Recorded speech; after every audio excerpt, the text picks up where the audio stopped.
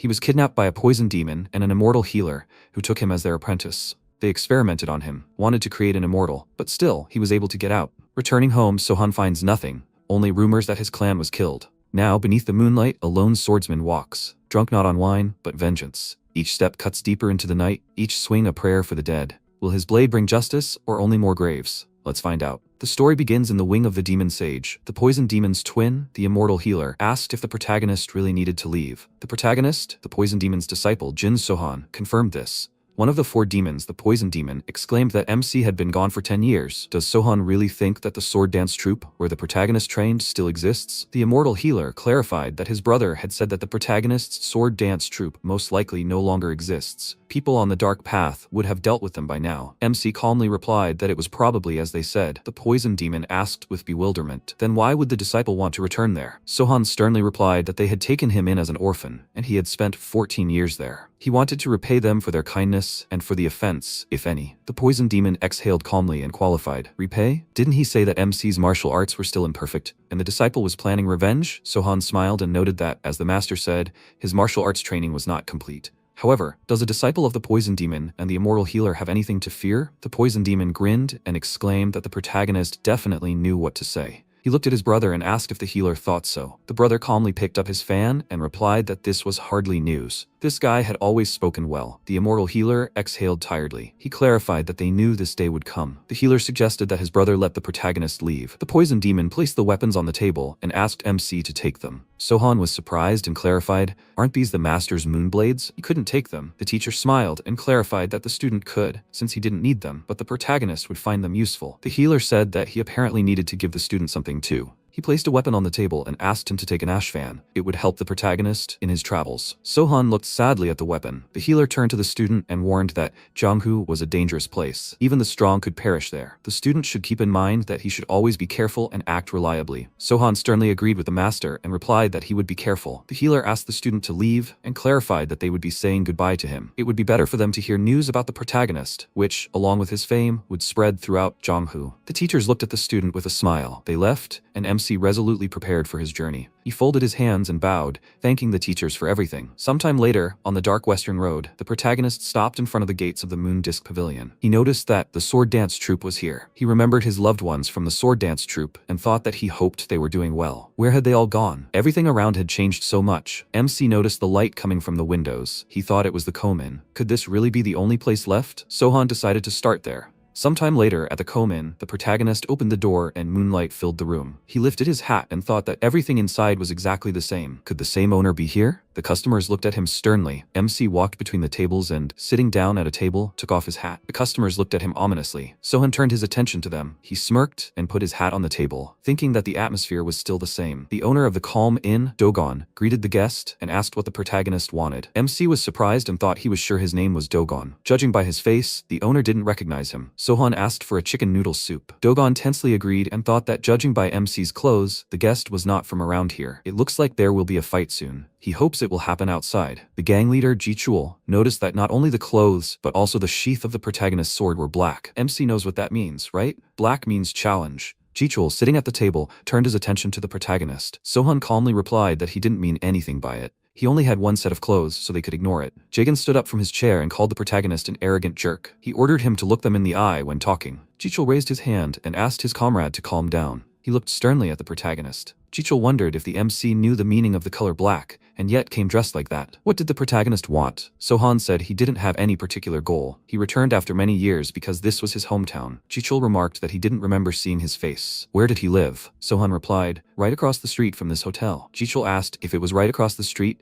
then did he mean the Moon Disc Pavilion? Well, could he really be from the lady's house? It wasn't immediately clear that was the case. Jigan smirked, called Sohan a freak, and clarified that the protagonist even dared to swear. He replied sternly that it might be a lady's house now, but previously it was home to the sword dance troupe. Ji Chul smiled and asked, the protagonist must be talking about the crescent dance troupe? The protagonist froze and thought for a moment. He barked terrifyingly. Not dancers, but a dancing sword. The men looked at him tensely. Jichul smirked and said that dancing sword or dancers, it didn't matter at all. In any case, he hadn't heard of them lately. The comrade agreed and added that he thought about them sometimes. The protagonist was surprised and asked if they knew about the sword dance troupe. Jichul grinned slyly and replied that he didn't know anything about them. He'd started missing them as soon as the conversation started. The MC remarked that was good and said he'd buy him a drink. Jichul asked in confusion, was the protagonist going to buy him one? Sohan sternly agreed and raised his hand, ordering Jichul to sit down. He turned his head to the side and asked the owner to bring a bottle of good wine. The man tensely said that they didn't have to do that. They could just. Jichul interrupted his comrade and said that everything was fine. He clutched the sword in his hand and noticed that MC was about to treat him. Jichul confidently stood up from his chair and said that in the world of warriors, it was not customary to refuse such things.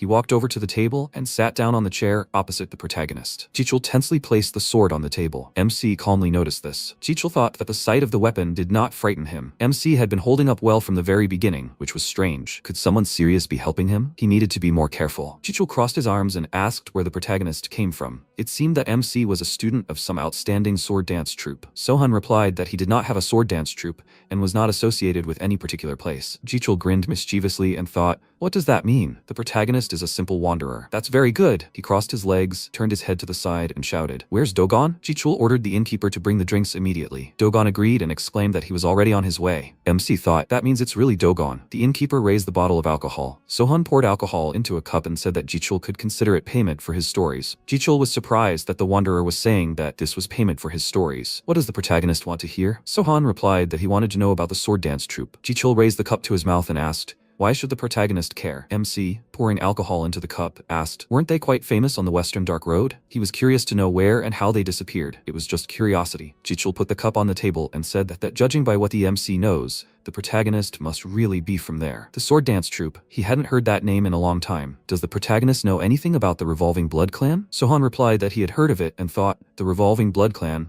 was one of the criminal sects operating in the area. Jichul explained that 10 years ago, they decided to take the sword dance troupe. The protagonist knows that the women there were very beautiful. Now the clan is in power, but this was not the case before. The sword dance troupe tried to avoid direct clashes. However, the Revolving Blood Clan came up with a reason to attack them. They poisoned their own subordinate and blamed the sword dance troupe for it. Thus began a battle, and the sword dance troupe was eventually defeated. The MC asked what happened to the students. Did they all die? Jichul disagreed and said that the clan leader had taken the women he liked, although no one knew if they were still alive. MC looked down sternly. Jichul tensed and thought something had changed in the protagonist. It seemed he had to go. He coughed and, pushing back his chair, clarified that he had finished his drink and now needed to go. Sohan ominously ordered him to wait. The protagonist looked at his opponent and asked, is Jichul from the Blood Fountain clan? His comrades looked at MC in confusion. Jichul wondered if this freak had anything to do with that incident. He smiled fearfully and asked what MC meant. Neither he nor his brothers were members of any clan. Jigen stood up from his chair and asked, what is this brother saying? Jichul tensely ordered his comrade to shut up. Jigen asked how he could stand by while this freak provoked them. He smirked and added that he knew something about the sword dance troupe. The protagonist knew a girl named Dukian, right? Jichul angrily ordered his comrade to be quiet. Jagan smiled haughtily and added that she had been away on business that day and therefore wasn't involved in the battle. Thanks to this,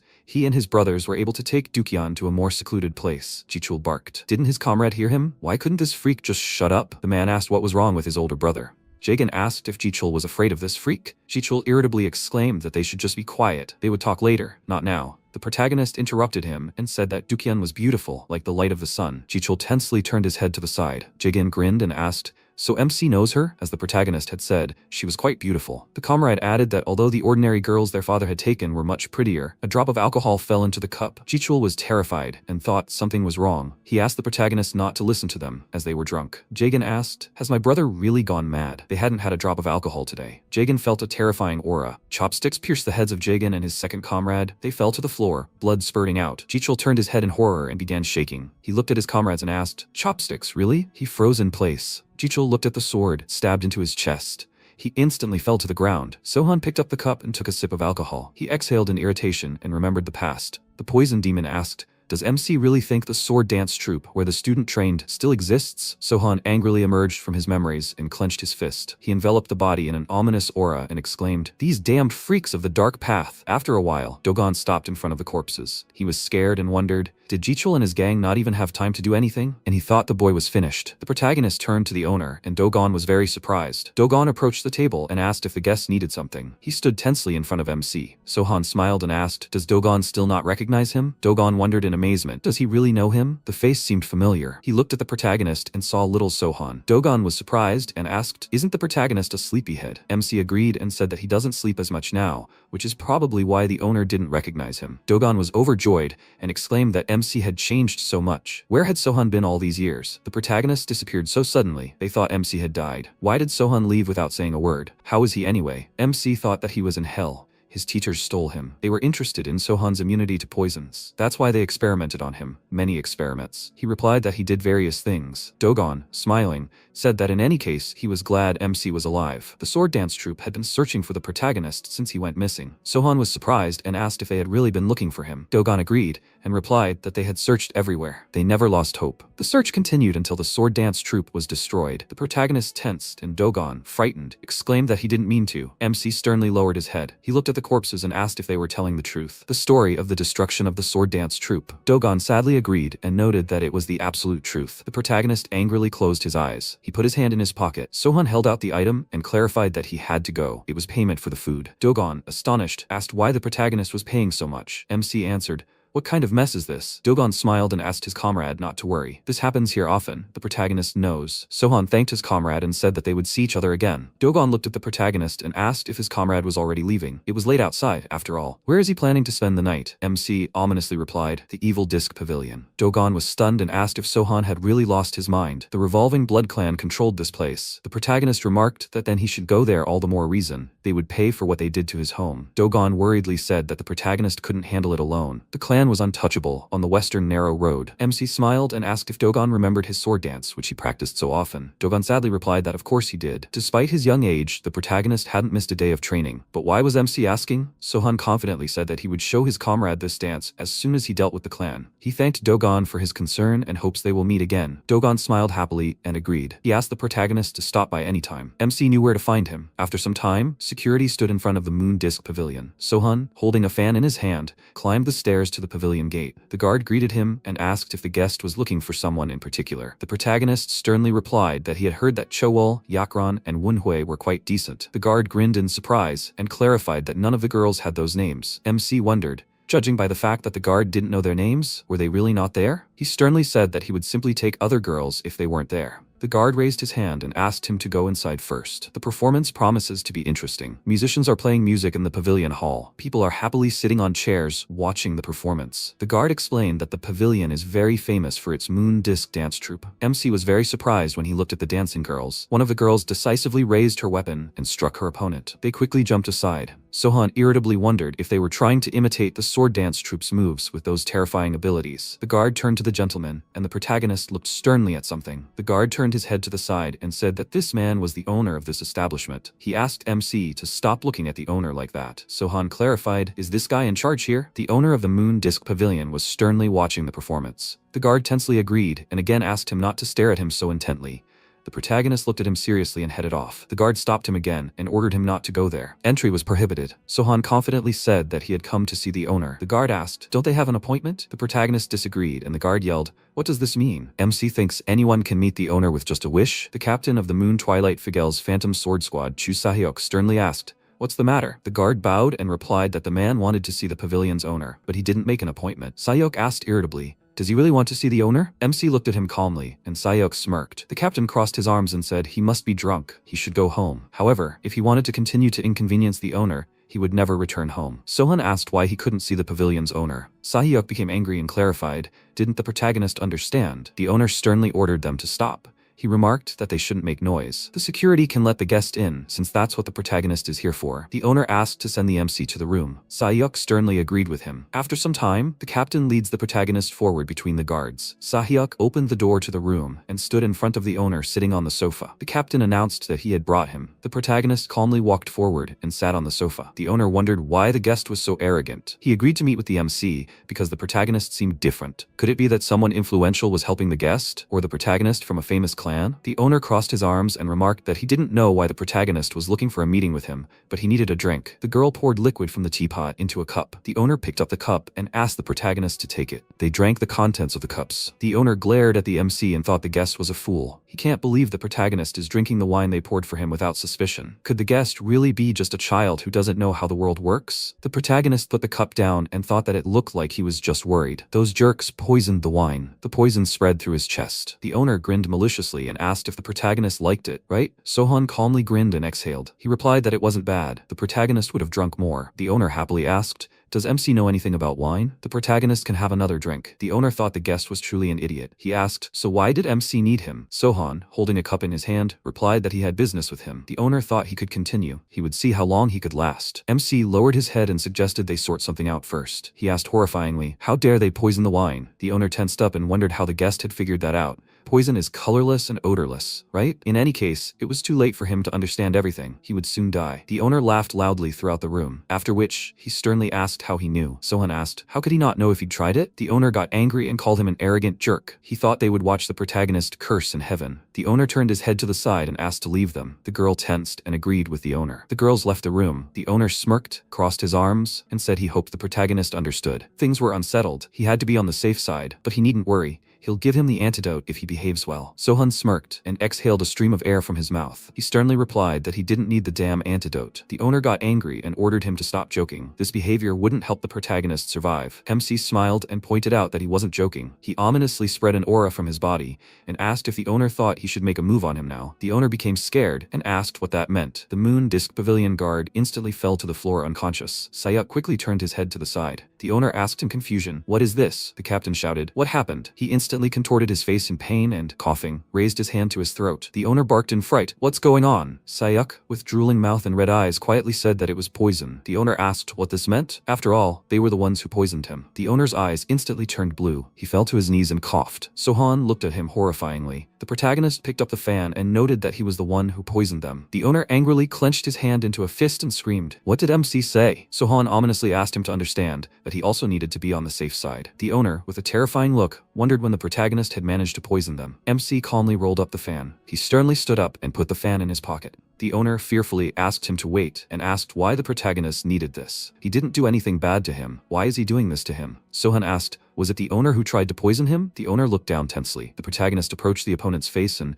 looking into his eyes, noted that anyone who dared poison him must pay for it. MC asked ominously, or was he wrong? The owner screamed with great fear. Does he even understand what would happen to him if he killed him? The clan won't let this go. Sohan asked, was the opponent talking about the revolving blood clan? The owner agreed and clarified that he belonged to this clan, as did this pavilion. Maybe the protagonist would retreat and they would forget about this misunderstanding. He resolutely fell silent and thought for a bit. The owner froze in anticipation and thought that it looked like the guest came from other lands and was not familiar with the local customs. He was sure that the mention of the clan would scare him. Sohan said that the sword dance troupe and the owner was very surprised. The protagonist clarified, the enemy hasn't heard this name for a long time, hasn't he? The owner fearfully wondered why the enemy suddenly remembered it. Sohan ominously noted that this sword dance troupe had been here before, long before the appearance of the Moon Disc Pavilion. Sayuk angrily rose, clutching his sword in his hand, and thought that this was his chance. While the enemy isn't looking, he rushed into battle with lightning speed. The captain approached the protagonist. MC quickly turned his head to the side, and a flash thundered. Sayuk slid backwards, leaving smoke under his feet. He lowered the sword with a trembling hand. Sayuk looked at his hand and wondered what was that. The enemy didn't even draw his blades. He thought he was out of his sight. It seems that the protagonist is a martial arts master. He is no match for him. One wrong move, and he's finished. The owner looked up tensely. MC remarked that it was good, but if the captain tries again, everything will end differently. Sayuk became angry and wondered how much power the enemy had. The owner furiously raised the blade. Sayuk was very scared, and the owner thought the captain had done a good job. Thanks to Sayuk, he sees an opportunity. He quickly raised the weapon and thought that the protagonist was finished. A bright swing of the weapon appeared in the air. The owner, feeling pain, froze. He coughed with a wound on his chest. Blood gushed from the wound on his body. The owner asked in amazement, how is this possible? He fell to the ground unconscious. Sayuk was stupefied with horror. The protagonist looked at him and clarified, "The captain's name is Seok, right?" The captain did not answer, and MC told Seok to attack if he wanted the same fate for himself. Seok tensely lowered his head and replied that he would not. Sohan walked forward and noted that he would do as he said. Seok thought they should have known they were no match for him the moment they realized the poison hadn't worked. And then there's his brazen manner and rude tone. The protagonist seems more like a villain than a follower of the orthodox path. Sohan said that from now on, the pavilion is his. He hopes the captain will help him peacefully take over the place. Seok wondered if the protagonist would spare him, right? The MC replied that it depended on the captain. Seok asked what the protagonist wanted. Sohan sternly replied that he wanted complete obedience. Seok swallowed, frightened. He lowered his head and said he obeyed the MC. Sohan added that, however, he still remembered how the captain attacked him from behind. He tossed the blue pill to the captain. Seok caught it fearfully, and the protagonist ordered him to take it. Seok opened his hand and asked what it was. Sohan replied that it was poison, of course. He had to be sure of the captain's loyalty. Seok looked sternly at the protagonist, thinking that if he didn't take it, he would die. The MC froze in anticipation, and the captain quickly popped the pill into his mouth. Seok swallowed it, and Sohan clarified that the Revolving Blood Clan lacked the ability to recreate an antidote to this poison, so he hoped for the captain's cooperation. Seok calmly said he understood. The protagonist raised his hand and ordered the keys. Seok froze in surprise, and the MC remarked that he had heard that auctions were held here. Items need to be stored somewhere, right? A warehouse, a storage room, a utility room, a cellar, a place where the previous owner kept his own things. Seok agreed and wondered if the protagonist had really seized the pavilion for money. He placed the keys on the table. MC took them and clarified that he would go have a look around, and in the meantime, the captain should clean up here. Seok apologized and asked, but how should he address him? Sohan answered that he was the head of the sword dance troupe, but the captain could call him Sir or Head for short. Seok agreed with Sir. The protagonist calmly headed for the exit. Seok sternly asked why they were lying around. He ordered the guards to get up and run and clean up. From this moment on, the protagonist is their new master. After a while, MC wondered, are these all items for auction? Is all this trash really? It looks more like a garbage warehouse. Sohan noticed something. He thought it was a 100-year-old cabbage. The protagonist picked up the cabbage and noted that it was not the best item, but useful to a certain extent. Better than nothing, there will be something to eat. Sometime later in the pavilion, MC calmly meditates in front of the window. Seok asked if the master was awake yet. Sohan agreed and allowed him in. The captain entered the room and looked at the MC, who was sitting with his eyes closed. Sohan asked how long it would take the clan to find out what had happened here. Seok replied that it would take 2 to 3 days. The protagonist ordered everyone to be gathered and told that anyone who wanted to leave was free to go. No one was holding them back. Seok was surprised and thoughtful. The MC had first seized the pavilion, and now he was letting everyone go? Sohan added that everyone who left would have to be paid tenfold. The captain exclaimed in horror. To pay such sums, they would have to take the clan's money. The clan keeps its money in different places, and the pavilion was one of them. The MC smiled and remarked that it was even better that way. If it was the clan's money, then they should all the more reason to use it. Sohan ordered that the people be paid 20-fold. Seok was stunned and asked what that meant. Sometime later in the pavilion, workers quickly gather things into bags. The protagonist stands on the balcony, watching them. He asks if everything is ready. Seok agrees and says that as MC requested, he told the guys to escort them to a safe place. Sohan looks sadly at the departing people. Seok clarified that among these people there would definitely be a freak who would report everything to the Revolving Blood Clan.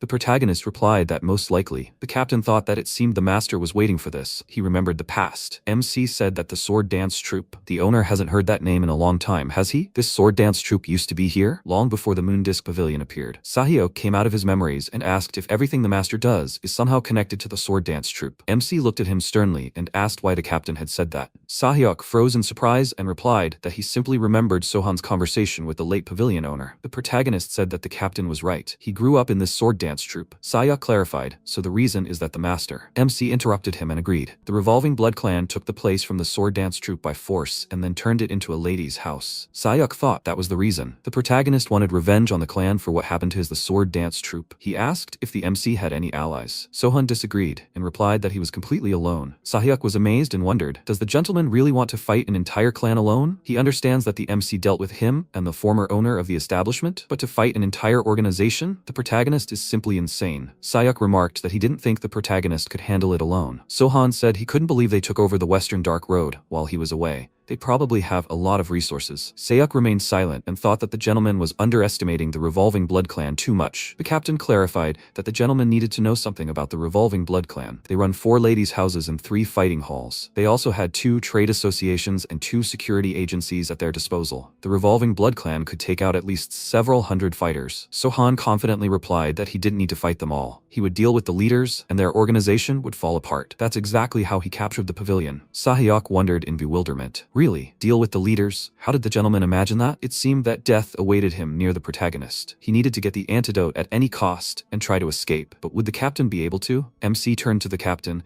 and Sahyuk was greatly surprised. Sohan turned his head to the side. The captain was covered in sweat from fear. The protagonist clarified that as soon as Sahyuk's men returned, the captain should leave with them. Sahyuk asked in amazement, "What does this mean? Is the gentleman serious?" Sohan calmly agreed and asked Sahyuk to take all the money that was kept there. The captain froze in horror, remembering the past. MC said that it was, of course, poison. Sahyuk angrily emerged from his memories and thought, "The gentleman is a freak. Has the protagonist really forgotten about the antidote?" MC asked. "What's wrong? Does Sahyuk really not want him to let him go?" The captain clarified, "The protagonist remembers the antidote, right?" Sohan remembered it and replied that he forgot to tell him. If Sahyuk doesn't take the antidote soon, he'll turn into a doll. Sahyuk angrily wondered how the gentleman could forget that he poisoned him with this garbage. MC is pretending to be a benefactor, sending him to his death. The protagonist picked up the box with the pill. Sahyuk looked at it and wondered, is this an antidote? He could finally be cured. He quickly swallowed the pill. Sahyuk smiled with relief and thought he would live. Sohan looked at him fearfully and said nothing. Sahyuk looked at the master in bewilderment. He tensed and wondered why the protagonist was looking at him like that. The captain asked, "Is something wrong?" The MC sternly asked, "Does Sahyuk even know what he just ate?" The captain froze in fear and asked, "Wasn't that an antidote?" Sohan tilted his head to the side and replied that he hadn't said that. Sahyuk asked, "What was it?" The protagonist answered seriously, "It was poison." Sahyuk jumped up and down with anger and yelled, "Why did the master give him poison again?" The MC clarified that he just wanted to show what real poison looks like. Sahyuk fell silent, deeply afraid and irritated. Sohan noticed something off about the captain's appearance. Sahyuk looked like he'd aged 40 years. The captain became angry and wondered, what kind of curse is this? He thought he was dying, and the master hadn't given him a real pill. But now he's eaten real poison? The protagonist calmly poured alcohol into a cup. Sahyuk glared at him and wondered, so now the master is just drinking. He quickly sat down at the table. Sahyuk decisively picked up his cup and asked for a pour for himself too. The MC didn't respond. Sahyuk sternly shouted, "Will the protagonist kill him for simply asking for a pour? Since he's going to die from the poison anyway, he wants one last drink." Sohan smirked and poured alcohol into a cup, asking Sahyuk to drink. The captain quickly drank the alcohol. He sternly placed the cup on the table and exclaimed that he was staying. He has nothing to lose. The protagonist asked in surprise, "What does that mean?" Sahyuk resolutely exclaimed that he'd rather die by the blade than by the poison. First they'll kill the master, and then him. He's finished either way. At least this way he'll get to watch MC fight. Sohan thought for a moment, and Sahyuk raised his cup and asked for more. The protagonist smirked and exhaled. Sahyuk irritably raised his cup and asked, "What's wrong?" MC poured alcohol into the cup and replied that it was nothing. They'll just drink it. Sahyuk yelled that he was 24, not 40, and Sohan instantly dissipated. Meanwhile, in the Revolving Blood clan, the leader of the Revolving Blood clan sternly ordered his assistant to repeat. Some freak took over an entire pavilion single-handedly? The assistant tensely confirmed it. The leader, sitting on the throne, remarked that they apparently put a talentless fool in this position. "Is that guy one of the masters?" The assistant replied that it was reported that the guy used poison. The leader was surprised and said that then everything is clear. The captain of the Windblade squad, Jung Gildo, rose from his chair and addressed the master. He asked to allow him to lead the Windblade squad and deal with the enemy. The leader sternly asked, "Does the captain think he can handle it?" Gildo confidently confirmed it. The captain gave permission and asked not to let him down. If there is someone behind the enemy, the captain must remember to convey their greetings. Gildo bowed and exclaimed that it will be done. He grinned wickedly and thought that he had long liked this lady's house. If everything goes well, it will be his. After some time in an empty pavilion, the protagonist calmly eats a candy. Sahyuk, holding a bag of sweets in his hand, looked at the protagonist. The MC raised his hand and asked for more. Sahyuk let out an irritated sigh. He handed the protagonist a candy. Sahyuk thought that the master had been terribly calm these past few days. The clan could attack very soon. How could the protagonist be so calm? Sohan ordered the captain to hide. Sahyuk glared at the Windblade squad. The people lowered their heads in fear. Sahyuk tensely said that these were representatives of the Revolving Blood clan. The MC calmly clarified, "Is that it?" Sahyuk agreed and replied that they were the Windblade squad. They were part of the clan. They were considered cruel even by the Revolving Blood clan standards. Even their captain was here. The enemy had sent elites against them. The captain added that it looked like they were heading to the pavilion. Sohan pulled the candy out of his mouth. He smiled and said that in that case, as the owner of this establishment, he should show hospitality. The protagonist ordered Sahyuk to go. He stopped, remembering something, and then asked if there were any more bintangs left. After a while, a squad of Windblades swung open the door to the pavilion. Gildo looked ominously into the room. He ordered his assistants to drive out the enemy, but they must not let their guard down. They must remember that the enemy is the one who killed the owner of the pavilion. The assistants obeyed their master. They quickly ran to the sides. Gildo put his weapon on the floor. He looked to the side and thought that this place was even better than he imagined. If Gildo captures this place,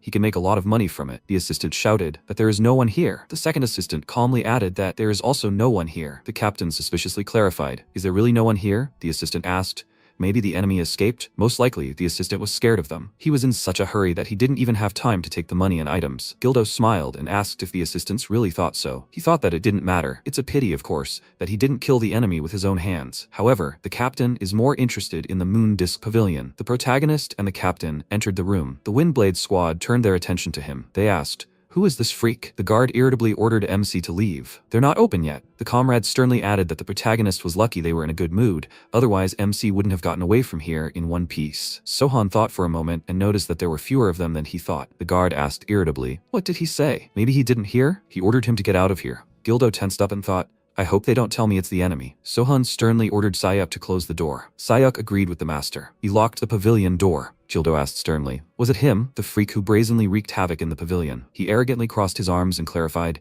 he thought he had escaped. The assistants prepared for battle. Sohan smiled and asked why he would run away. "This place is his home." Gildo grinned and exclaimed that this place will become the enemy's grave. It would be better if the enemy escaped. Gildo ordered to seize the protagonist, and the assistants quickly rushed into battle. The assistant swung his weapon, but MC didn't even move. Sohan looked ominously at the enemy. He raised his hand with lightning speed. The protagonist struck the enemy's hand with his palm. The assistant looked at his broken hand in amazement. MC raised his mana-shrouded hand in horror. He looked ominously at the enemy, and the imprint of his hand on the enemy's body lit up. The assistant was thrown to the side with tremendous force. Sohan looked resolutely at the opponents. He jumped up and struck the squad members with lightning speed. The protagonist kicked the enemy, and the assistant was thrown to the side. A powerful explosion thundered behind the squad members, and they froze in fear. The assistant's body lay among the rubble. The squad members were writhing in pain on the floor. The protagonist stopped, radiating an ominous aura from his body. Gildo looked at him in bewilderment. The squad member angrily called MC a freak. He raised his weapon and ordered an attack on the enemy from all directions. The protagonist sensed the approach of the opponents. He instantly moved his leg to the side. MC menacingly raised his arms and prepared to attack. The opponents swung their weapons, and a powerful explosion thundered. The bodies of the squad members were thrown to the side, spreading blood. Gildo froze between his comrades, who had been thrown into the wall. Sohan confidently assumed a fighting stance.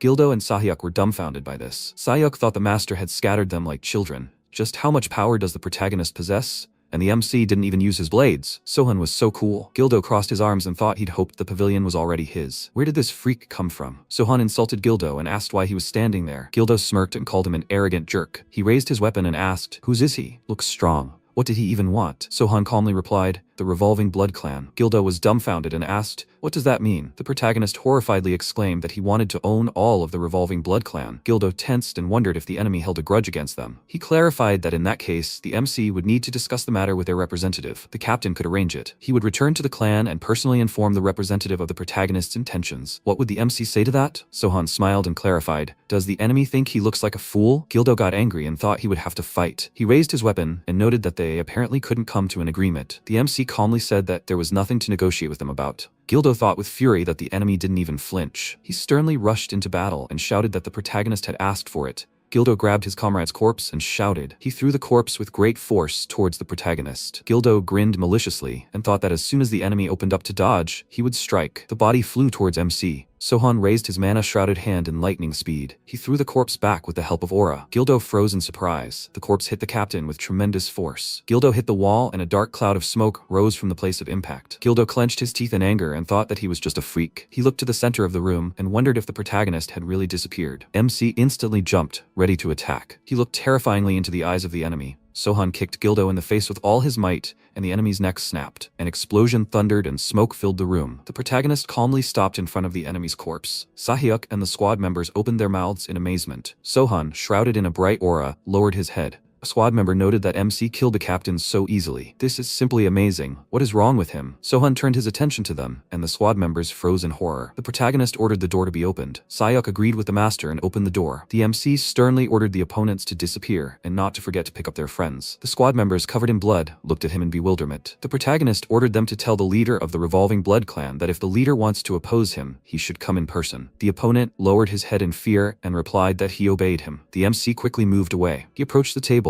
and placed his hand on it. Sayuk looked at the departing squad members in surprise. He noticed the protagonist picking up a bottle of alcohol. The MC calmly poured alcohol into a cup. Sahyuk sat down at the table across from the master. He asked for a pour for himself too. Sohan raised the cup to his mouth and asked, "What did the assistant do?" Sahyuk smiled and replied that he closed the door and then opened it again. The protagonist smirked and remarked that this was fair. He picked up the bottle and poured alcohol into a cup.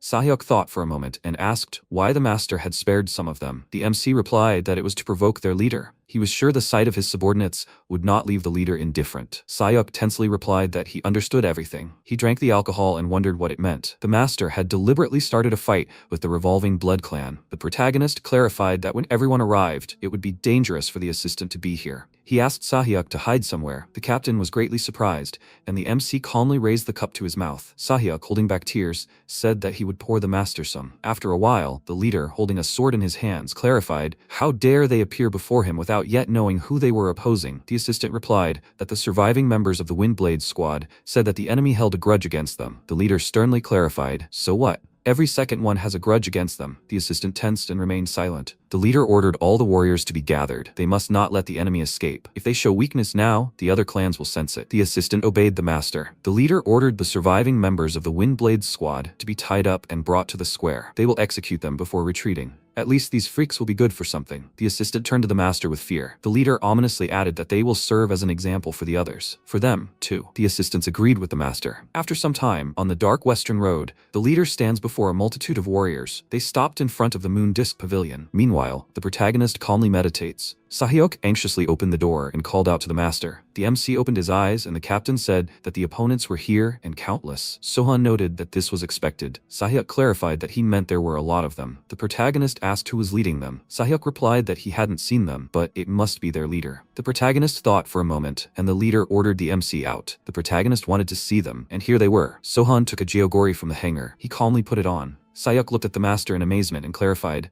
isn't this Geogori for combat performances? Sohan looked down sadly and agreed. He fell into a memory. A girl dancing in a Geogori asked what she looked like. The protagonist smiled admiringly and exclaimed that she was very beautiful. The MC emerged from his memories and smiled. Sohan raised his hand and said that when he was little, he was told that the costume was needed to highlight the curves of a sword dancer. Sahyuk asked admiringly, but why was the gentleman wearing that? The MC replied that he was a student of the sword dance troupe. They must know who will take their lives. The protagonist confidently headed for the exit and said that he would be back soon. Sahyuk decisively turned his head to the side and exclaimed that he would go with the gentleman. The MC stopped and asked what that meant. Sahyuk replied that if the gentleman was killed, he would die too. Sohan smiled and asked the assistant to wait for him here. Sahyuk should not participate in this. Sahyuk, perplexed, agreed with the gentleman. The protagonist placed his hand on the door, and Sahyuk fearfully called out to the gentleman. The captain asked the MC not to die.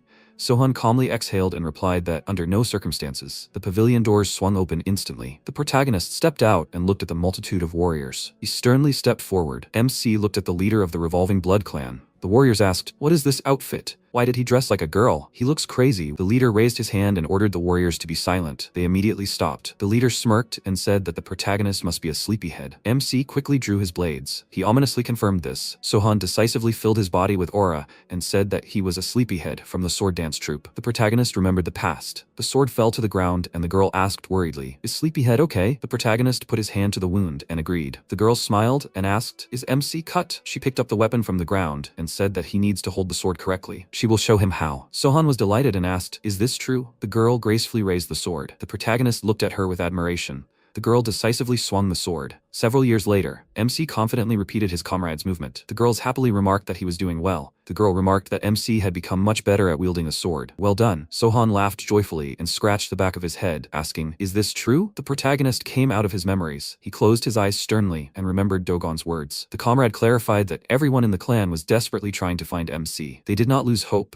They searched until the very end. Sohan opened his eyes with fury and filling them with aura emerged from his memories. He ominously said that he would destroy them all. The protagonist instantly jumped off the ground. The leader was surprised and thought that MC was very fast. Sohan passed between the warriors at incredible speed, unnoticed. They looked around in fear. The protagonist swung his weapon and blood gushed. The warriors froze in pain and grunted. The enemies around MC instantly fell to the ground. The warriors looked at the corpses in horror and asked, what's going on? Sohan, with a terrifying gaze, prepared to attack. He swung his sword with lightning speed, cutting down several opponents. The warriors fell into a stupor of confusion. The leader tensed, and the assistant furiously ordered the warriors not to dare surrender. They must all attack together. The warrior raised his sword and noted that the enemy was definitely weaker than all of them. The comrade shouted decisively that they would kill him. The warriors rushed into battle with fury and screamed. The protagonist glared at them. He smirked and asked them to attack all at once. MC raised his sword with a terrifying expression and leaped forward. At the same time, the warriors looked at the bright stream of aura. The protagonist swiftly struck his opponents. The leader thought that MC had shown good skills even as a child. He even wanted to take the protagonist into the clan. But for Sohan to have changed so much, and these movements, this martial art,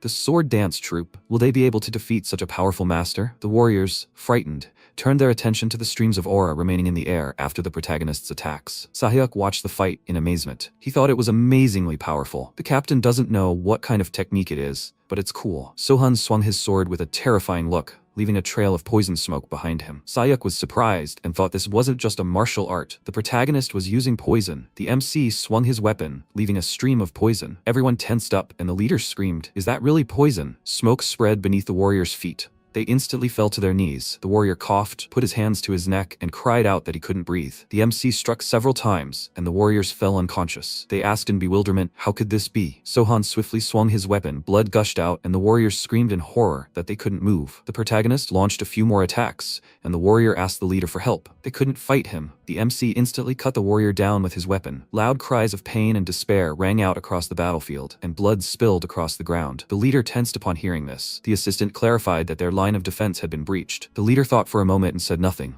The protagonist quickly killed many warriors. The leader was frightened and thought that he hadn't suspected that MC could become such a monster. Sleepyhead has returned, becoming the ghost of the sword dance troupe. Sohan, with a bloody face, asked, "Is that all?" The warriors asked why the leader and captain were doing nothing. Didn't they care that they would be killed? The protagonist looked horrified at the warriors.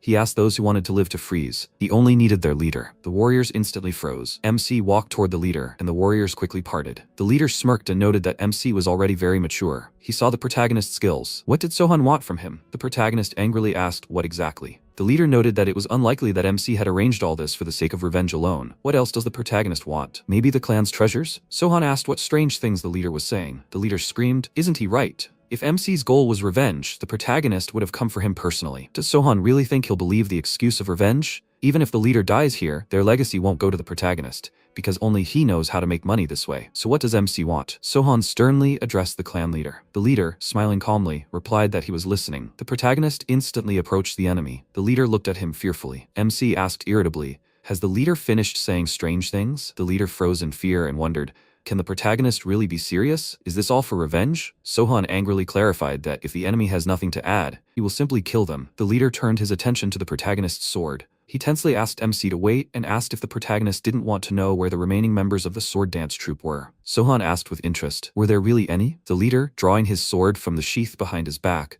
agreed and replied that they were the people who raised MC from childhood. The leader decisively swung his sword. Sohan instantly jumped and did not get hit by the attack. The leader was surprised and wondered if the enemy had really managed to dodge it. Sohan instantly appeared behind the enemy and noted that the leader was always like this. He quickly raised his blade. The protagonist prepared to attack. The leader turned his head to the side in fear. A bright flash appeared at the scene of the battle. MC attacked and the leader slid to the side at great speed. He puffed out his cheeks and grunted in pain. The leader put his hand to his chest and coughed up blood. He wondered if the enemy had really been able to change the flow of his blood with just one touch. MC thought sternly. Could the leader have stopped his attack? He smiled and remarked that this was surprising. After all, the leader wasn't as weak as he seemed at first glance. The leader clenched his bloody teeth in rage and yelled, "Why are they standing there?" The assistants prepared for battle, and the leader ordered MC to be killed. They rushed terrifyingly into battle. The protagonist sensed approaching enemies. The assistants simultaneously launched attacks at MC. Sohan blocked all the enemy blows with lightning speed. They decisively leaped toward the protagonist. The assistants swung their weapons furiously. MC ominously blocked their attacks. The leader smiled wickedly and thought that Sohan was strong,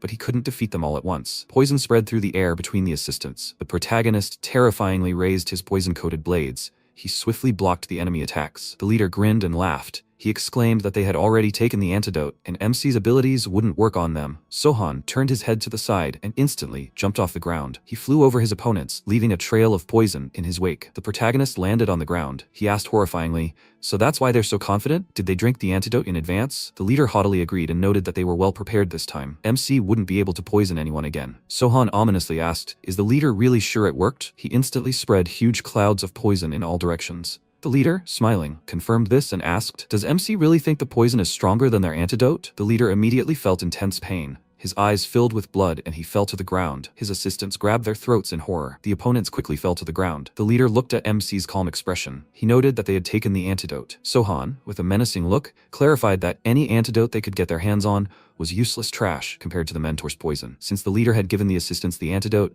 That means they hold high positions in the clan? The protagonist assumed a terrifying fighting stance and raised his blades. He instantly rushed between the opponents and struck them. The MC, standing sternly amid the blood, noted that this was very stupid.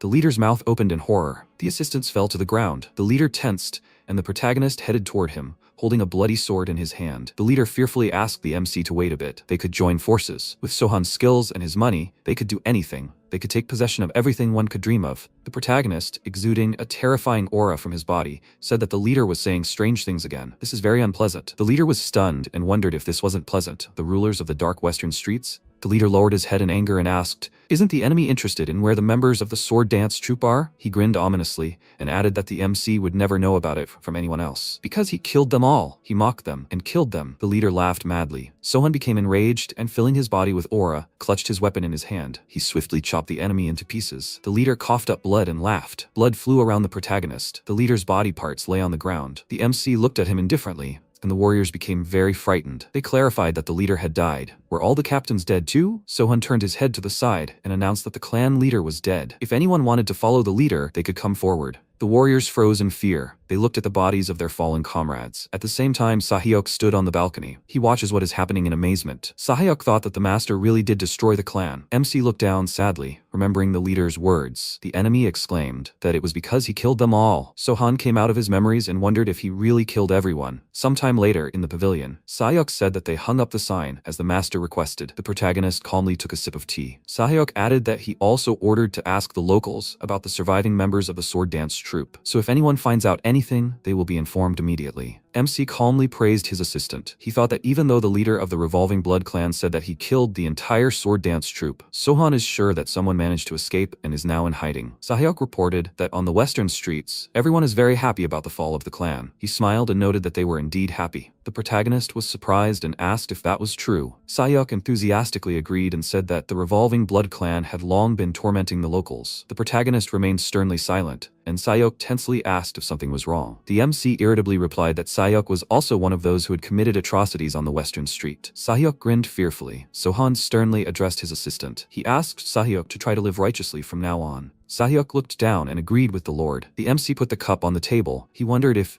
people were happy, then revenge wasn't pointless. Sahyok added that the head of the Western Gold Circle also wished to meet with the Lord. The Revolving Blood clan had already managed to cause them problems as well. They tried to avoid appearing in front of the Revolving Blood clan unnecessarily, but after what happened, they wanted to meet and thank the Lord. Sohan sternly asked how many enemies the clan leader had made. Sahyok noted that there was a problem. The Revolving Blood clan was stealing from the Western Gold District and investing in the Western Wind District. The protagonist ordered the assistant to return everything stolen to the Gold District. Sahyok bowed and replied that he would see to it. He thought that the Lord had done the same this time too. The protagonist could have shown at least a little greed. After some time, the assistant said that the inn owner would like to meet with the Lord. Sahyok irritably asked why the owner would do that. MC sternly asked the assistant to allow his childhood friend to come here. Sahyok calmly agreed with him. After some time, there were many plates of food on the table. The protagonist noticed that his friend had brought so much. Dogon smiled and replied that he remembered MC like that. Sohan smiled and, raising the bottle, agreed. He poured alcohol into his friend's cup and remarked that he had completely forgotten about it. How was Uncle Pun? Dogon replied that Uncle Pun had back problems, so he never left the house. The protagonist sadly inquired if Uncle Pun was really ill. Dogon exclaimed irritably, "Of course not. Uncle Pun was faking it to take a break from work."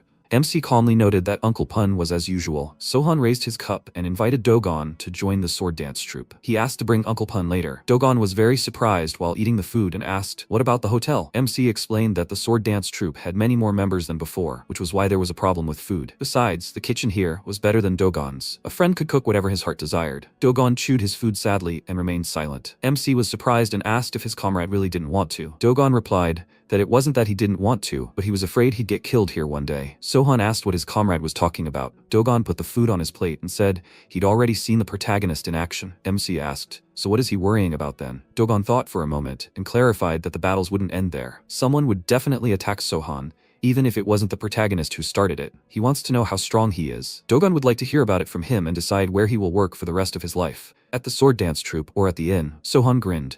let out a calm sigh, and asked how he could test the limits of his own strength. He'd only recently left the mentors. Dogon wondered if it was possible to judge by the strength of the clan where the protagonist had trained. MC agreed, and said he didn't know how strong he was, but he could tell about the mentor's strength. Dogon happily asked, "Who is the mentor?" It seemed to be a teacher from a very famous clan. Sohan thought for a moment and replied that the teacher was one of the 4 great demons. Dogon was terrified to hear this. The protagonist calmly poured alcohol into a cup. He explained that people who followed the dark path are called great demons: madness, lust, witchcraft, and poison. Dogon shouted, "And the followers of the light, the 4 incarnations of evil?" The protagonist raised the cup and agreed. Dogon quickly drank the alcohol. He tensely lowered his head and exhaled. Dogon turned to his comrade, and MC looked at him with interest. Dogon smiled and said that he was glad that he was still alive. If the mentor decided to visit him, he should tell him. Dogon will try to escape very far. Sohan smiled and asked his comrade not to worry, as the mentor was too busy for such a person. Dogon asked why the MC didn't announce the mentor's identity, then no one would come here. Sohan replied that he didn't think that was a good idea. He was afraid that many would actually want to measure their strength against him after hearing the mentor's name. Dogon agreed and noted that there would be problems if the light path found out, and they would immediately tell the others. They needed to be careful. The Revolving Blood Clan isn't the only threat in the dark streets. Didn't the protagonist want to kill all the enemies on the Western Street? The MC clarified. Should he pay special attention to anyone? Dogon explained that in the north they should be wary of the Northwind Sword Clan, and in the south, the Sun Dragon Alliance. If anyone were to kill the leader of the Revolving Blood Clan, it would definitely be one of them. Sohan clarified that it was the Northwind Sword Clan and the Sun Dragon Alliance. Dogon wondered if they invaded the Western Street, what would happen to them? Would the protagonist be able to defeat them alone? MC thought for a moment and turned to his comrade. He confidently said that Dogon no longer needed to worry about the Western Street, but about the enemy. Dogon enthusiastically scratched his head and asked, "Is that true?" The protagonist agreed. And Dogon, raising his cup, exclaimed, "That's good. Then the enemy must worry about their own lives, and they will continue drinking." After a while, flags fluttered in the wind under the night sky. The leader of the Sun Dragon Alliance, Lim Hassan, clarified, "The child returned to his homeland to exact revenge? This is an all too common story." Military advisor, Jihan, agrees with him, right? He even gets goosebumps from the number of times this has happened. Has the military advisor already discovered the identity of the killer of the leader of the Revolving Blood Clan? Jihan replied that not yet, but the Western Street was left without a leader. Hassan smiled and remarked, "So that's how it is. And what should they do now?" Jihan suggested sending an assassin. Despite the cost, he thought an invisible flying dagger would do the job just fine. Hassan asked, surprised, "The advisor wants to send a flying dagger?" Jihan agreed, noting that the protagonist had single-handedly dealt with the Revolving Blood Clan, and since the MC was young, they should send a woman. Sometime later, in the pavilion, the protagonist calmly raised the cup to his mouth. A loud knock on the door interrupted him. The warriors immediately expressed reverence and respect to the master. MC looked at them in bewilderment. Sahyuk clarified that they were from the Phantom Sword Clan, which is part of a trade association and operates in the black market. He was part of them until the Revolving Blood Clan captured them. The captain would like to restore this clan and become their leader. Sohan remained silent, and the warriors lowered their heads tensely. He poured alcohol into the cup and asked Sahyuk to do as he wished. The captain thanked him, and the warriors looked at the leader. Sahyuk raised his head, and the warriors quickly left the room. He asked if everything was all right with the Western Gold Convoy. Sahyuk replied that everything was arranged with them, and as the master ordered, he placed all the medicines and poisons in one room. Valuables and money are in another. Books and documents that remained from the Revolving Blood Clan are also stored separately. The protagonist remarked that this was good work. From now on, he will occupy the entire third floor. Sahyuk was very surprised and thought that one room would be enough. Why does the gentleman want the entire floor? Sohan bowed his head, raised the cup to his mouth, and agreed. He asked the assistant to make sure that no one enters it. Therefore, this applies to the rest of the rooms on the third floor as well. Sahyuk clarified in amazement. There must at least be someone to help with cleaning. MC terrifyingly warned that anyone who goes up will die, choking on their own blood. Sahyuk was scared and thought that the gentleman would inject poison. He said that he would notify everyone about it. Then who will guard the master? Sohan asked in surprise. Guard? Sahyuk agreed and explained that the Wolf Swordsman and the Dragon Clan might try to get rid of the protagonist to take control of the Western Dark Road. Don't they need countermeasures? They might even send assassins. He tensed and thought he needed to be prepared for this. He wondered if the captain's subordinates had handled escort duties before. Sahyuk confirmed this and moved aside. He stood up from his chair and clarified that in that case, he needed to see how strong his future retinue was. After a while, the protagonist stood before the warriors. He asked them to attack him and not hold back. MC wouldn't overdo it, so they shouldn't worry. The warriors glared at him. The swordsman asked, "He'll be okay, right?" They were professional swordsmen. Sohan smiled and clarified,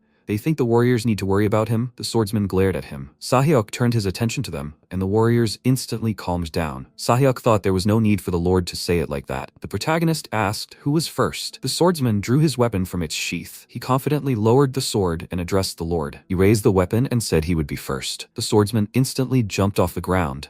He resolutely headed toward the protagonist with the intention of attacking. He terrifyingly filled the sword with mana and struck. He calmly stopped the enemy's attack and looked sternly into his eyes, causing the swordsman's weapon to instantly break into pieces. The swordsman fell into a stupor upon seeing this. Sohan terrifyingly raised his hand and delivered a powerful blow to the enemy's neck. The swordsman fell unconscious to the ground. He confidently raised his sword. A bloody wound formed on the swordsman's head. The warriors looked at their comrade in fear. Sahyuk tensely thought that the lord should have gone easier on the swordsman. There was no need to hit so hard. The MC turned his head to the side and called out to the next opponent. The warriors froze in utter fear. Sahyuk smiled, thinking it was a common reaction. It reminded him of something. Sohan called out to Sahyuk and ordered him to come and fight him. Sahyuk became frightened and asked if he really had to do the same. The protagonist already knew of his strength. He waited and said nothing. Sahyuk thought the lord was serious and obeyed the protagonist. He decisively raised his weapon. After a while, Sahyuk, with multiple wounds on his face, clutched the sword in his shaking hands. Sohan, standing among the fallen opponents, remarked that that was enough for today. He announced that from now on they would train every morning. Sahyuk, shocked, asked if he really meant every morning.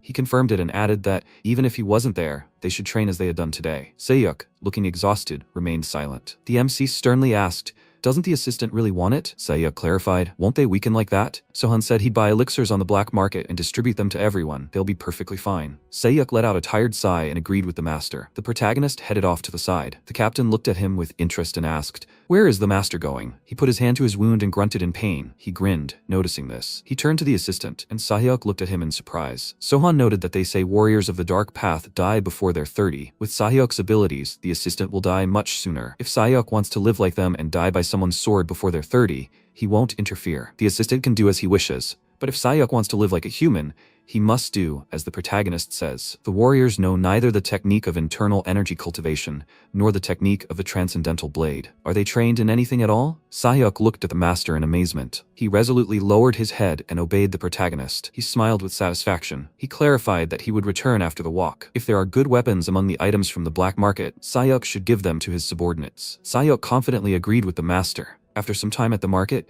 he walked forward between the stalls. A loud sound was heard to the side and a cart stopped. The residents turned their attention to the people who appeared. MC glared sternly at the opponents. The assassin smirked, standing next to his assistant. They stopped in front of the protagonist. The assassin and Sohan glared sternly at each other. The assassin greeted the protagonist and clarified that he had heard that he was the leader of the sword dance troupe. "Is that true?" Sohan confirmed this, and the assassin, smirking, said that the wolves had sent them here. The protagonist had heard of them, hadn't he? He calmly replied, "Yes." The assassin explained that the chieftain had heard rumors that he had killed the leader of the revolving blood clan and begun ruling these lands. The leader had sent him a letter and a gift. The assassin turned his head to the side and ordered his assistant, Sayol, to give it to the protagonist. Sayol obeyed his master and headed towards Sohan. He knelt down and picked up the package. The protagonist thought for a moment and took the letter. The assassin clarified that the leader of the Northern Wolves wanted to shake the protagonist's hand. MC could come to him, or, if the protagonist was uncomfortable, the Northern Wolf could come to MC. The assassin asked the assistant not to forget to give the protagonist the gift. Sayol agreed with a smile and put his hand in his pocket. Sohan looked at him with interest. Sayol picked up the envelope and said it was 100,000 yuan. "They're in this envelope." Ominous eyes sparkled inside the envelope. A snake quickly crawled out of the envelope and bit him on the hand. He looked at it calmly. The assassin smiled maliciously. The assassin clarified that since MC uses poison, he knows who the blue viper is. He will give the protagonist an antidote if he leaves quietly. Sohan calmly squeezed the viper in his hand and tore it from his hand. He picked up the snake and ordered the enemy to leave. Sayol quickly raised his blade with the intention of attacking. The protagonist noticed this.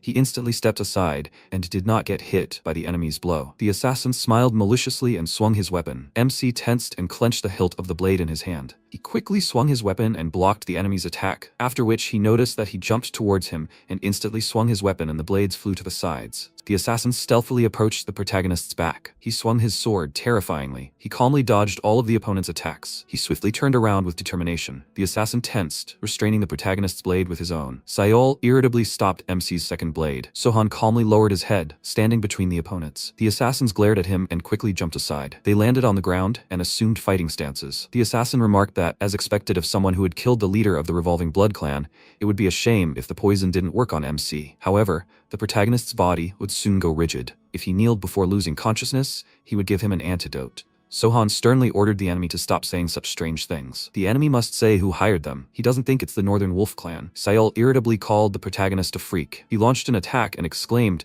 that it seemed MC still didn't understand his situation. A bright sphere flew over the protagonist's head. It instantly exploded, and smoke spread around the protagonist. Sayol rushed into battle and shouted that he would kill MC. He ran around the protagonist through the smoke. Sayol appeared behind him with a terrifying look and raised his blades with the intention of attacking. The assassin heard a loud scream coming from the smoke. He laughed joyfully and asked, "Where is the assistant going in such a hurry? He shouldn't have gone so quickly." The assassin paused, seeing a shadow in the smoke. He turned to Sayol in fear. Sohan, with a terrifying appearance, surrounded his body with an aura. He looked ominously at his opponent, and the assassin fell into a stupor. Sayol lay bleeding on the ground in front of the protagonist. The assassin called out to his comrade in shock. He asked, "Who sent them?" This was the second time he had asked this. The assassin raised his sword in rage and asked, "Who is he anyway?" He's sure he was bitten by a blue viper. He clarified, and the letter contained poison, right? The assassin tensed and wondered if the poison hadn't worked on the enemy. Not only had the poison failed, but it was also very strong. Sohan clarified, if no one had sent them here, then who had betrayed them like that? The assassin became very angry and wondered if it had really been a betrayal. He couldn't believe they were used as expendable material. They were just bait. The protagonist smiled and said that he thought the assassin now realized they had been betrayed. The assassin quickly headed towards MC and ordered him to shut up. He jumped over the protagonist's head and swung his sword. Sohan instantly struck the enemy. The assassin looked at his severed arm in amazement. He gritted his teeth and grunted in pain. His hand fell to the ground and blood gushed from the wound. The assassin fell to one knee and lowered his head. He calmly sheathed his blades. The assassin thought he couldn't move. Was there really a paralyzing poison on the enemy's blades? Sohan wondered how famous he would have to become for fools like the assassin to stop coming here to lose their lives. Although, that would be even better. The more bad people he destroys, the better the world will be. The assassin, his face turning ashen, asked to simply kill him. The protagonist quickly squatted in front of the assassin. They looked into each other's eyes. He asked, did the enemy desire death so much? He knew herbalism. He could easily heal these wounds. Therefore, he would ask the enemy one last time. Who sent the assassin? The enemy confidently pressed his lips together and said nothing. He looked down and replied that it was the assassin known as the invisible flying dagger. He had been sent. Sohan struck his opponent in the head with tremendous force,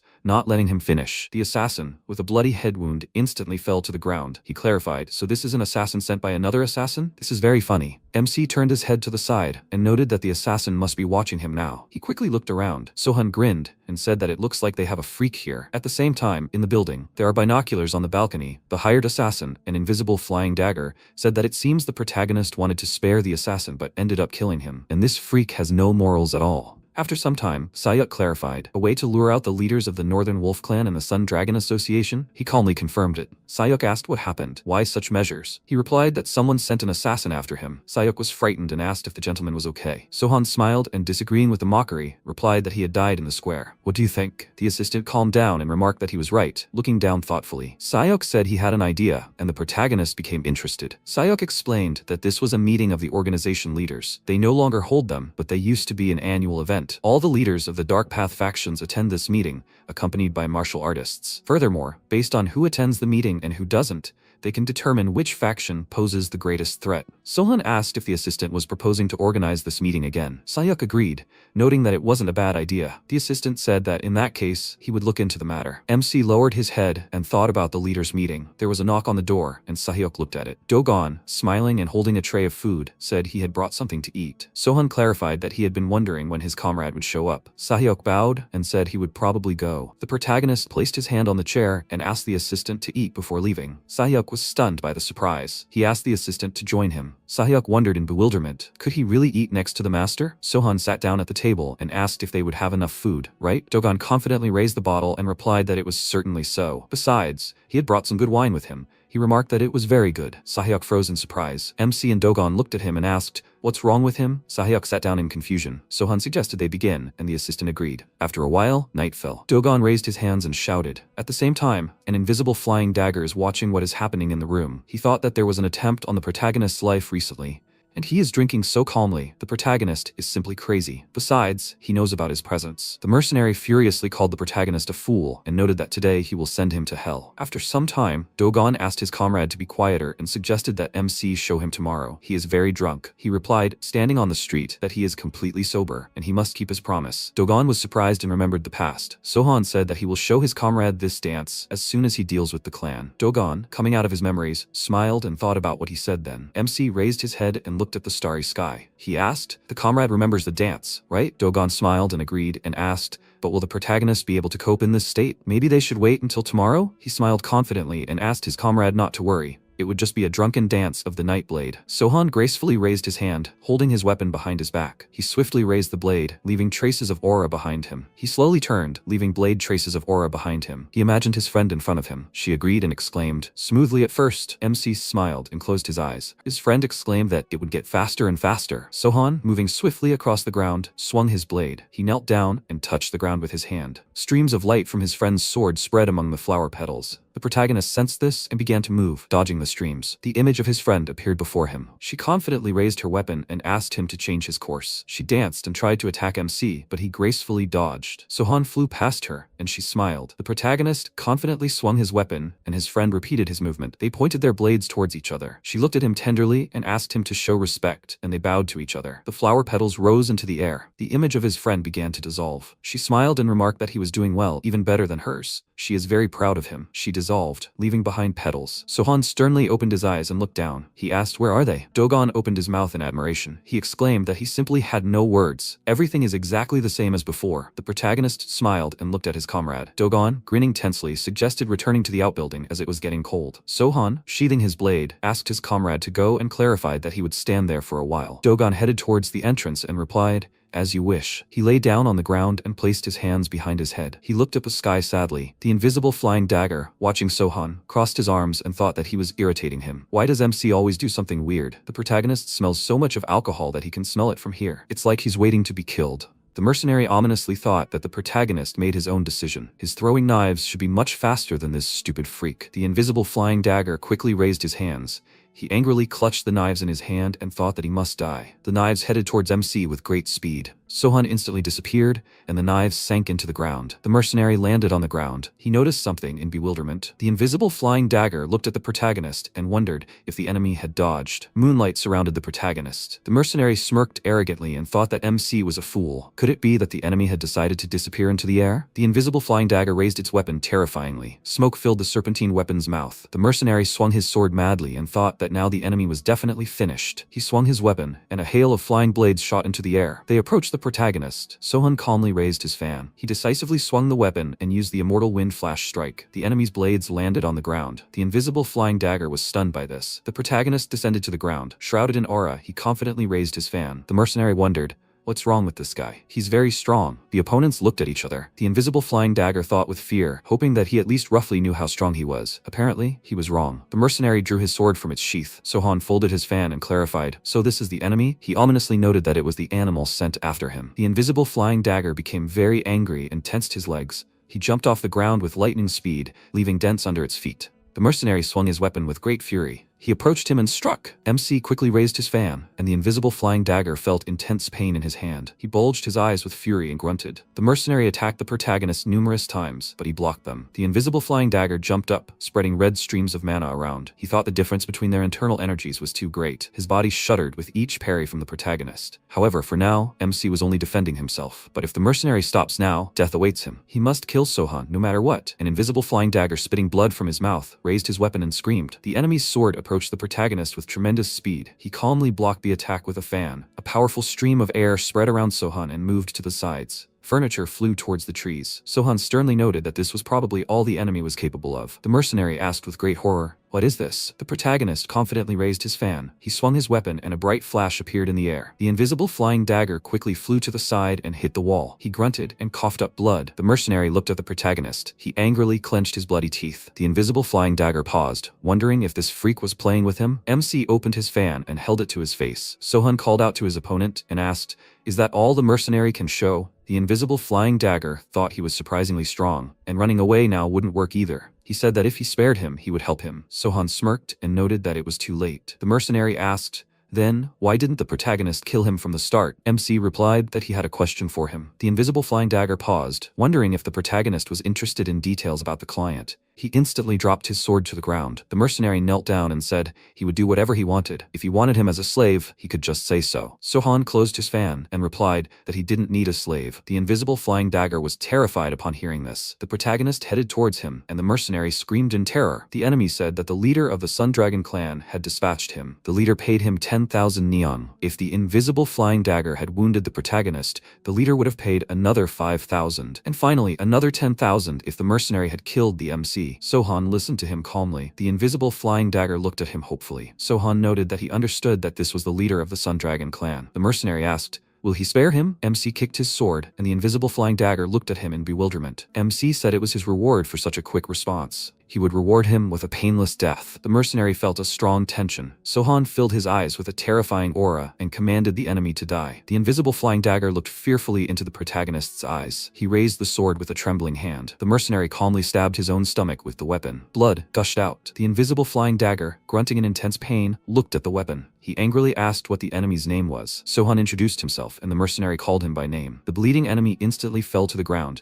and the protagonist glared at him. After a while, the wind began to flutter flags. Hassan asked in surprise, had the Crimson Squad's killer really lost the battle? Jihan confirmed this and said that they had already returned their payment. They said that Sohan didn't care about pretty girls at all. Besides, he had ordered the flying dagger's death. Hassan asked, was the invisible flying dagger really dead? Jihan noted that the sword dance troupe had immediately buried the body. When the Crimson Squad exhumed the body, they discovered the mercenary's corpse. During the examination of the body, one oddity was discovered. Apparently, the invisible flying dagger ended his life himself. Hassan asked in amazement, does the advisor mean he drank poison? Jihan denied this and added that it seemed he killed himself with his own sword. This is different from self-destruction for the sake of keeping a secret. It seems more like he was forced to do it. Hassan froze in fear. The advisor asked him to convene the heads of the criminal organizations. Fortunately, he hadn't contacted them yet. He proposed uniting with the other leaders and getting rid of Sohan. Hassan thought for a moment and agreed. He asked the advisor to prepare everything for the meeting. Jihan agreed with the master and headed toward the exit. He left the hall and slammed the door. Hassan's servant, Mio, stood next to the master with a smile. Hassan clarified. She said she knew a girl from the sword dance troupe. Mio smiled and asked if he had forgotten that the great demoness had taken the girl as her apprentice. Hassan looked at Mio in great surprise. He wondered if she was really a disciple of the great demon. Even if she had once belonged to the sword dance troupe, it was unlikely that he would be able to take her away from the great demon. After some time, the protagonist looked at the scroll. He said that the leader of the Sun Dragon, Hassan, had sent him an invitation to a leaders' meeting. Sahyuk was very surprised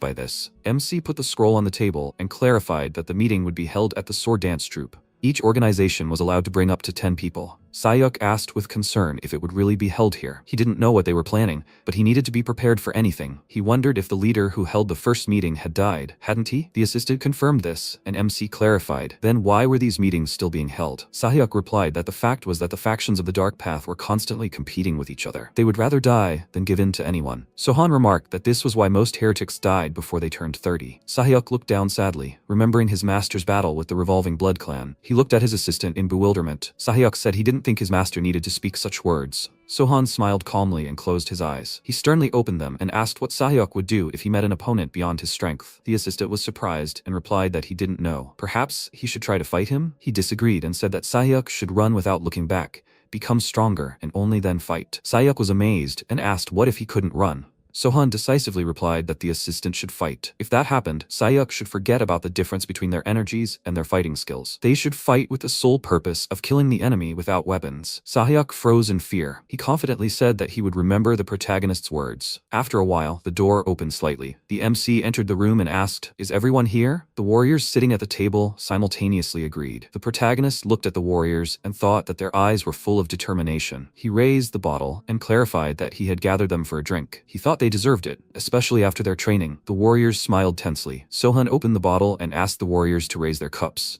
The warriors immediately stood up and raised their cups. He calmly poured alcohol into their cups. He noted that, as they all knew, tomorrow was the meeting of the clan heads. All the elite of the Dark Path would be here, and they were not coming here to negotiate, and there were only 6 warriors. They froze, worried. The MC said he could see that they were nervous. The warriors did not answer, and the protagonist poured alcohol into the cup. Sohan explained that, oddly enough, the leaders of the organizations would be present at the clan heads meeting. Therefore, no matter how many warriors came with them, the warriors must try not to die. They looked at him in surprise.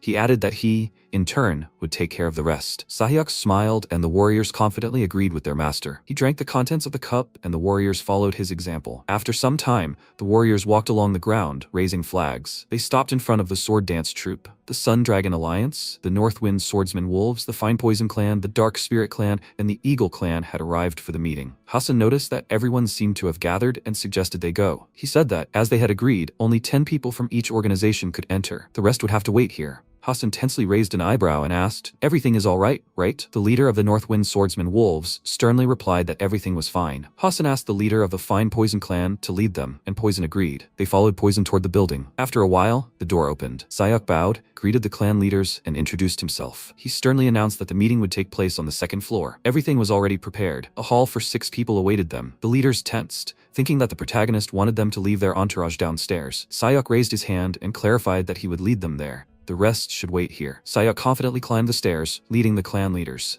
After a while, the clan leaders entered the hall. They looked in amazement at the empty table. The leaders wondered if the MC was really not here. They thought he would wait here. Sahyok asked them to take their seats and clarified that he would bring the master. Hasun irritably wondered if the assistant was only now going to call Sohan. Perhaps he had decided to appear last. Apparently, he's trying to impress. This freak has outdone them. Poison laughed and remarked that it was interesting. He suggested they sit down first. Poison walked toward the table with great anger. The leaders sat around the round table. The protagonist entered the hall and thanked the clan heads for coming. He calmly stopped. The clan heads noticed him and wondered if it could really be Sohan. He was younger than they thought. He approached the table and introduced himself. The clan heads got angry and thought, how dare this freak talk to them as an equal. He sat on the throne, resting his hands on his knees. The clan heads looked at him expectantly. Poison laughed and noted that the protagonist killed the leader of the Western Dark Road and took his place. He congratulated MC on this. Sohan sternly said that he was not proud of it. Poison clarified that he had, however, appropriated all of the previous owner's lands. He replied that this was true. Poison asked if Sohan truly believed this. The protagonist remained silent, and Poison added that if MC wanted to seize control of this land, Sohan would need to be strong enough to rule it. But as far as he knew, he had disbanded the Revolving Blood clan. The protagonist confirmed this, and Poison clarified that the Nepemp supplies, which the Revolving Blood clan had managed, were currently suspended. The Fine Poison clan was the largest buyer. It was bad that they had lost their supplier. Besides, the Revolving Blood clan had bought poisons from them from time to time. Again, it was bad. They had lost a customer. Sohan remembered the words of the Revolving Blood clan's leader. The leader had exclaimed that they had an antidote. The protagonist's poison didn't work on them. He emerged from his memories and thought, so that's who sold the leader the antidote. Poison asked him to listen,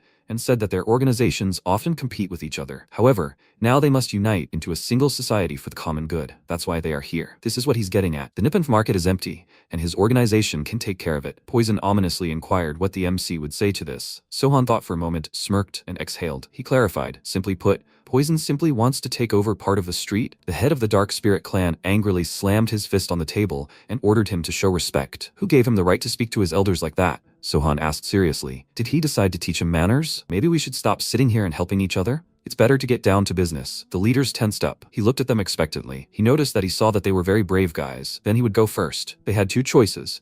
Either they all obey him, or MC would kill them all. The clan leaders looked fearfully at Sohan, whose aura was emanating from his body. The wolf noted that these were 2 identical choices. Sohan seriously crossed his arms and clarified that they could attack all at once or one by one. According to the traditions of the Dark Path factions, the winner takes all, and the loser will obey him. The wolf asked what would happen if they all attacked together. He replied that he would kill them all. The leaders were very scared and wondered if he would really kill them all. Silence fell in the room. The protagonist emitted a menacing aura from his body and added that, frankly, he hoped they would all attack at once. The leaders wondered where MC got so much courage. Did he really expect to defeat them all? The wolf laughed loudly. He leaned on the table and stood up from his chair. He glared at him sternly. The wolf raised his sword, ready for battle. Smiling, he declared that he would fight him one-on-one. Sohan calmly stood up from his chair and pushed it aside. He confidently turned his head to the side and ordered the enemy to approach. The wolf glared at the protagonist. He raised his weapon with a furious expression and, bending down, swung it. MC quickly drew his blade from its sheath and counterattacked the enemy. A bright flash formed between the opponent's weapons and smoke spread to the sides. The clan leaders watched the battle in amazement. He resolutely prepared to attack. He struck, but the wolf blocked it with his sword. Sohan struck his opponent with lightning speed. The wolf blocked all the attacks. He gritted his teeth with tension and wondered what was happening. His sword had grown heavy. It was hard to parry his attacks with such a light weapon. That meant the protagonist was much stronger than him. MC launched attacks, and the wolf blocked them. Poison wondered if the wolf swordsman leader was being pressed. Spirit thought that even if the wolf hadn't managed it, he certainly had a chance. They had a chance while the swordsman distracted him. He gripped the hilt of his weapon. The clan leaders exchanged stern glances. The wolf assumed a fighting stance. He grunted with exhaustion and thought that at this rate he wouldn't last long. He needed to find a weakness. The wolf screamed furiously and swung his weapon. Bright explosions thundered. He slid backwards under a powerful stream of air. The clan leaders prepared to attack. They simultaneously used a powerful swing, phantom threads, and a poisonous volley surrounding the protagonist. MC quickly turned his head to the side. The wolf looked furiously at Hassan and the head of the Eagle clan, who were standing to the side. Sohan smiled confidently and struck his opponents. Powerful explosions thundered. The wolf stepped back, gritting his teeth and grunting in pain. The head froze in fear when he saw the gushing blood. He swiftly cut the spirit in two.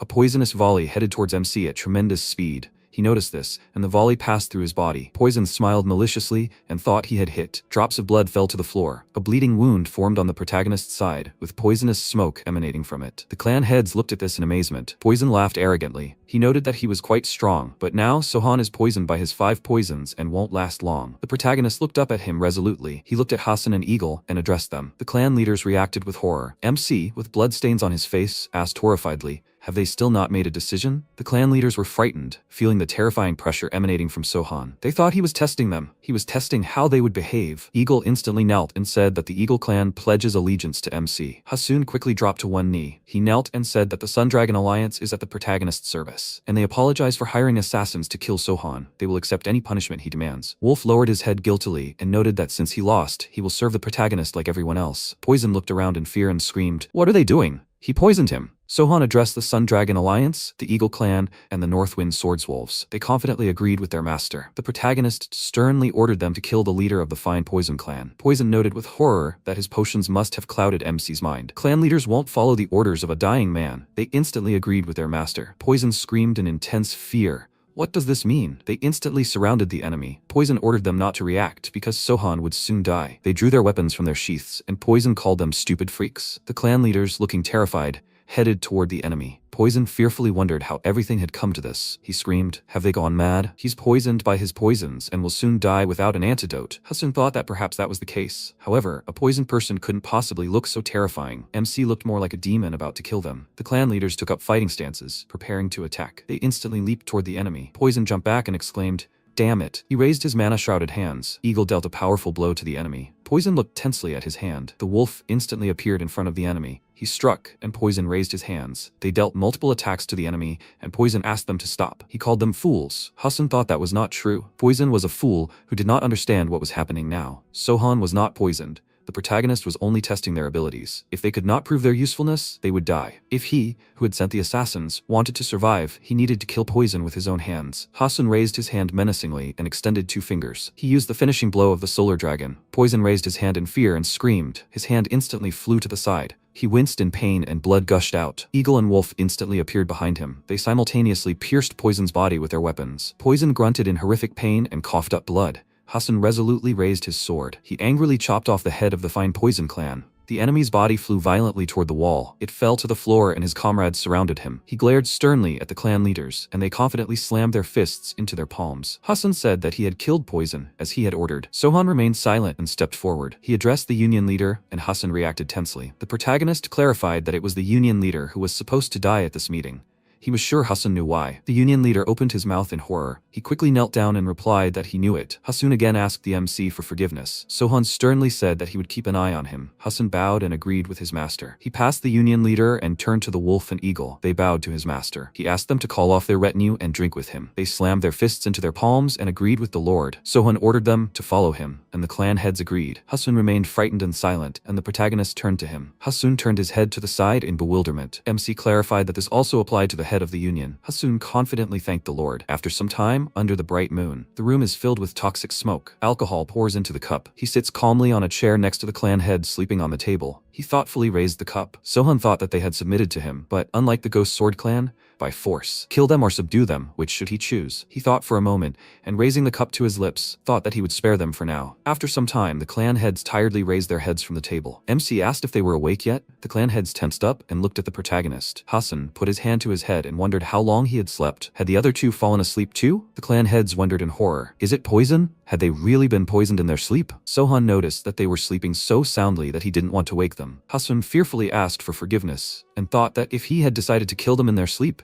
they would have died without knowing how they had accepted death. The wolf looked sternly at the protagonist and felt an ominous pressure. The clan heads lowered their heads in fear and remained silent. Eagle, lying on the table, grunted. He raised his head in horror and apologized, noting that he had accidentally fallen asleep. The protagonist asked him not to worry about it, MC thought they had already realized that he could kill them at any moment. Eagle looked at his comrades' frightened faces in bewilderment. Sohan asked where they had stopped. Didn't the Sun Dragon want to tell him something? Hasun agreed anxiously and remembered what he was about to say about the survivor from the sword dance troupe. He tensed and clarified. Was there really a survivor from the sword dance troupe? Hasun confirmed it and said that she was a martial artist of the lowest rank, so no one really knew her. But the great demoness took her as a student. He worriedly asked what her name was. Hasan lowered his head and replied that he thought she was using a fake name, but he forgot it. Sohan wondered if the union leader expected him to fight the great demoness by offering this information. Hasan became frightened and replied that of course not. He heard that the protagonist was looking for survivors. If MC decides to fight her, he will also support him in the battle. Sohan asked if the union leader knew where the great demoness was now. Hasan clarified that he would tell the servants to find her. The wolf added that there were rumors that she was somewhere in the territory of the Chang'an unorthodox faction, so she could be found very quickly. He sternly noted that the great demoness only takes beautiful girls as disciples.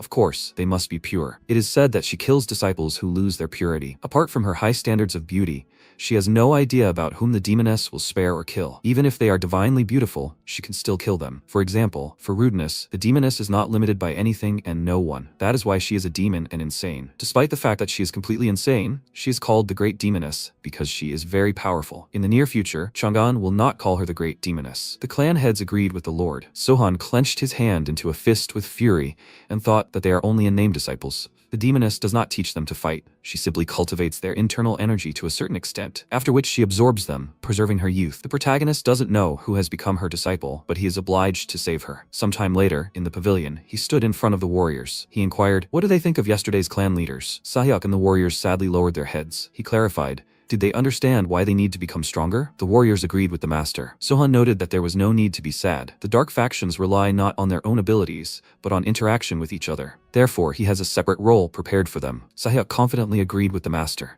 The protagonist added that they obey only him, not the leaders. Of course, the warriors must still respect them while they hold office. They must remember this, whatever they do from now on. They smiled decisively and agreed. MC added that he would finally meet the demoness. The warriors were stunned upon hearing this. Sahyuk cried out in fear. "Does the Lord mean the demoness from the 4 great demons?" Sohan confirmed this, and the warriors sadly lowered their heads. He asked, "What is it?" Sahyuk replied that he was worried. It's not that he doubts the Lord, but the 4 great demons are people that even pure factions can't catch. The protagonist agreed and noted that the 4 demons are like that, but this name will soon turn into 3 great demons. Sometime later, in the Chang'an unorthodox faction, on the Azure Coast in the Plum Pavilion, he sits quietly, looking at the dark sky. He thoughtfully recalled the past. Sahyuk said that they said that the great demoness was seen in the Chang'an unorthodox faction's territory. This is what the head of the Sun Dragon wrote in his message. Sohan came out of his memories and thought that he had been here for a month and still couldn't find her. I wonder who she's taking as a disciple? Based on what the teacher told him, the great demoness absorbs the life energy of her disciples to prolong her youth and become stronger. Therefore, the protagonist needs to save them as soon as possible. The girl, holding a fan in her hand, turned to the master and asked what he was doing here, especially alone. Would he like to have a drink with her? Sohan ordered her to leave, and the girl looked at him in bewilderment. He sternly barked at her to go. The girl became embarrassed and left. MC lowered his head and thought that this was very annoying for him. At the same time, the younger sister, the great demoness disciple, Yeoran, turned to the older sister. She noticed that the protagonist had rejected another girl. How many had there been already? The older sister,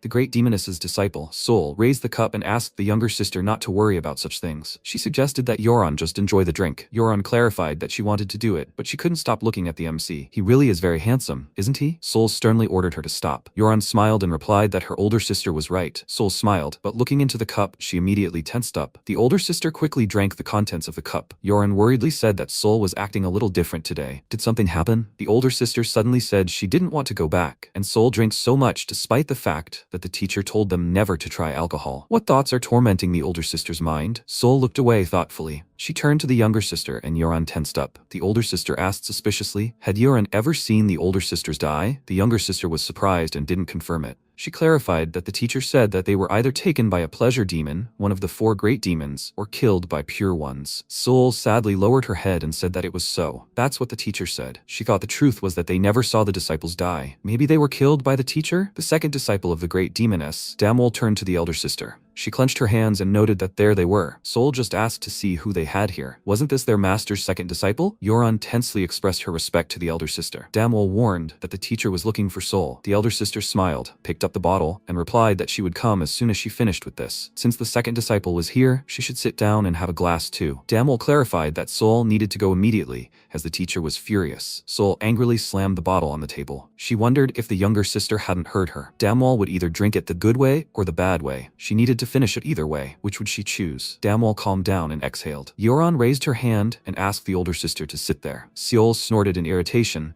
and said that the second disciple should have done so from the beginning. It seemed she couldn't get along with Damwol. I wonder if it was because the second disciple was found in some unknown old sect. Yoran asked the second disciple to just listen to Sol speak. Sohan became interested in their conversation and wondered if it was really an old sect. Yoran put her hand to her mouth and noticed that the second older sister's face always expressed the same thing. He asked if he could join them. They instantly froze in surprise. He looked at them sternly. Sol asked, "What kind of banal question is this? Isn't he ashamed?" Yoran lowered her head in embarrassment and replied that the teacher told them not to communicate with men. Sohan thought that he came because he thought the old sect there was the Solar Dragon Union, and since her master told her not to communicate with men, there is a high probability that they are the great demoness's disciples. They look young. He looked at Damwol and wondered, I wonder if she was the one taken from the sword dance troupe when he was kidnapped? It doesn't matter. If she is from the sword dance troupe, the protagonist must save her. Seol, raising her cup, asked, "It seems that MC is interested in the second older sister. If that's the case, then he can sit down." Damwol angrily called out to the older sister. Sohan slowly sat down at the table and clarified that the drinks were on him. Seol confidently replied that she could take care of herself. The protagonist smiled and replied that then she would treat him. Sol clarified that that wouldn't do. Who is he? Is he acting like this despite knowing who they are? Sohan replied that he was here for the woman. Sol became angry and asked who he even took them for. The protagonist said that that wasn't what he meant. He was looking for the girl whom the Sun Dragon Alliance disguised as a man. Damwol was stunned upon hearing this. Seol looked at the second student and asked if Damwol knew him. He wondered if he was right about her. The MC said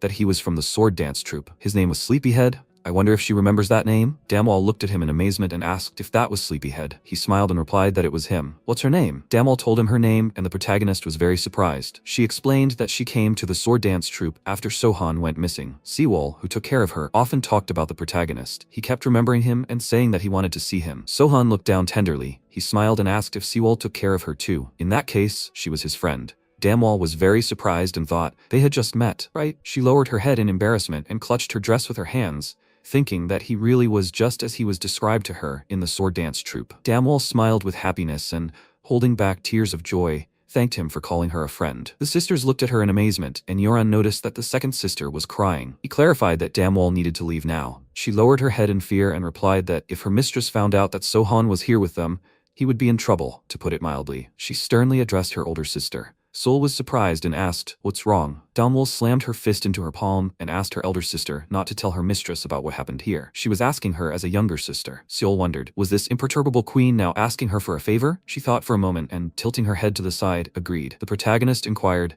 "Isn't her mistress a great demoness?" The sisters were terrified, and he added that then Damwol's cultivation technique must be the art of golden mystic jade. The demoness must have told them that only pure girls who have not had intercourse with a man can quickly accumulate internal energy through the true mystic art of purification. MC is right? Yoran asked in bewilderment. How did he know about this? Sohan sternly said that in any case, perhaps they didn't know that the great demoness absorbs the energies of pure girls. She absorbs not only their internal energy, but also their base energy. Originally, this technique was called the true demonic art of refining. Yoran, frightened, noted that this was impossible and asked why the mistress would do such a thing. The second disciple and Sol sadly lowered their heads. Yoran turned her head to the side and asked the first sister to say something. This man is lying about their mistress. Sol tensed and remained silent. She sternly asked why Damwol wasn't surprised. Did the second disciple know about this too? Damwol lowered her head and replied that she wasn't quite sure. She didn't know the details, but she was thinking how strange it was that the mistress didn't age. Yoran shouted, "What does the second disciple mean? Could Damwol really mean that he was telling the truth?" The second sister clenched her fists sadly and remained silent. The great demoness, one of the 4 great demons, Yoma, turned to the disciples and asked where they were. The disciples instantly tensed. Damwol exclaimed that their mistress was here. She asked the protagonist to hide. He calmly lowered his head. Sol ordered him to listen to the second disciple. If Sohan delayed even for a moment, he would lose his life. He calmly poured alcohol into the cup. Damwol anxiously called out to the sleepyhead and shouted that now was not the time to drink wine. He raised the cup to his mouth and noted that that it was too late. The great demoness appeared before them with a terrifying appearance. MC noticed her and thought, just imagine, she personally came here. The disciples knelt and honored their mistress. Yoma asked, what is going on here? Seol explained that he suddenly wanted to join their table, bringing alcohol. They told him to leave. Mistress could ignore it. She tensed up and fell silent. The demoness smirked and asked, is that so? To think that the protagonist wanted to drink with her disciples. Yoma thought for a moment and ordered him killed. The disciples were stunned upon hearing this. Seol looked away and replied that she thought he was one of the Chang'an unorthodox faction. A dark path. Wouldn't that be rash? The demoness clarified that it wouldn't be. Seol was frightened and agreed with the mistress. Yoma, with a terrifying look, asked if it was her imagination or if the senior disciple had become insolent lately. This often happens when people study the mystic arts. Seol thought with horror that the mistress had noticed her change in mood. The demoness noted that they would just find out what Seol had accomplished. Someone from the Chang'an Orthodox faction would be very suitable. She ordered the senior disciple to kill MC to purify her own heart. Then, she would forgive Seol for what happened today. Sohan said he couldn't believe a teacher could so easily order her own student to kill an innocent man. Yoma looked at him irritably and asked, what is this? He sternly poured alcohol into the cup. Demel thought hard. What is he doing? The demoness climbed the stairs and remarked that this was interesting. Yoma, with a terrifying look, asked, does he even know who she is? Sohan forcefully put the cup on the table. He angrily turned his head to the side and ordered her to leave. The protagonist noted that she smelled so bad that he couldn't drink properly. The demoness glared at him, and the disciples were terrified. Yoma laughed and asked, has he really gone mad? He looked down and remained silent. The demoness removed the veil from her face and asked, I wonder how best to kill him to calm her own anger? She smiled and thought she knew men like the protagonist. Until the very moment of death, they all reacted the same way when they saw her face. MC wouldn't even know how he died. Sohan looked at her and smirked. He ordered her to put the veil back on. He wondered if she hadn't heard him tell her to leave. Yoma gritted her teeth with intense rage. She quickly raised her hand and prepared to attack. He noticed this and immediately raised his hand. They simultaneously crossed hands and the earth shook. A powerful explosion thundered and Sohan slid to the side. The demoness swung her whip. The protagonist noticed this and quickly jumped up, avoiding the attack. He landed on the roof of the building. The students looked at him in amazement. Yoma, pulling her whip with her hand, remarked that this was not bad. Why did he get close to her students? Where did the protagonist come from? MC quickly drew his blades from their sheaths and headed towards his opponent. The demoness tensed and asked, are these really moon blades? He is a disciple of the poisonous demon? The students were stunned and thought that the poisonous demon was one of the 4 demons, like their mistress. Damwol fearfully wondered if he was a disciple of the poisonous demon. Yoma smirked and asked, she was wondering where that old man had gone. Was he training his own successor? She called out to the poisonous demon and screamed that it was unfair of him to send this boy after her. The demoness ordered the poisonous demon to leave immediately. Sohan, smiling, replied that the teacher was not there. Yoma grinned madly and asked how he dared to act so provocatively when his master wasn't even around. Sohan filled his body with aura and replied that it wasn't that important. After all, he didn't need a teacher to kill her. Yoma became very angry and asked what that meant. She swiftly swung her whip and called him an insolent freak. The whip flew to the side, and the protagonist quickly jumped. The whip struck the roof of the building with force. The demoness turned her head to the side and looked at the MC, who jumped aside. Numerous clouds of smoke appeared at the scene of the battle. The roof of the building collapsed, and Sohan quickly jumped out of it. He landed on the ground and the demoness looked at him. Yoma thought that the poisonous demon could hide anywhere. If she defeated this child, the poisonous demon would appear on its own. The demoness swung her whip and shouted that she would see how far MC could last. Sohan resolutely ran, and Yoma wondered if he was trying to close the distance to make it harder for her to use the whip. He wouldn't succeed. She swung the whip and he tensely parried the attack. A wound appeared on his face. The demoness struck him with the whip several times, and he flew to the side. He spun in the air, leaving a trail of smoke behind him. Sohan thrust his blade into the ground and slid along it, leaving a dent in the ground. He menacingly raised his head and immediately rushed into battle. Yoma smiled and thought what a fool he must be to attack so recklessly. He may be a disciple of a poisonous demon, but he's still a child. MC quickly ran toward her, and the demoness raised her whip.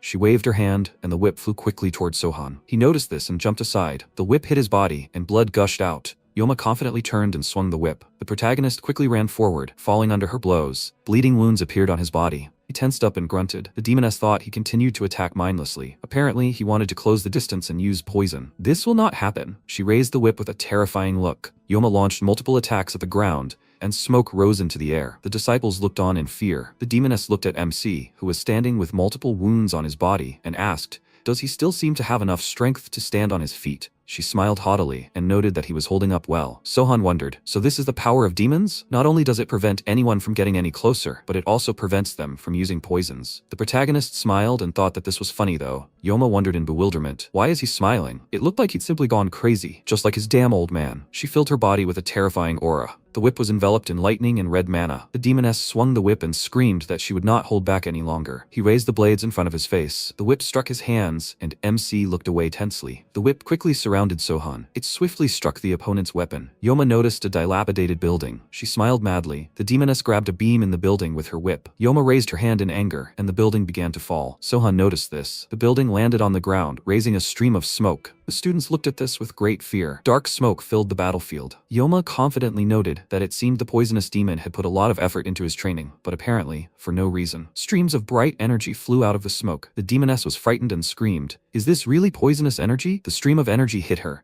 and Yoma slid to the side. She tensed and wondered if the protagonist could really control such powerful poisonous energy. The MC's terrifying silhouette appeared in the smoke. He looked at his opponent with an ominous aura in his eyes. She became very nervous as he approached, while Sohan stood and began swinging his blades, directing blows at her. She gritted her teeth, then swung her whip several times, creating a tornado that protected her from her opponent's blows. She noticed that it was becoming more difficult to maintain this with each passing second, and eventually her tornado gave in and missed one blow, which landed on her shoulder pad. This attack was so powerful that it cut down the building behind her. If the blow had landed even a few centimeters lower, she would have lost her arm. She looked at the cut on her shoulder pad in surprise and asked him if he was simply hiding his true strength. He only smirked in response, then rushed towards her, and she screamed that he was scum. She swung the whip again, intending to hit him, but he deftly dodged each time. She kept trying to hit him and got nervous because he was so fast. And then she swung the whip again right in front of her, raising dust, and then jumped high. Her blow from below created a cloud of dust, and when it began to slowly settle, she landed nearby and saw Sohan. He was able to withstand her blow and was still standing. He told the demoness that he would present her sinful body as a gift to his teacher for an experiment. His words scared her and thought, does he want to make her a lab rat for a poisonous demon? Why is he so confident in himself when he is wounded? Is she already poisoned? But she definitely blocked the poison. Then why? She swung the whip in rage, ordering him to shut up, and grabbed his sword. After that, she pulled the whip towards herself, and MC flew after his weapon. Yoma gathered energy in her hand and shouted that she would tear him into pieces. He let go of his sword, which she clearly did not expect, and it flew straight at her, causing her to quickly jump to the side. While she was distracted by his sword, he headed towards her,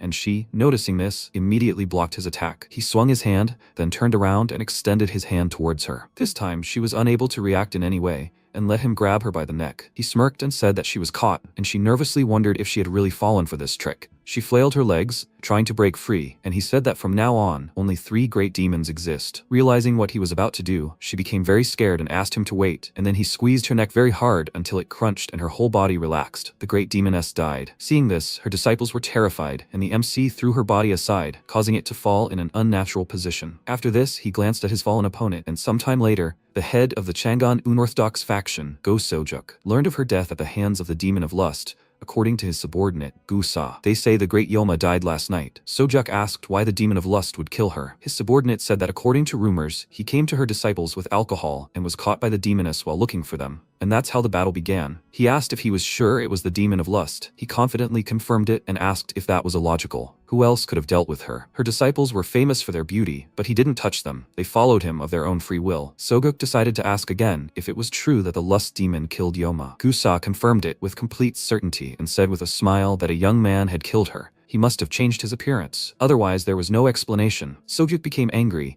and said that if he had only relaxed for a second, they dared to stir up trouble in the Changan unorthodox faction. Meanwhile, Sohan and the 3 girls gathered at the table to have dinner. He poured himself a drink, and before he could take a sip, Damwol called out to him and asked how he became the poisonous demon's disciple. He told her that he had been kidnapped, and she asked, is that why he disappeared? He confirmed it and said that one of the 4 great demons had stolen him. There was a moment of silence at the table, after which Yoron asked, is his teacher really that scary? She had heard a lot about him from their master. He confirmed this and added that his obsession with experiments knows no bounds, conducting them on living people, and never enough for him. Hearing this, they were very frightened, and he lowered his gaze, thinking that, however, thanks to his resistance, the master had become carried away, and the abductions had stopped. He said that he wanted them to keep their identities as disciples of the great demon secret, because there was no place in Zhenghu where they would be welcome. The Orthodox would hunt them down if they found out about it. They agreed, and Sol asked what he had done with the 100-dragon whip and their master. He told her that he had taken care of it just as he had with her body. Hearing this, the girl was very surprised and said that it was quite a powerful weapon. He agreed with her, but it had taken 1,000 lives, including innocent ones. Moreover, not a single martial artist from the orthodox factions had fallen to this whip alone. If anyone sees this whip in their hands, then everyone will come for them. The dark and the light paths. His words made her very nervous, after which he rose from the table and wished them a good evening. They thanked him, and he went to rest. As soon as he immersed himself in the water, he thought that the hot springs felt much better when the wounds were healed. Now he wondered how his teacher would react when the news spread that he single-handedly dealt with the demoness. Other visitors to the hot springs arrived. They stopped before entering the water, and their leader, Gu-sa, walked in front of them. He stopped in the middle and looked at Sohan, and after a few seconds, he asked what was the matter. The man folded his hands and greeted the demon of lust in a respectful gesture, which caused him to raise one eyebrow in bewilderment, and he thought with a smile that he had no equal in the technique of face substitution. He must be shocked that he recognized him. MC asked, "Did he just tell him that?" He confirmed it, and he asked with displeasure, "Is he crazy? Who is he calling the demon of lust?" Gusa was shocked and thought, was he mistaken? When MC stood up, they all opened their mouths in shock, seeing the horrific wounds on his body and the aura emanating from him. Gusa thought that if all these wounds were terrible, if they were from all the wars he had been through, then he was a violent demon. He asked Sohan about this, and Sohan, coming out of the water, approached him and said with displeasure that he was such an idiot. Gusa backed away in shock, and when he looked down at his lower body, he was very surprised. He smirked and said that he knew he was the demon of lust, but this only angered him, and he hit them several times. In the end, Gusa returned to the faction leader in disgrace, and Soguk, looking at him with displeasure, said it would be better if he just died. He examined all his wounds and said that he was simply disgracing them, and he, not daring to justify himself, asked him for forgiveness. The man sighed heavily and asked, he managed not only to learn nothing, but also to return beaten, here, to Chang'an, to his abode? Gusa said that he asked him politely and then he simply beat him. His hand, to be honest, is very heavy. The man asked who he was, and he told him that he had a ton of scars all over his body. He was clearly battle-hardened, and given his explosive temper, he thinks he's a violent demon. Sogyuk got angry and said that first this woman, then the demon of lust, and now this psycho. As if the dark path is some kind of thoroughfare for them. He ordered all the people to be gathered, and his advisor nervously said that it didn't matter whether he was one of the great demons or not, but the demoness had lost to him in a one-on-one fight. Sogyuk turned a displeased look on him and asked, does he think this idiot can handle a fight against their entire faction? He didn't care. It was personal now. The advisor remained silent, not daring to answer him back. After which the man ordered Gusa to be sent to the kitchen to distribute food, and he burst into tears at his verdict, but still obeyed him. Morning came. MC was already sitting in the dining room, and 3 girls came out to him, asking if he had rested well last night. Sol laughed and asked, why these stupid questions? He was a lust demon. He must not have slept at all. Their jokes did not excite him at all, and he told them that he had already repeated for the umpteenth time that he was not a demon. Sol mockingly said that she believed him, and when she wanted to add something else, he said that he was his disciple. She smiled and said that it seemed like he was reading her mind, after which the other girls smiled awkwardly and said that she was acting unusual. At that moment, Sol became serious. She sensed something, like everyone else. Right now, an army was standing outside the building, led by Sogyuk. He ordered his men to bring him his head, after which 2 guys entered the hotel and he watched as they disappeared into the building. A few seconds later, there was a crash, and they were thrown back. After that, the MC came out of the building displeasedly asked who dared disturb him so early in the morning. Sogyuk frowned and asked, is he a raging demon? He grimaced tiredly and said that one more word and he would become one. Yesterday they called him a lust demon, and today, raging. The man asked, so he's not a demon? He answered that of course he wasn't, and Sogyuk smirked. He introduced himself and said that if he wasn't a raging demon, then who was he, and why was he causing trouble in Chang'an? It was his territory. Sohan said that he was a Nightblade from Chenyang. Sogyuk crossed his arms over his chest. He hadn't heard of such a nickname and asked, is he talking about Chenyang, where the Sun Dragon Alliance and the Blood Whirlwind clan are located? He confirmed it and asked, what is he doing on his land? His masters knew he was here. He smirked and asked, why would they know? After all, he was their master. Sogyuk became wary and thought, is this brat their leader? If he was telling the truth, then attacking him would be foolish. He asked, he must be the leader of the faction located on the border with Shanxi? Why did he kill the demoness? He answered that it shouldn't concern him, and the man gritted his teeth in displeasure. He said that in that case, he could hand over the great demoness's disciples to them. They had unfinished business with them. Hearing this, the girls left the building and said that they had become quite bold once their master left this world. All 3 looked at him with confident eyes, and he, like his subordinates, opened their mouths in surprise. They were so beautiful that any of them could have become a lust demon right now. Sogyuk asked what connected them to each other, and MC answered that they were connected by the past. The man nervously gritted his teeth and wondered why he was so annoying. He held back his emotions and said that he understood that they knew each other, but if they wanted to avoid unnecessary problems, it would be better for him to hand them over to him. Sol became nervous and thought that they weren't close enough for him to take on an entire faction alone. And the other two girls looked at him with concern. When he stated that he wasn't going to hand them over to him, they smiled gratefully. Sogjuk didn't like his words at all. He got angry and said that he was the law here. He always was and always will be. MC waved his fan and said that this wasn't true. The law of the dark path rules here.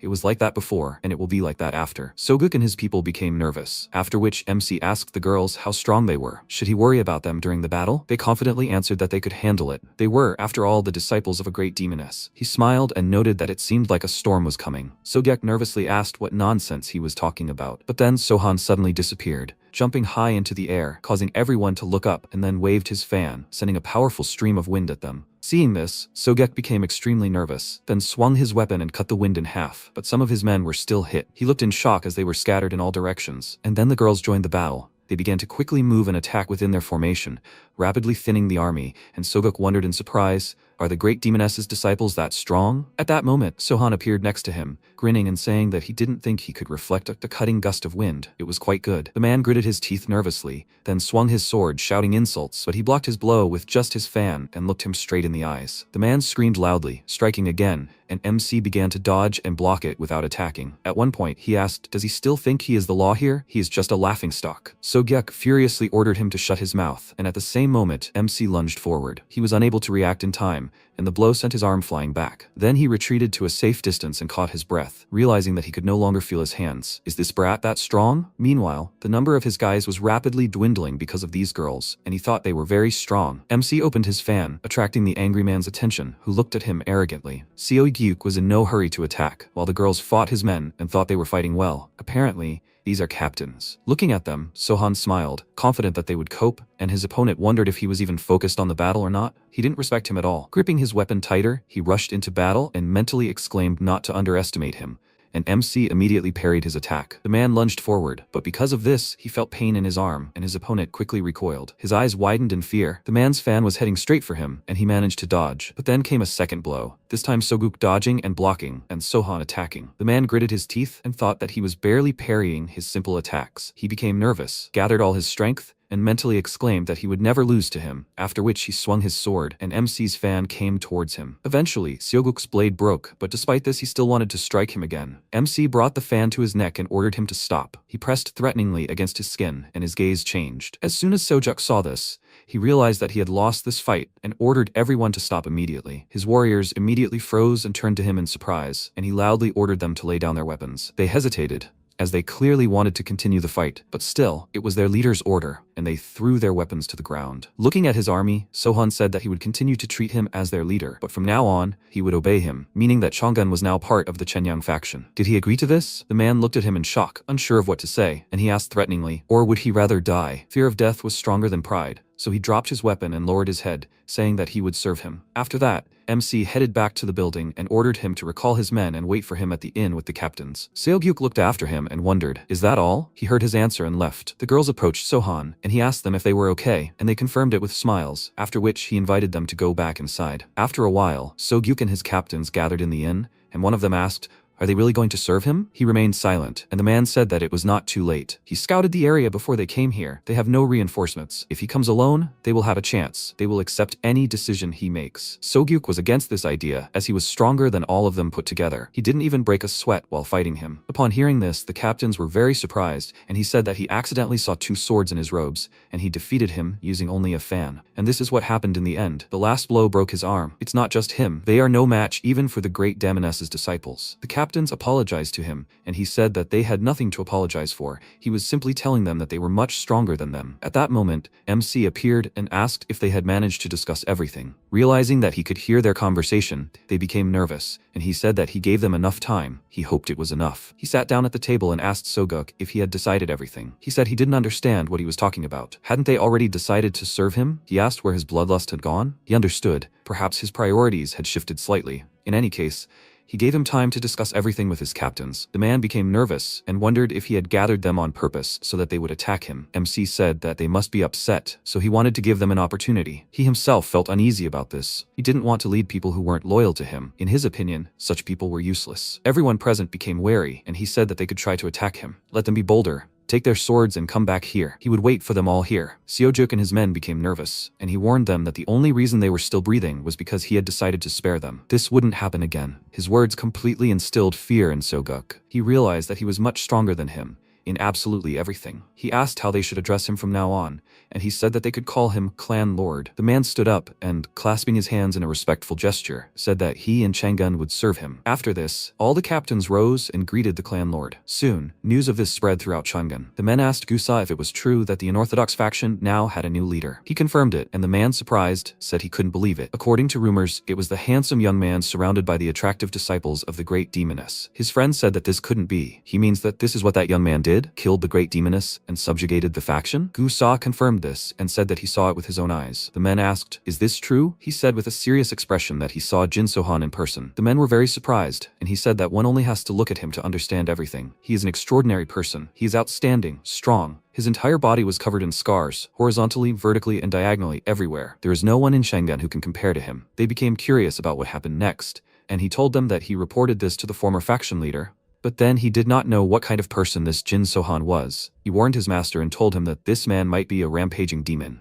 They were very surprised and asked, "So he is one of the 4 great demons?" Gusa asked why they thought he called him that, even though he didn't know what the raging demon looked like. He asked him to be careful because he was terribly strong. The man smiled and remarked that he was indeed wise, and he, happy with the praise, said that he was a good judge of character. Do they know what happened next? He threw the rag on the table and exclaimed that the leader hadn't listened to him and had gone looking for him with his army. It had all ended badly. They should have listened to his words. Meanwhile, some people discovered the great demoness's body. One of them said that he never thought she would die like this, and his comrade agreed with him. He had no idea the great demoness could lose. The guy said that at least their master would have a good time. His friend said that he had heard that the great demoness's disciples were virgins, and he added that they were not easy girls. Not everyone would dare approach them. His comrade smirked and asked if he thought they had a chance. She had 3 disciples. He told him not to talk such nonsense in front of his master, and he said, confused, that he thought he was the only one there. A loud voice rang out, asking if they had found her. They immediately bowed before their master and confirmed it, after which gusts of wind blew through the tops of the bamboo forest, crushing the leaves. Their master, the demon of lust Sakma, appeared. He approached the body, and smiling,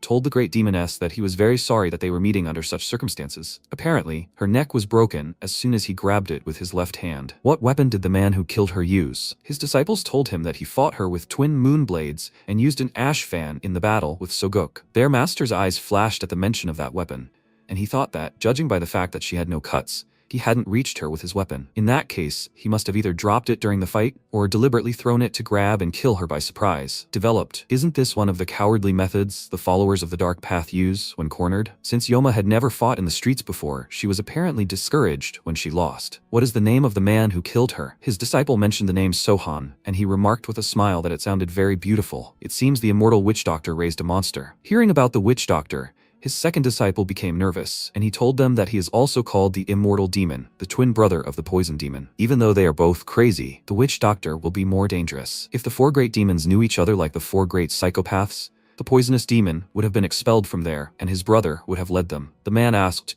"Does he mean that the Immortal Healer is crazier than the Poisonous Demon?" He confirmed this and told him with a smile that once upon a time, the Poisonous Demon was seriously wounded after falling into a trap set by the leader of the Hubei Alliance. But they also suffered quite well. Most of the fighters died, and the leader was on his last legs. And then an immortal suddenly appeared and was able to cure the leader of the Alliance. The Poisonous Demon asked why he was healing the Alliance leader, but the healer did not answer. Then he saved the rest of the people without even changing his expression. In the end, he took his twin brother and went home. And then he realized that compared to the immortal, the 4 demons were still quite sane people. They need to be careful with a student of such a psychopath, because they can only guess how strong he might be. They both said they would be careful, and he asked where he was now with the demoness's disciples. One of them told him that they were staying at Song's Inn. Was he going to attack him now? He told him that he needed to watch him a little longer. He was a serious obstacle to her disciples, so there was no hurry. Starting tomorrow, have them start watching Chang'an. If this was a trap, the immortal should appear soon. They both agreed, and he, looking at Yoma, ordered them to get rid of her body. One of them asked what to do with her whip, and he ordered them to bury it with her. It would be her gift for raising such beautiful girls. Meanwhile, MC and the 3 girls were having dinner. Yoran took 1 piece, then a second and a third. She really liked the food. After observing her, Soha noticed that she had gained weight, and she immediately stopped eating, after which Sol remarked that they were all so happy since the master had passed away. Yoran exclaimed that this was not true. It was simply because she had been eating non-stop for several days. She has a very good appetite here. MC smiled and looking at Damwall, asked why she was so gloomy. Was her older sister bullying her again? Seol told him to shut his mouth and she said that wasn't the issue. Her younger sister had a dream in which their master came and said that he killed her because he attacked with the demon of lust. He asked if he fought her with him. She confirmed this, and he, remembering the guy at the hot springs, said that he thought he appeared in her dream because that fool asked him if he was the demon of lust. Damwall responded that maybe that was the case, and he told them that he heard this idiot worked at some hotel. Meanwhile, Gusa had just finished work and left the building, yawning loudly. Time passed. MC met with Sogok, and he noted that rumors about him had spread throughout Chang'an. Everyone already knew that he had become the leader of the local faction of the Dark Path. He remained silent, and the man offered him a walk. He would be glad to hear how he managed to defeat the great demoness. Sohan agreed, and Soguk thought that before. Being around him was unbearable, but now they seemed to have found common ground. Besides, he was still as respectful towards him. He was distracted by his subordinate, who informed him that Gusa had arrived and was demanding an audience with the clan lord. The man was slightly surprised and apologized to Sohan for his subordinate, and Sohan replied that everything was fine, let him come in. Sogyuk said there was no need, but he did not mind listening to him. Gusa was brought inside. Judging by his face, he was extremely nervous and did not dare to start talking. Seljuk gave him a displeased look and asked how he dared disobey him. He had told him not to show himself. He apologized and the guy asked, "He's that fool from the hot springs, right?" He confirmed it and bowed his head, asking him to forgive his stupidity that day. He asked why he sought to meet him. He answered that he wanted to warn him about something. Some people were asking about him. Sojuk asked, "So what?" Rumors spread like wildfire. It's normal that people started asking about him everywhere. What do they need this information for? He said that the man wasn't just asking, he was thoroughly searching for information. He looked like a young guy. The other day he came to their tavern and started asking about him and the three girls. He also said that he was too greedy. The MC frowned, and Gusa said that he tried to follow him, but he disappeared from sight. After his words, silence reigned in the room, and he, nervously glancing at them, thought, "What's going on? Maybe he came here in vain?" Sohan said that he understood everything. He was grateful to him for the information. It would be useful to him. The man's eyes widened, and he asked, "Is he Gusa?" He confirmed it, and the MC said with a smile that if that's all he has, then he can go. He's a good boy. Hearing the praise, he was very happy and bowed to him, saying that he was grateful to him for agreeing to listen to him. After that, he left, and Sojuk noted that it was strange. He asked not only about him, but also about the girls. What does he think about it? He answered him that he only had one guess. After all, the faction has a huge information network. He remained silent, looking at him questioningly, and he said that they knew two things about him. The first was that he needed the demoness's virgin apprentices. The second was that he wasn't afraid of the faction because he could disappear at any moment. He asked in surprise, "Does he know who that might be?" He confirmed it and said that it was the demon of lust. The man's eyes widened in surprise, and he asked, "Is he here now, in Chang'an?" He answered that it was most likely so, and that guy from the tavern must be his disciple. In any case, if they don't prepare, they'll have a hard time. He's not only strong, but also terribly fast, so he could escape at any moment. Sojuk doubted that a martial artist would flee the battlefield, and he said that he didn't care about pride when it came to survival. He could flee as soon as he sensed trouble and attack again the next day. Sojuk said that he understood everything and looked down, wondering if they would even be able to catch him. Sohan understood what he was thinking and said that no one had been able to catch him before. Respected schools, mercenaries, alliances, no one had been able to do this. In Jianghu, so many people called themselves the demon of lust, but none of them could compare to him in skill. The man became slightly nervous, and when he confidently declared that he would personally kill this idiot, he smiled and confidence also arose within him. Meanwhile, Gusa joyfully ran through the streets, remembering the words of the clan lord. He was so happy that he even burst into tears and began to laugh out loud. Soon it got dark. The MC went out into the city streets and the locals greeted him, after which one of the women asked, "Is he leaving already?" He confirmed this, and she asked him to stay a little longer, and he said that he would be back. They asked him to definitely come back, and they passed by the building in which the demon of lust was hiding right now, watching him with a smile. The MC returned to the hotel and Seol asked where he had been. They had lost him. He told her that he was breathing air, and Damwol asked, "At this hour?" He said that he hoped that he could provoke the demon, but he never showed up. He sat down at the table and Yoran suggested he rest, but he told her that everything was fine, he could handle it. He took a sip of the warm drink, and they looked at him worriedly. Just recently, he told them that the demon of lust was hunting them. It showed up right after the demoness's death. This news alarmed them, and Sohan told them of his plan to finish him off with the help of the Chang'an faction, and assured them that they had nothing to worry about. If the situation took a turn where he was forced to leave them, then they should work together and wait for him in a safe place. He would catch up with them as soon as he had the opportunity. Now they all thought together, why was he risking so much for them? Then he even went against Sojuk to save them. This made them uneasy, They were very worried. Soon, music and a buzz of voices were heard near the hotel. People gathered to watch the performance on the big stage. While the musicians were playing, a man was performing on stage, waving a sword. The MC, hearing sounds outside,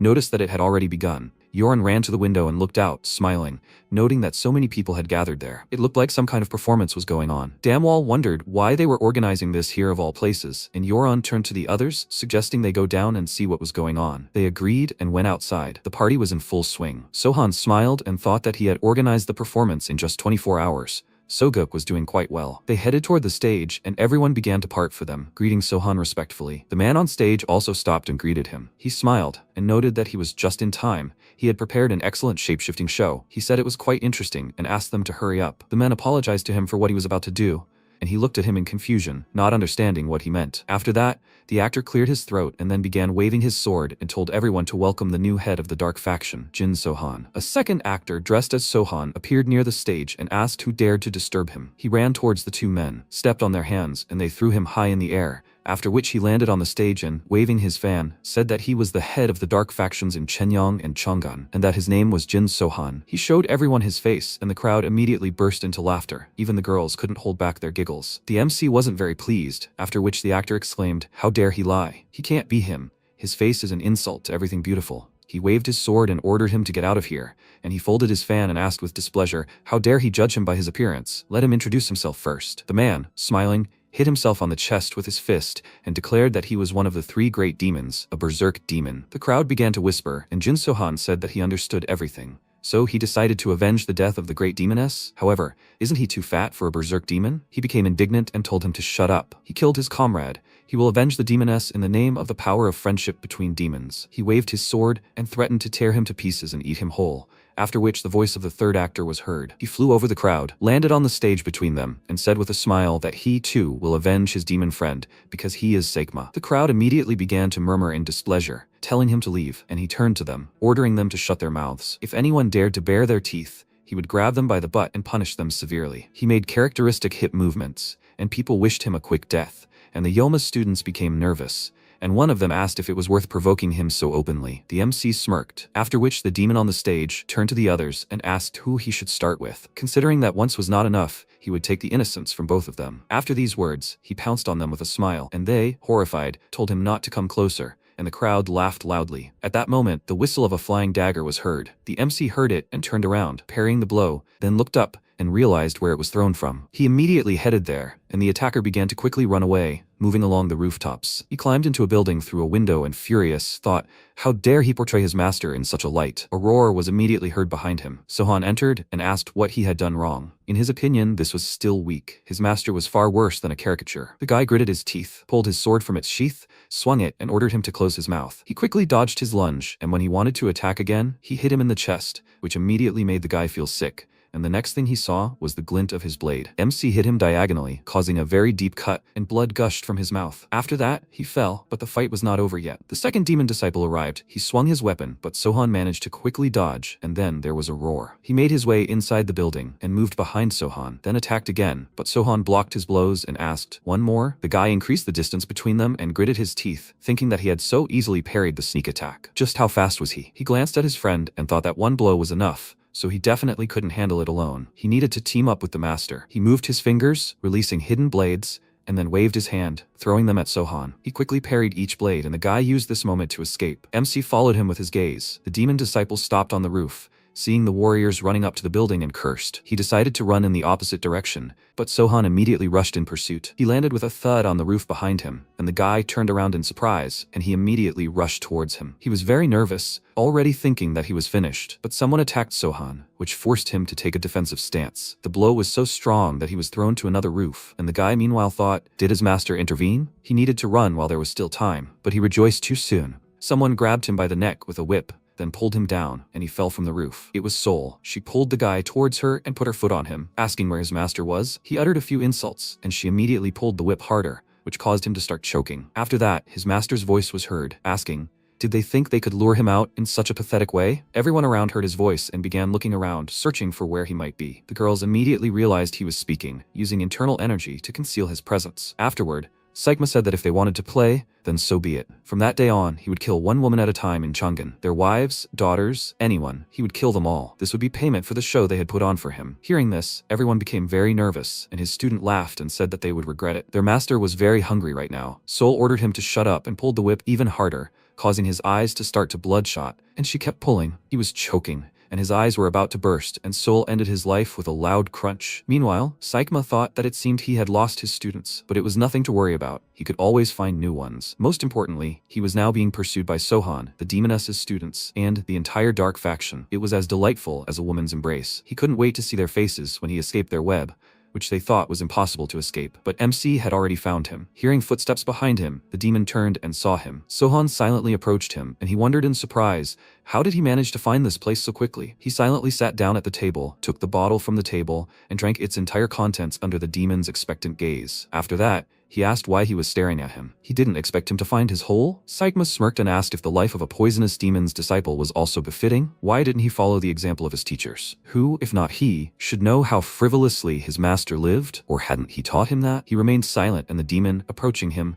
asked why all these mongrels from the faction were here, and what was his deal with Yoma's disciples? Was he trying to play the noble? MC said he didn't care. He was interested in something else. Wasn't he too talkative for an old man's pleaser? Sigma smiled in response to his insult and called him arrogant, after which he threateningly asked if he thought he could catch him. The warriors' voices came from the street. They told the demon of lust that he was surrounded by the Chang'an faction's network. He smirked and turned his gaze to Sohan, asking, "So what?" The man who played his role on stage shouted that they would spare his life if he took off his pants and surrendered, but they didn't guarantee his butt would be safe. He would be the first to take care of that. MC smirked, but the demon of lust flared with rage and asked, "Is he laughing at me?" He was simply furious. His whole body trembled, and then he stamped his foot, causing a glass to fall from the table. He quickly drew his sword from its sheath, and MC realized that a fight was beginning. Sigma lunged forward, while MC drew his fan and parried the blow. Then they increased the distance between them, and the demon seemed to vanish into thin air. A moment later, he appeared right next to him and immediately began to land multiple blows, but he parried each one. Sohan concentrated, then waved his fan,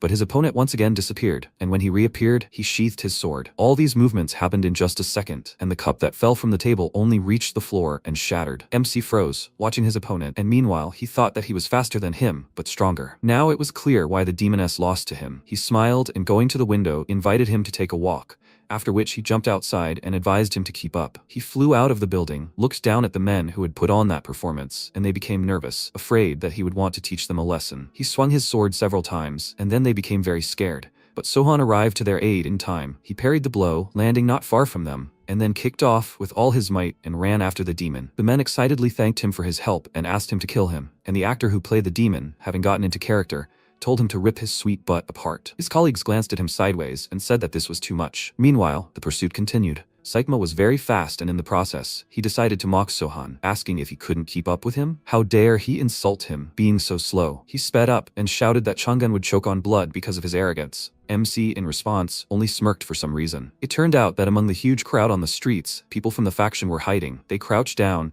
and darts flew out of the weapons on their backs straight at the demon of lust. Noticing this, he immediately changed direction, pushed off the nearest wall and jumped high, after which he climbed into the building. But a trap was set there too. Arrows flew at him, which he clearly did not expect, and so he was forced to descend to the ground. Blades flew at him again, and he swung his sword, shouting in irritation, "Do they all want to die?" Because he was distracted, Sohan was able to get very close to him. He immediately swung his fan, striking, and knocked the enemy aside. He was able to land softly and immediately took off running. He cursed loudly, and looking at this whole crowd, thought that they were ordinary people. Is this the Chang'an network? But he will kill them all, every single one. For now, he needs to retreat. MC landed on a nearby roof and watched where the demon was running. In the meantime, he had already managed to reach the forest and was very angry. At that moment, he heard the clatter of hooves from the side. He turned around and saw a man riding a horse towards him. He was dressed as Guan Yu, the general of the Shu kingdom. The man shouted that he had come for his head, and Sigma looked at him in confusion. Then he swung his weapon and wondered what Guan Yu was doing here. The man shouted, "Who is this Diao-chan?" and struck,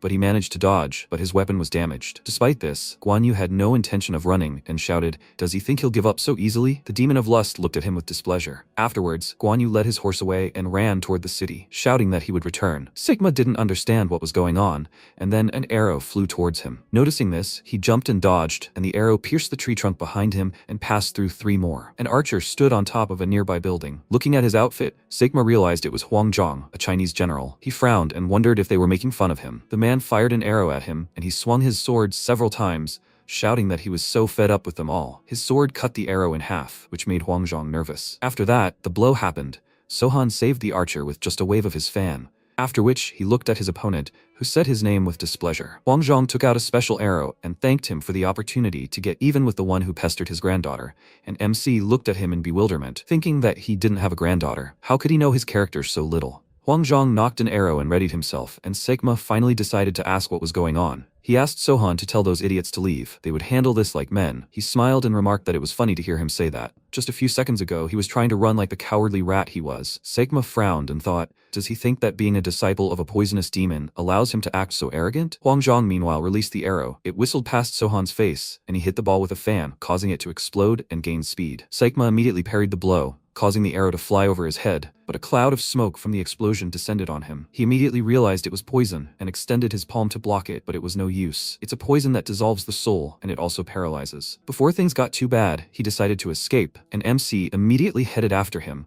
leaving signals in the form of fireworks so that the others could catch up with them. Meanwhile, Gusa and his squad were hiding in the reeds near Lake Chongmei. Seeing the fireworks, he warned the others and told them to be ready. As soon as he appeared, they would throw a spear at him, then shout the name of the woman they loved and that they wanted to avenge her. In fact, it was very easy. He smiled, happy that he would be able to show everyone what he was capable of. And at that moment, fireworks thundered very close. He saw a demon running out of the forest, followed by Sohan. He gave his men a signal, and they all threw their spears together. Sigma noticed this and dodged the blow, after which they prepared to throw their spears again, and Gusa ordered them to shout out the names of their chosen ones. One of them threw a spear and shouted out, Mirin. Then another threw a weapon, exclaiming, Inhai. Gusa smiled and told them to keep going, and finally it was his turn. He was about to throw his spear but suddenly froze. He was so carried away that he forgot he didn't have a chosen one. He cursed loudly and shouted the first thing that came to mind, his grandmother, who lived across the street. He threw his spear and shouted out that she was 80 years old and had always taken care of him. Sigma dodged another spear and landed on a nearby branch, after which he gave the man a displeased look, which made him very nervous. Sigma was furious at his words. Granny, he'll turn him inside out. Gusa frowned, wondering what he was doing. Then he saw the demon of lust push off the ground and fly straight at him. He screamed, damn! He spun around and ran in the opposite direction. The next second, the demon swung its weapon and launched a slashing attack forward. Gusa hit the ground several times as he flew forward, then stopped. The next second, the protagonist landed on the ground in front of him. He rose to his feet, looking at the demon of lust. In response, the demon frowned and looked at him. The protagonist wondered if this had upset him. It seemed time hadn't been kind to his mind. At that moment, Gusa became frightened and lost consciousness, while MC and Sigma rushed to attack. The protagonist parried the demon's attack with his sword. The fight continued. They moved further and further, moving toward the river, striking and defending themselves against the enemy's attacks. The next second, they jumped onto the roof and, stopping, looked at each other. The demon of lust glanced away and asked, "What's so quiet, you idiots? Are you out of your mind?" The protagonist said, "The network started working as soon as he started running, but as soon as he stopped, it was all over. If he had fought him right away, none of this would have happened." The demon said, "Idiot, he'll gut him like a pig." With these words, he grinned madly and thought, in front of this stupid crowd, he'll dump his mangled body on top of a mountain of corpses. He charged again, thrusting his sword forward, wounding the protagonist's shoulder. He then smirked and spun around, brandishing his weapon. MC parried his attack, the wind whipping wildly in the fierce struggle. The building beneath them began to crack, then collapsed. Those watching watched in amazement. Soul said, "Unbelievable." A cloud of smoke rose from the destroyed building. The demon of lust looked ahead again. The protagonist said that a demoness had died here. He asked, "What?" He came closer and said that she had laughed just like him, but had died with a look of horror on her face. He smiled and said, "What a great guy. To think that a demon's disciple had killed one of the 4 demons. He deserves a round of applause. He plans to kill his master too? Fury, poison, lust, witchcraft. That's what they called themselves. He knows about that, right?" MC confirmed this, and he added, "A furious demon." He aimed his attack forward, but the protagonist blocked it with his blade. Such a powerful attack, a pit formed beneath them. The demon smirked, looking at the protagonist, and he said, "Poison." The next second, Sigma jumped back, covered his face with his hand, and thought, did he use poison? Or was he just trying to? After that, MC placed the handles of his weapons together and thought, "Full moon." The demon of lust frowned, looking at him, and thought, what the hell? Did he just connect his blades? After that, the protagonist crouched, and then suddenly rose into the air. Swinging his weapon, he flew at his opponent, aiming his blades, which began to spin. The demon screamed, "Damn it." He used a merciless strike, sending it forward. Streams of energy flew further, but the protagonist's blade cut through it and flew forward, slicing through the opponent's shoulder. A powerful explosion occurred, and those watching shielded themselves from the wind. The blade sank into the ground, and the protagonist bent down to pick it up. Damwol, watching this, wondered where he got so much power from. The demon of lust couldn't even fight back. Then MC separated the blades, and the men watching him thought, it can't be. He fooled them all. His power is like that of a god. They're afraid to imagine what happened to them. The next second, the demon of lust coughed in pain, and the protagonist turned to him. He thought he needed to be believable, saying it was poison when it wasn't, giving poison while saying it was medicine, pretending to be poisoned while being unharmed. When the enemy believes they are better than them, stronger, then the psychological battle will be over. Hiding your abilities from everyone, and if possible, not using your special skill is the most important thing in psychological battle. They say this is the best method, bringing insane pleasure, because only then does the enemy experience boundless despair and emptiness. The next second, the MC smiled madly and said, "Seikma, where's the frantic one?" In response, he only coughed one last time. The protagonist asked, "Did he die?" Then a bright flash appeared in front of him. He thought, thanks to it, he learned a lot, things he shouldn't have known. Then he turned to the students and thought, they are all witnesses to his special skill. Oh well, they serve him after all. After that, he said, "Good job, guys." Sometime later, Gusa was polishing a glass, and one of the people present asked, "So he's saying the demon of lust got angry at his words?" He sighed and replied, "Exactly. Even though the master killed him. The person who made him make a mistake was him, Gusa from the Chengen Unorthodox faction." Everyone present shouted at him to stop. Why would the demon react to the words of someone like him? Most likely, the master had angered him. Besides, he was furious to begin with. Dogon added that he agreed. They were all involved. The man said he simply hadn't seen the performance. It was a complete ripoff. Gusa shouted, "They're the ones who are pushing it. They should bet a fortune." Dogon asked, "Oh, what's he getting so worked up about?" He replied that, according to rumors, Seikma only preyed on young, beautiful women, and everyone around shouted out the names of their lovers. The demon didn't care. But as soon as he mentioned the granny, who would have been 80 years old a decade ago, the man looked at his comrade and said, "Well, that's fair." And then everyone present burst into loud laughter. Gusa threw the rag on the table and shouted, "They're annoying." The next second, a voice was heard from behind the door. "Gusa, he has to go out. There's a message for him." He looked toward the door in surprise, then stepped outside and asked, "Well, what's going on?" He looked at the man and asked, "Gahyo, what happened?" He replied that the master had decided to reward him. He asked in surprise, "What?" Then Gahyo opened the scroll and spoke. Here are his words. The strategy of the Changan Unorthodox faction network began with Gusa's report. Everything worked out, thanks to his observation. He realized that the information he heard was extremely important. He held his own, even though he was speaking in front of him and the faction leader, Gu Soguk. He will give him 5,000 yang as a thank you. Gusa's eyes widened in surprise,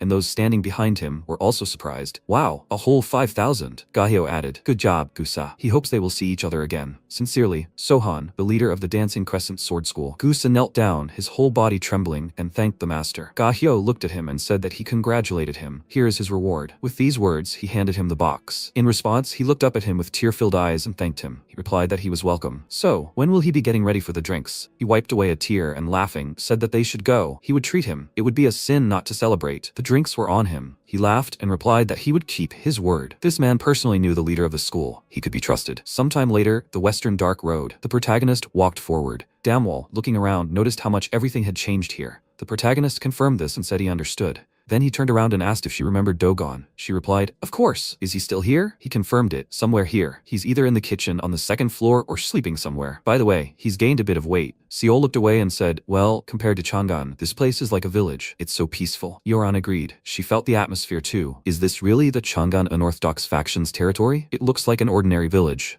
MC looked at her and said that there are a lot more people here during the day. Besides, the people left after he dealt with a few thugs and destroyed the revolving blood clan. Then they looked at the building, standing in front of them. Damwol said, "The sword dance troupe used to be here." The protagonist said, "Yes." Taking control of this place, he tried to recreate what had been before. She silently frowned, and then Sahyuk ran out onto the balcony and shouted, "Sir." He looked up at him and noticed him. He shouted, "Guys, the Lord has returned." A scream was heard in the building. "Is it true?" Damwol noticed. "There are a decent number of people living here," Yoran said. He said there were very few of them. The protagonist thought, are they reproducing? Where did all this come from? The next second, the door in front of them opened, and Sayuk said with a smile, "Sir." He greeted him in return, and looking away, thought he hadn't seen them before. "Children? Where from?" Then a voice was heard. "She's asking for forgiveness." The MC froze in surprise, and Woonhye said, "Sleepyhead." He looked at her in surprise, and the next second, she threw herself into his arms and, pressing her forehead to his chest, said, "Sleepyhead, he's alive." He frowned, and then patting her on the back, said, "Yes, he's alive and well." Damwol tried to hold back her tears. She asked, "Woonhye?" She approached her and, holding out a trembling hand, asked, "She must be Damwol?" She confirmed it, and then they hugged. Woonhye said, "Both of them are alive. What happened to them? Where have they been all this time?" After that, the protagonist bowed and introduced himself. Jung Tae-san responded in kind and said that he had heard a lot about him. They used to call him the Ugly Demon. He asked him not to be afraid of him. The protagonist thought,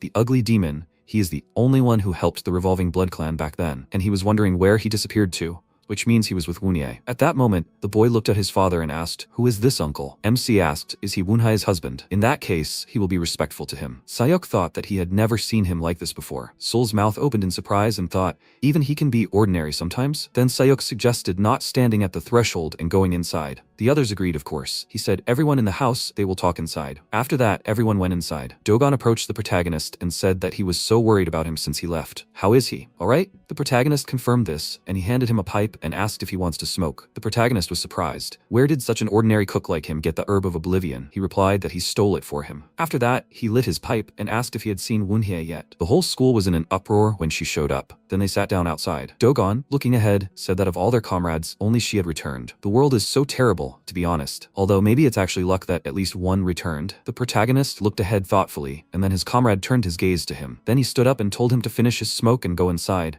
while he prepared snacks for the drinks. The protagonist looked thoughtfully at the starry sky and thought that he had returned home and given it back to them. He had become stronger, so he could protect them. He asks them, "Guys, they must come back soon." After some time, Sahyok, perplexed, asked, "Did he kill the demoness and the lust demon?" The MC, pouring the drink into the cup, confirmed this and added that he spared Sogok. He looked at him in surprise and wondered why he was absent for so long. He was busy killing 2 demons. Then he asked, what is the reason for his favor with Sogok? Really? The protagonist, taking a sip of his drink, said that he had raised the Chang'an unorthodox faction under his control. He wondered in surprise, why is he saying this so casually? After that, the protagonist added that he was soon planning to call the Shanxi faction to either Chang'an or Chenyang. He must warn the faction leaders about this. He replied that he obeyed, then thought he killed 2 of the 4 demons and seized power in the Chang'an unorthodox faction. It seemed like it was as easy as pie for him. After that, a voice was heard behind the door. "Sleepy, is he busy?" The protagonist looked in her direction and said that it was not so. She could pass. Sahyok bowed and said that he would come later, sir. He replied, "Okay." Then the MC looked at the entrance and said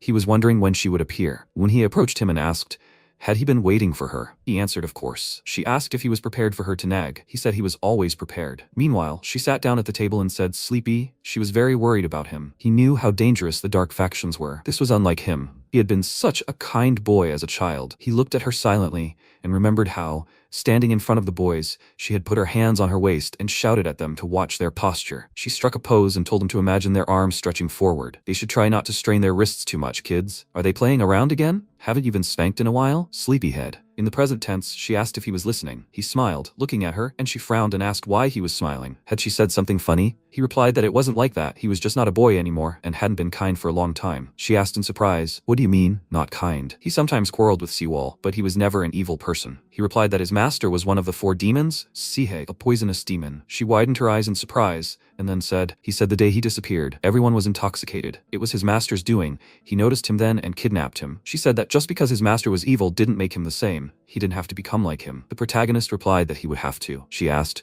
"Does he want to become a villain? Have he completely lost his mind?" He replied, "No other way to survive in Jianghu. He had already killed the leaders of the Revolving Blood Clan and the Fine Poison Clan. Then he came to Chang'an to reclaim Damwall, getting rid of the Great Demoness and the Lust Demon in the process. And that's not the end. On his way back, he cleared 2 fortresses belonging to the Green Forest. He stopped there to visit the castle governors, who had decided to attack the Demoness's apprentices. There, he saw people locked in cages, held like cattle, many children among them. He freed them, killing all the idiots in the fortress." She said hesitantly, "He did the right thing. He punished the offenders and saved the defenseless, didn't he?" He replied that one of the green ones had told him before he died that a detachment of the wild forest would come for his head. Recently, strife and resentment had become his constant companions. And after news of the slain demons spread, a furious demon was hot on his trail. If he restrained himself and carried on as if nothing had happened, how would he cope with all these people? Her hands trembled, tears streamed down her face, and she lowered her gaze, saying that she simply wanted him to be happy. She was worried about him. She didn't want him to get hurt. He extended his hand toward her, then placed his on hers, and their gazes met. Then Moonhye wiped a tear from her eye and apologized, saying she shouldn't have lectured him. He said that he missed her. That's why he is smiling. She said he was smiling after all. He confirmed it. Then she frowned and asked if it wasn't shameful to laugh at his elders. He should pour some wine. He replied, "Okay." And then he poured her a drink,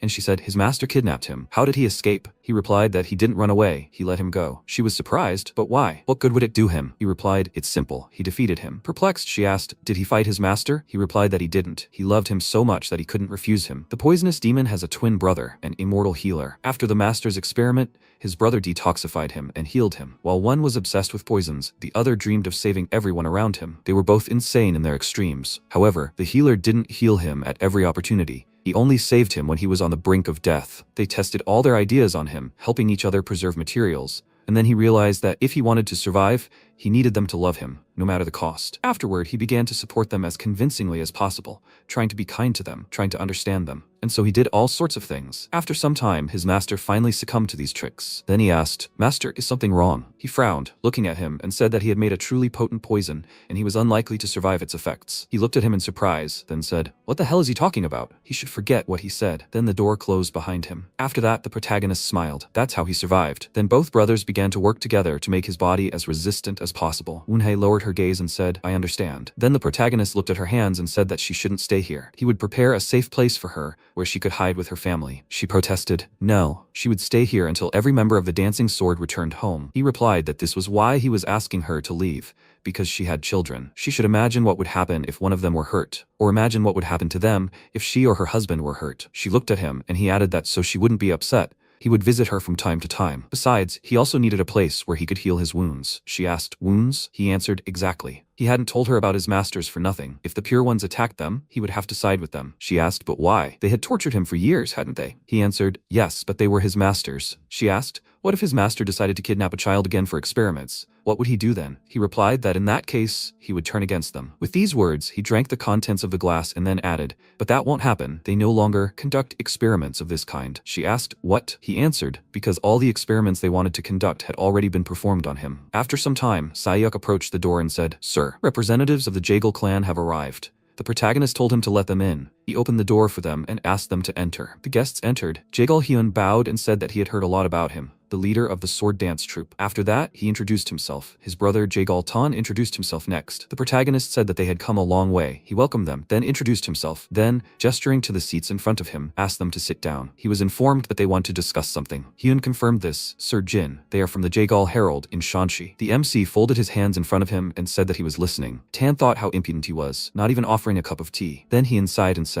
as far as he knew, they owned the Jaegal Herald. Incidentally, it's one of the most important organizations in the clan. North of the Yangtze River, the Hua Mountain clan, the Zhongnan clan, the Qingchen clan, the Tan clan, the Hubei alliance, the Wudan clan, and other pure factions also subscribed to the Herald. He heard about what happened in Chang'an. He was the one who killed the demoness and the lust demon, right? The protagonist confirmed it. He said it was excellent. They at the Herald were extremely surprised when they heard about it. There was a huge uproar about the appearance of a new great warrior in Shanxi. MC asked in surprise, "A great warrior?" He answered, "Exactly." He understood. They maintain what's called the Jianghu ranking. They collect news from all over Jianghu to identify the top 100 masters, and since he killed 2 of the 4 great demons, they included him in that 100. Isn't he eager to find out where he stands? He also hopes to share with them some exclusive information regarding the battle with the demons. They and the readers will be extremely interested in how they defeated these fiends of hell and what they intend to do now. Then he reached into his inside pocket and added, by the way, they have already discussed these events in the newspaper and prepared a couple of articles. He looked at it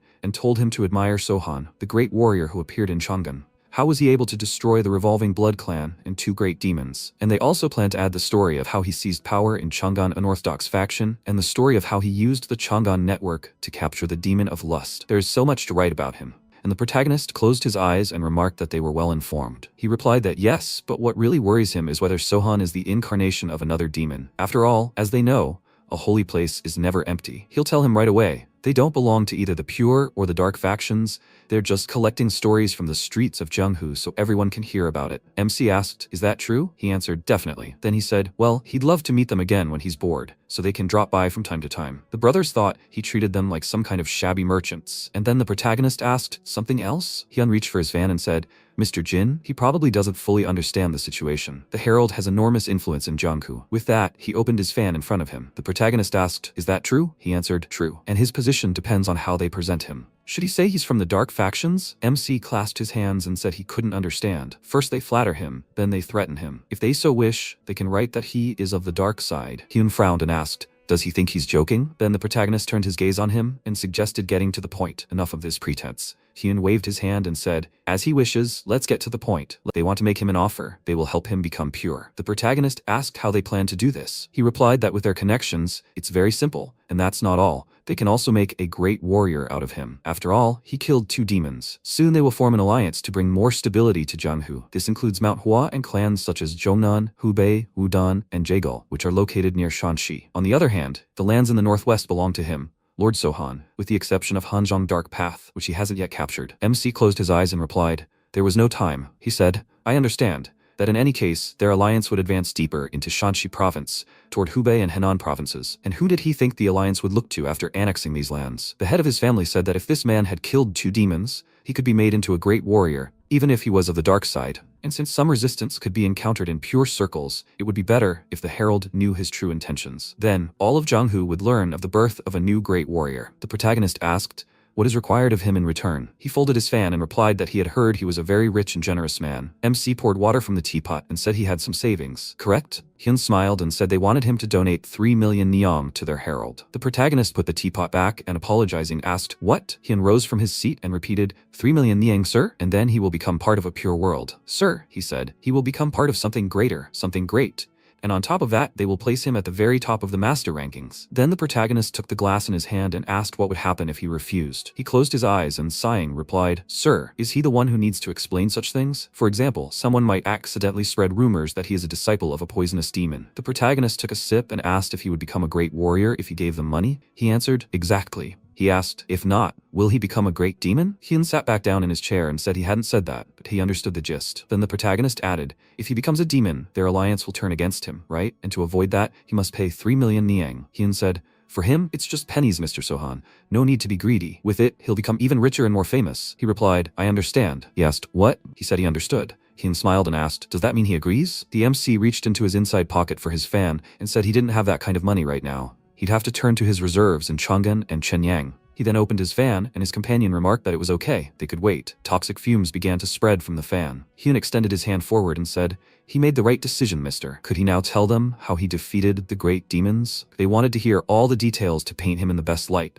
Listening to eyewitnesses, they could have missed a lot. Then the protagonist folded his fan in one motion and said that he had broken the demoness's neck. He was surprised. What? He pointed his fan at his neck and said, neck, he broke it. His interlocutor's face broke out in sweat, and he said, I see. After that, the MC added, and he cut the demon of lust into small pieces. He was literally everywhere. Do they know? One leg here, one there. He was a nimble fellow. He said, okay. After that, the protagonist looked at his interlocutors and asked, are they hot? Hyun began fanning himself and said, yes, it has become somewhat hot. Please, he must continue, Lord. The protagonist added that he used a special technique on him, which even bent the blade of his sword, making it difficult to dodge. And despite the fact that all his organs fell out, he was still breathing. And then his interlocutors lost consciousness and fell headfirst onto the table. The MC called Sahyok. The next second he opened the door and said, yes, Lord. He told him to clean up here and air out the room. It was getting stuffy. He bowed and said that he obeyed. After a while, Hyun was tied to a chair. He opened his eyes and, looking around, wondered what this place was. Had he been poisoned? Then Sahyok approached him and asked if he had finally woken up. He recognized him and shouted, does he even realize what consequences await him? The Hua Mountain clan. Before he could finish speaking, a blow landed on his cheek. He frowned and added, Udon. Sahyok hit him again and then said, next, he'll say the Hubei clan, Zhongnan, and in the end he'll whine about his family. Is he right? Didn't leave anyone out? He laughed in response and asked, is he sure he can handle him? The next second, a blow flew at the back of his head. Sahyok leaned over and asked, does he think he cares? Lord Jin can handle everything. Hyun shouted, who the hell is this Lord Jin? An arrogant idiot, that's who. He thinks that just because he killed 2 demons, he can handle anything? Their gazes met, and then Sahyok turned to the entrance and asked, sir, he's asking if the sea is knee-deep for him. The protagonist walked into the room and asked, did he hit him? He replied, yes. Hyun asked, sir, Jin, should he explain what's going on here? If this amount is too much for him, then he should let him go, and he'll negotiate a lower payment. They didn't come to fight him after all. Why is he acting like this? Surely they could have come to some kind of agreement. After this, the main character approached the counter and removed the cover, demonstrating the instruments. Hyun thought fearfully, torture tools. Then the MC picked up a knife, twirled it in his hand, and looked at the blade. Hyun shouted, sir, I'm ready for a dialogue. Why such measures? The protagonist indignantly asked, why? He waved his knife and added,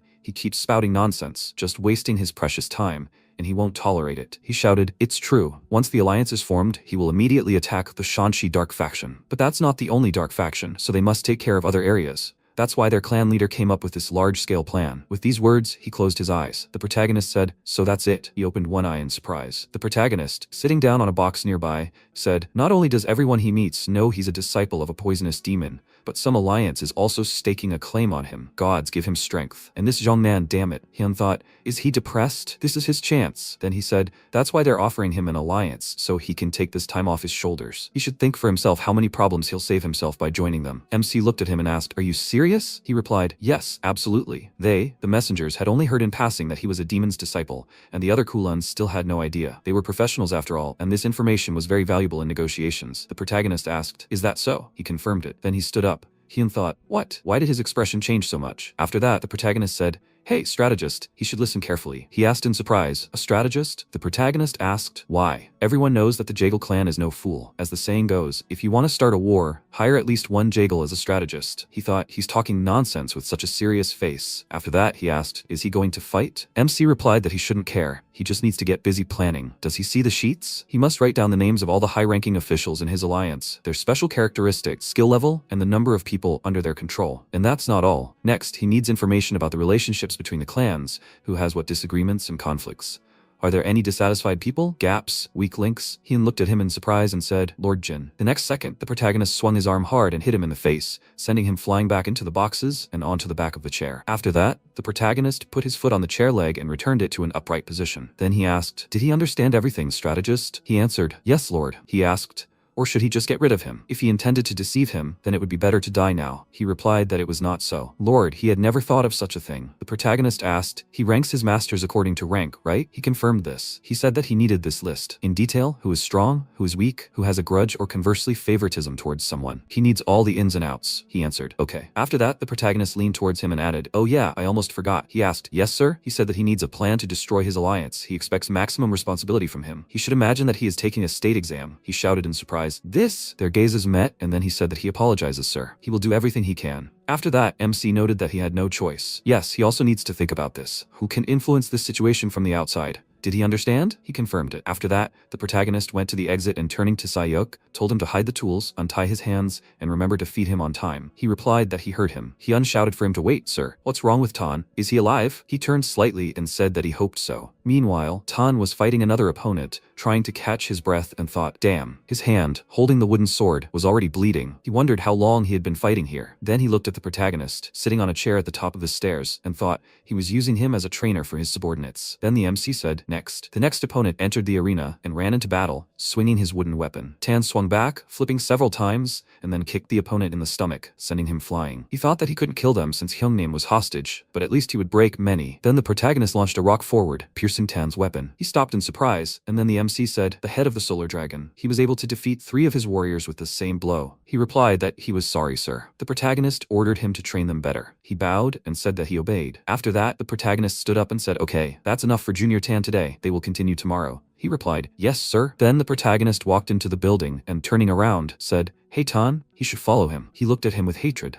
After a while, they sat down at the table. Tan wondered why he let him keep his sword, although he had no chance against him anyway. He was much stronger than they thought. The protagonist picked up the decanter and, looking at his interlocutor, asked how old he was. He replied, 25. "Is Hyun still alive?" The protagonist took the glass and confirmed it. He was just in prison. Is he his older brother? He confirmed it. Then the MC put his glass on the table and said, "If he doesn't listen to their demands and a great war breaks out, who do you think will be right?" He replied that there's no truth on the dark path. The protagonist asked, "Do you really think so?" He confirmed it, saying he would repeat those words even if his life was on the line. There's no truth on the dark path. After that, the protagonist said, "Hyun and his clan as a whole are nothing more than extortionists to me." He was indignant. "They're not extortionists." The protagonist asked, "Can you even imagine what they could do with the 3 million young they're asking for? How many beggars, orphans, and the disadvantaged could they help with that money?" He replied, "I haven't seen anyone in Shenyang without beggars." The protagonist said, "Unfortunately, there still are." He sighed and said, "Exactly." The protagonist added, "However, he constantly receives reports from the main organization of the Dark Path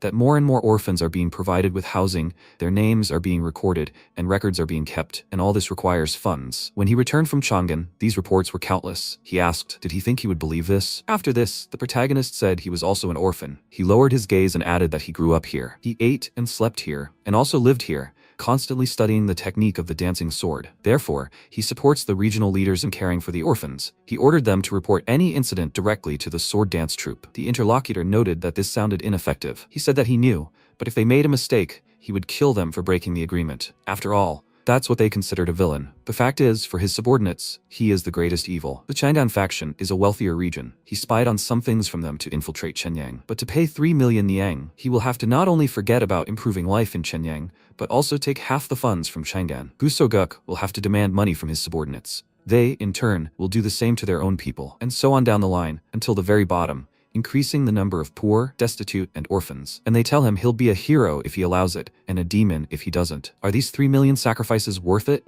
They even threatened him, mentioning Mount Hua, the Wudong and Hubei clans, and even managed to drag in Chen Yang. And the messenger hadn't only done this to him, had he? And how many times had they succeeded? Tan merely lowered his gaze in response, and MC frowned and told him to look him straight in the eye and tell him that his clan isn't extortionists. He looked at him in surprise, then lowered his gaze. The protagonist asked why he studied martial arts. He replied that he was from a branch of the Jaegal clan, and that as a child, he was recognized for his talent for literature and martial arts. It was decided that it would be better to make him a warrior. The protagonist noticed that this wasn't what he was asking. He asked, "What then?" He replied, did he want to become the clan leader? If he was from a side branch, then he had no chance. Or did he want to hang around dark factions and other wealthy families, extorting money from them, claiming to be from the Jaegal clan and offering to make them pure? Was that really why he studied martial arts? To be the errand boy of an arrogant, foul-mouthed man? He wanted to object, but then clenched his teeth. The protagonist said he would ask again. When the war began, who did he think would be right? His hand trembled, and he said he didn't think their clan would be right. The MC said that wasn't true. The truth would always be on their side, always, because they were on the path of purity. After that, he poured the drink again and holding the mug forward, told him to drink. They were sorely mistaken when they assumed he killed demons for his own glory. He killed the demoness because one of her students had previously lived in the sword dance troupe, and he cut down the lust demon because he coveted her students. Hyun said he did a good job, but it was just a coincidence. They stood in his way, and he killed them, but they thought that was enough to make him a great warrior. Do they think they have the right to do that? He thinks heroes aren't chosen. There are plenty of people who, without the strength or means, are willing to help those in need. Those are the real heroes, in his opinion, not those chosen by some newspaper, especially for money. After this, his interlocutor also drank the drink, and then asked if he could ask a question. The protagonist answered positively, and he asked why he learned martial arts. He answered to survive. Tan looked at him in surprise, and then the MC took another sip and said, "Sahyuk?" He bowed and said, "Yes, sir." He looked at him and told him to take Tan to his room, lock him in, and feed him like a martial artist. He approached Tan and said that they needed to go. After that, they went to the exit. Tan stopped and said, "Mr. Jin, he still wants to know something." The protagonist looked at him in surprise and he trembled all over and asked why he didn't take his sword. He replied that he doesn't drink with people he doesn't respect. He's a prisoner, but it's his sword. He answered, "I understand," and after that, the door closed behind them. After a while, the MC looked at the recordings and thought,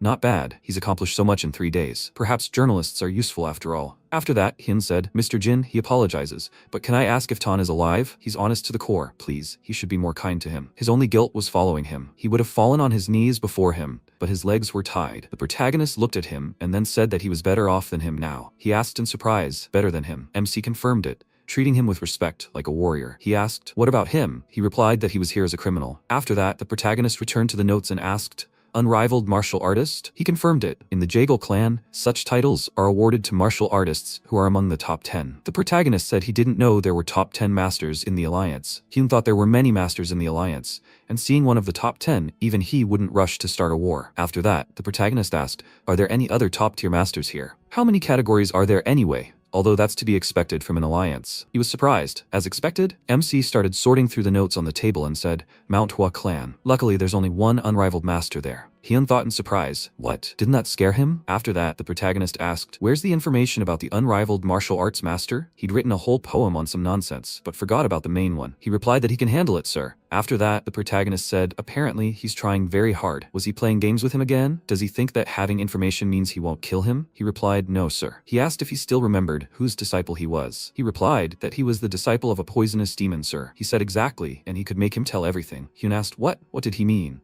He frowned and wondered what he wanted to stuff him with. After that, he said, he's asking. No need. He'll tell him everything. Absolutely everything. Then the MC said that if he loses, he'll die. He was surprised. What? Then the protagonist added that if he and all his subordinates die, there will be no one to feed him here. And this place is hard to find for someone who doesn't know. He said so. The protagonist confirmed that he will be his military advisor until the war is over, and this prison will be his quarters. The next second, a voice was heard outside. Is Master Jin here? Sahyuk replied, just a moment, he'll check. Then he turned to the protagonist and said, Sir, the senior apprentice has arrived. Should he let her in? Sol walked inside and asked, Master Jin, what is he doing here? He replied that he had the same question. She folded her arms across her chest and said indignantly, he hasn't shown up for several days. He should at least look her in the eyes. Hyun wondered, who is she? Why was she talking to him like that? MC looked at her and asked if she had nothing better to do. She replied, yes, this calm was weighing on her. She felt like it might be causing energy imbalances. He said that in that case, he suggested she meditate for a couple of days before she left. There was a large room on the top floor that belonged to the previous owner. She could use it, she asked, seriously, and then, bowing, she thanked him. He looked at her and told her not to thank him. Then she looked at Han and asked, "Who is this weirdo?" The protagonist replied that he was a journalist from the Jaegle newspaper, and also an extortionist for 3 million yang. She cried out in confusion. 3 million? He confirmed it, offering him the title of Great Warrior in exchange. If he refused, he would become another great demon. After that, Soul slapped Han hard in the face, causing him to fall to the ground. He frowned and she said, "What a sick idiot." She looked at him and asked where he even got that 3 million sum, and why was he still alive? He should finish him off and be done with it. MC asked, "Did she think so?" Hyun shouted, "No, he still has a lot of work. They shouldn't kill him." She asked, "What?" He replied that he was working on a war strategy for Mr. Jin. With it, he could defeat the alliance, he swears. She looked at the protagonist and asked, "Is that true?" He remained silent, and then she asked, "Does that mean he's a traitor, right?" Hyun looked at her in surprise and asked, "A traitor?" She asked, "Isn't he a member of the Jaegle clan?" He replied, "That's right. He's from a branch family though." She leaned toward him and said, "He decided to help Lord Jin defeat his own clan, right?" He replied that it was true. Those were his words. She smiled and asked,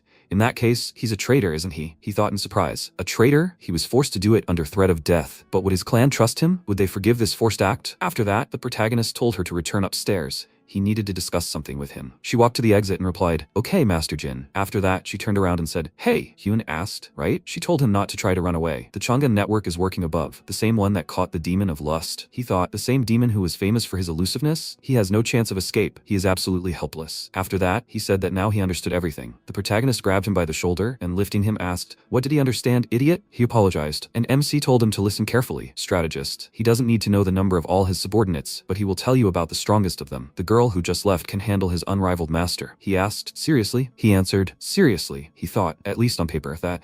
He said, "And it wasn't he who caught the demon of lust. In Chang'an, there's a master named Gusa, unmatched on earth or in the sky. A skilled warrior who wields lightning-fast techniques. The best of the best in Shanxi." Hyun was surprised. "Lightning-fast techniques?" He answered, "That's right. The lust demon had no chance of escape. He was the pearl of Shanxi, hiding in the guise of an innkeeper." He said, "Gusa." The protagonist asked, perhaps he'd heard of madness, poison, lust, witchcraft. He replied that he'd never heard of it before. He said that these were the ranks of the 4 great demons, and if he was in danger, his master would intercede for him. In addition, Gu Sogek and the other major dark factions must be taken into account. He said, "I understand." The protagonist turned and added, "So he doesn't care about the numerical superiority. The only problem is the Holy Sword Wudan." He replied, "He agrees, sir. If the Holy Sword gets involved in a war, defeat is inevitable." The protagonist added, "So it's worth writing down everything he knows about them, their fears and preferences, where they hide, and so on." He replied that he obeyed. The hero said that first he must draw up a declaration of war. He shouted, perplexed, "The declaration of war is in progress." The MC confirmed it. He must write in detail why he was forced to declare war on the Jaegle clan. He was sure he knew the reasons. He answered uncertainly, "That's true, but does he want him to draw up the declaration of war?" He replied, "Of course. He's a strategist. That's his job, isn't it? Or was he asking him to write it?" Their glances met, and then Hyun lowered his head and said he would prepare everything. The protagonist headed for the exit and said he was looking forward to it. After that, the door closed behind him. Hyun frowned and said that he would have to declare war on his clan with his own hands.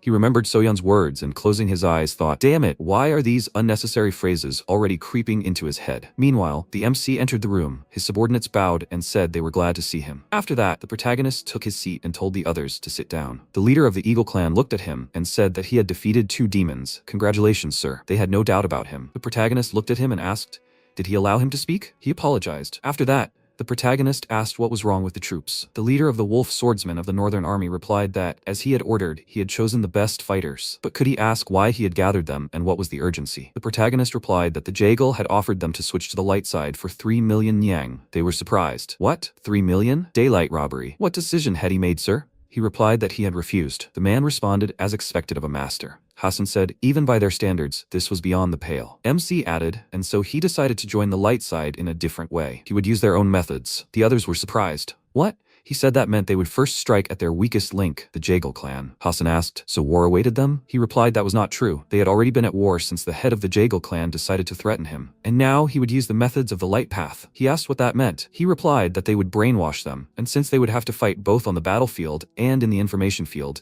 it was necessary to create an alliance. This would be the next step in preparing for war. The Alliance of the Crescent Sword, that would be the name of their union. The man asked, "So this would be my Murim alliance?" The protagonist said that from now on, there was no longer a school, nor any clans. They should forget about it. Hassan said that usually to form an alliance, recognition was necessary. How would he achieve that, sir? He replied, to hell with recognition, he had money. Sooner or later, they would take it into account anyway. First, he wanted to help them and the dispossessed. He intended to exterminate the Green Forest slavers in the name of the Crescent Sword Alliance. These idiots were so cruel and ignorant that they kidnapped children and kept them in cages like cattle, and they must end them once and for all in the name of justice. The Eagle Clan leader thought in surprise, justice? They were for justice? The next second, he covered his mouth with his hand, coughed loudly, and then apologized. After that, the protagonist added, besides, they needed to capture the dark faction of Hanzong. After all, they were now acting from a position of light. They thought in surprise, what? From the perspective of the light? But they were on the dark path. The protagonist said that later he would spread the word that their alliance had defeated the two demons. He would also inform everyone that they were rescuing orphans in their regions. If the pure ones wanted to attack them,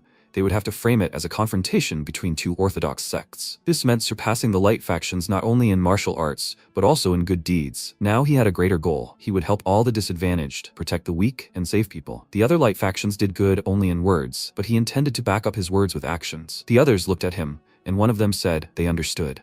MC said, the last time he shed so much blood was when he destroyed the Blood Whirlwind clan, which, by the way, belonged to the Dark Path. He plans to expose the Jagal clan, and the world itself will decide who is right. And if everyone turns against him, he will destroy them. The guys said they will follow him everywhere, sir. Sohan said, therefore, it would be best to capture the head of Jagal, and through torture and intimidation, force him to confess to all his crimes. He wants the Jagal clan trampled into the dirt. That way they can undermine the people's trust in the light path. Hassan said, that's an excellent idea, sir. MC said, otherwise, they will have to kill almost the entire Jagal clan, and then war with the light path is guaranteed. Then the time will come for the Crescent Sword Alliance, which will include all the organizations deceived by the Jagal clan, so they need to act quickly. He will capture the leader. The rest will fall on them. The leader of the Wolf Swordsmen asked, what are your orders, sir? MC replied, let them send letters to everyone who suffered at Jagal's hands. He will give them a list of people. Together they will defeat Jagal both in battle and in print. The fighters replied, they obey. After a while, MC stood near the table in the house. Yu Gil and the Wudon sect. He is an unrivaled master of the Wudon sword,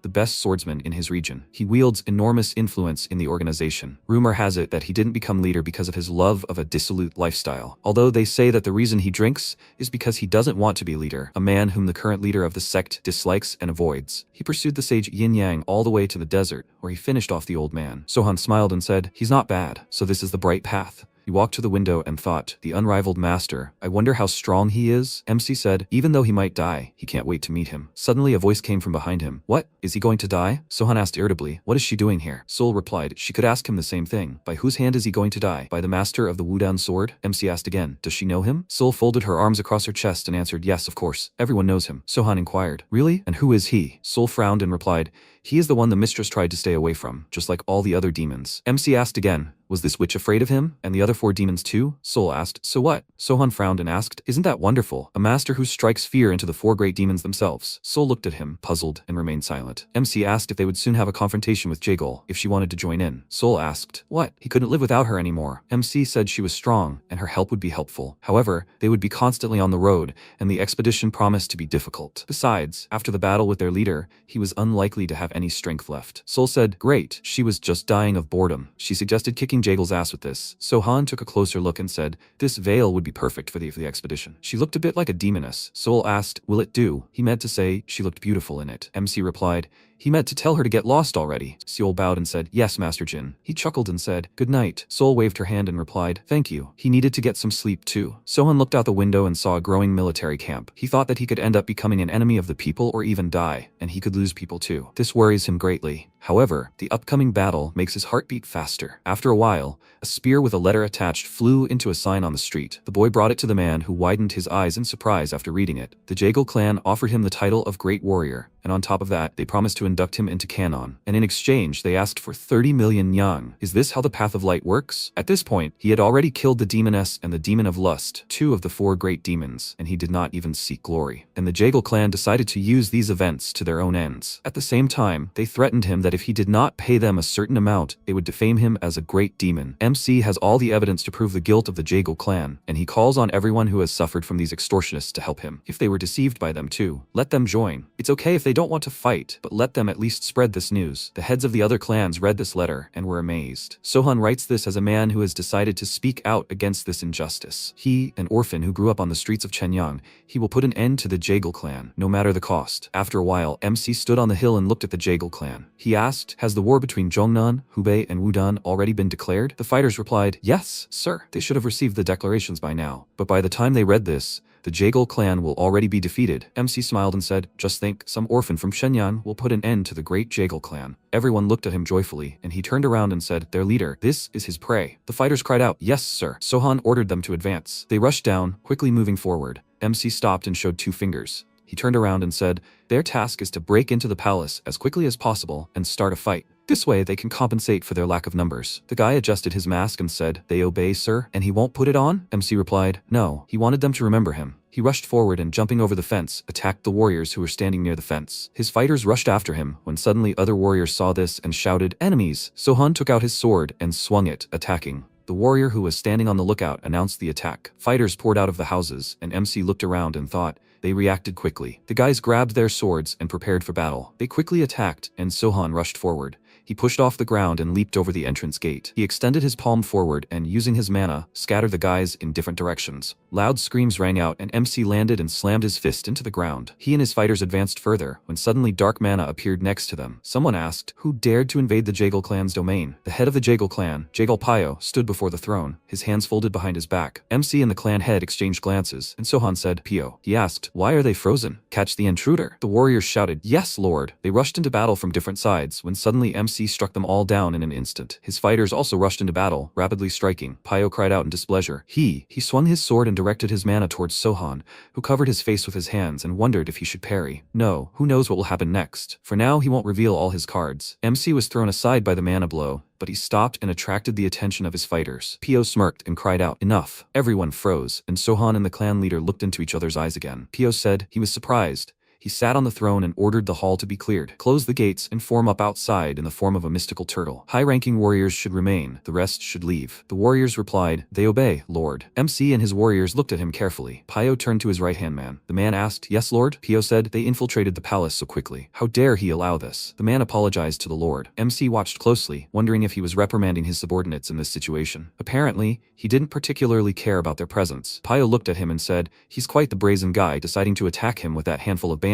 Before he kills him, let him introduce himself, warrior. MC smirked, and Pio frowned, thinking, he's smiling? In front of him, the head of the Jaegel clan, he cried out, he knows who he is. He's the one who doesn't know his place. Left hand. The man stepped forward, drawing his sword from its sheath. The man said, he's the left hand of the head of the Jaegel clan, Chugyung. Sohan said he didn't care. Let him attack already. Chugyung said, and he apparently wasn't taught manners, a terrible idiot of the dark path. MC smiled and swung his sword right in front of his opponent's face. Chugyung blocked the attack, and then several more. Sohan gripped his sword and was about to strike, but Chugyung dodged and closed in on him. The men exchanged glances, and Chugyung swung his leg, which MC struck with his own. He flipped and sent his opponent flying. Pio looked at Sohan and thought, twin blades? And his skills far exceed those of his left hand. He said he saw that 30 million Nyang was too high a price to pay if he decided to come here so soon. Is he right, Jin Sohan? MC smiled and replied, that's right. Pio said, he agrees, he went too far, but that's no reason to come here. He frowned and asked, so Go Seokjuk and the head of the solar dragon are among them, and the one with the huge sword, he must be the wolf swordsman? And who is that one? He doesn't care. The important thing is that all the important people of Chang'an and Shenyang are gathered here. Pio asked, did they know that their Sohan will only be 25 this year? Aren't they ashamed to obey such a minor? He thought they were the kind of people with pride. Is that really so? The men frowned in irritation, looking at him. He proposes this. They will take 50 men from his elite under their command and kill this arrogant idiot. Pio got angry and said that if they cut off this insolent guy's head, he will pay 100,000 Niang in gold each. All the men's eyes widened in surprise upon hearing the amount. Pio said mockingly, you foolish child, didn't he know that on the dark path, money is valued far more than loyalty? Sohan smiled and said, not bad. He thanked Pio for the opportunity. With his help, he could test the loyalty of his subordinates. Besides, he now understood how the old man thought. He asked him to demonstrate something. MC ordered them to sheath their weapons. All the men obeyed him and sheathed their swords. Pio's eyes widened in surprise and thought,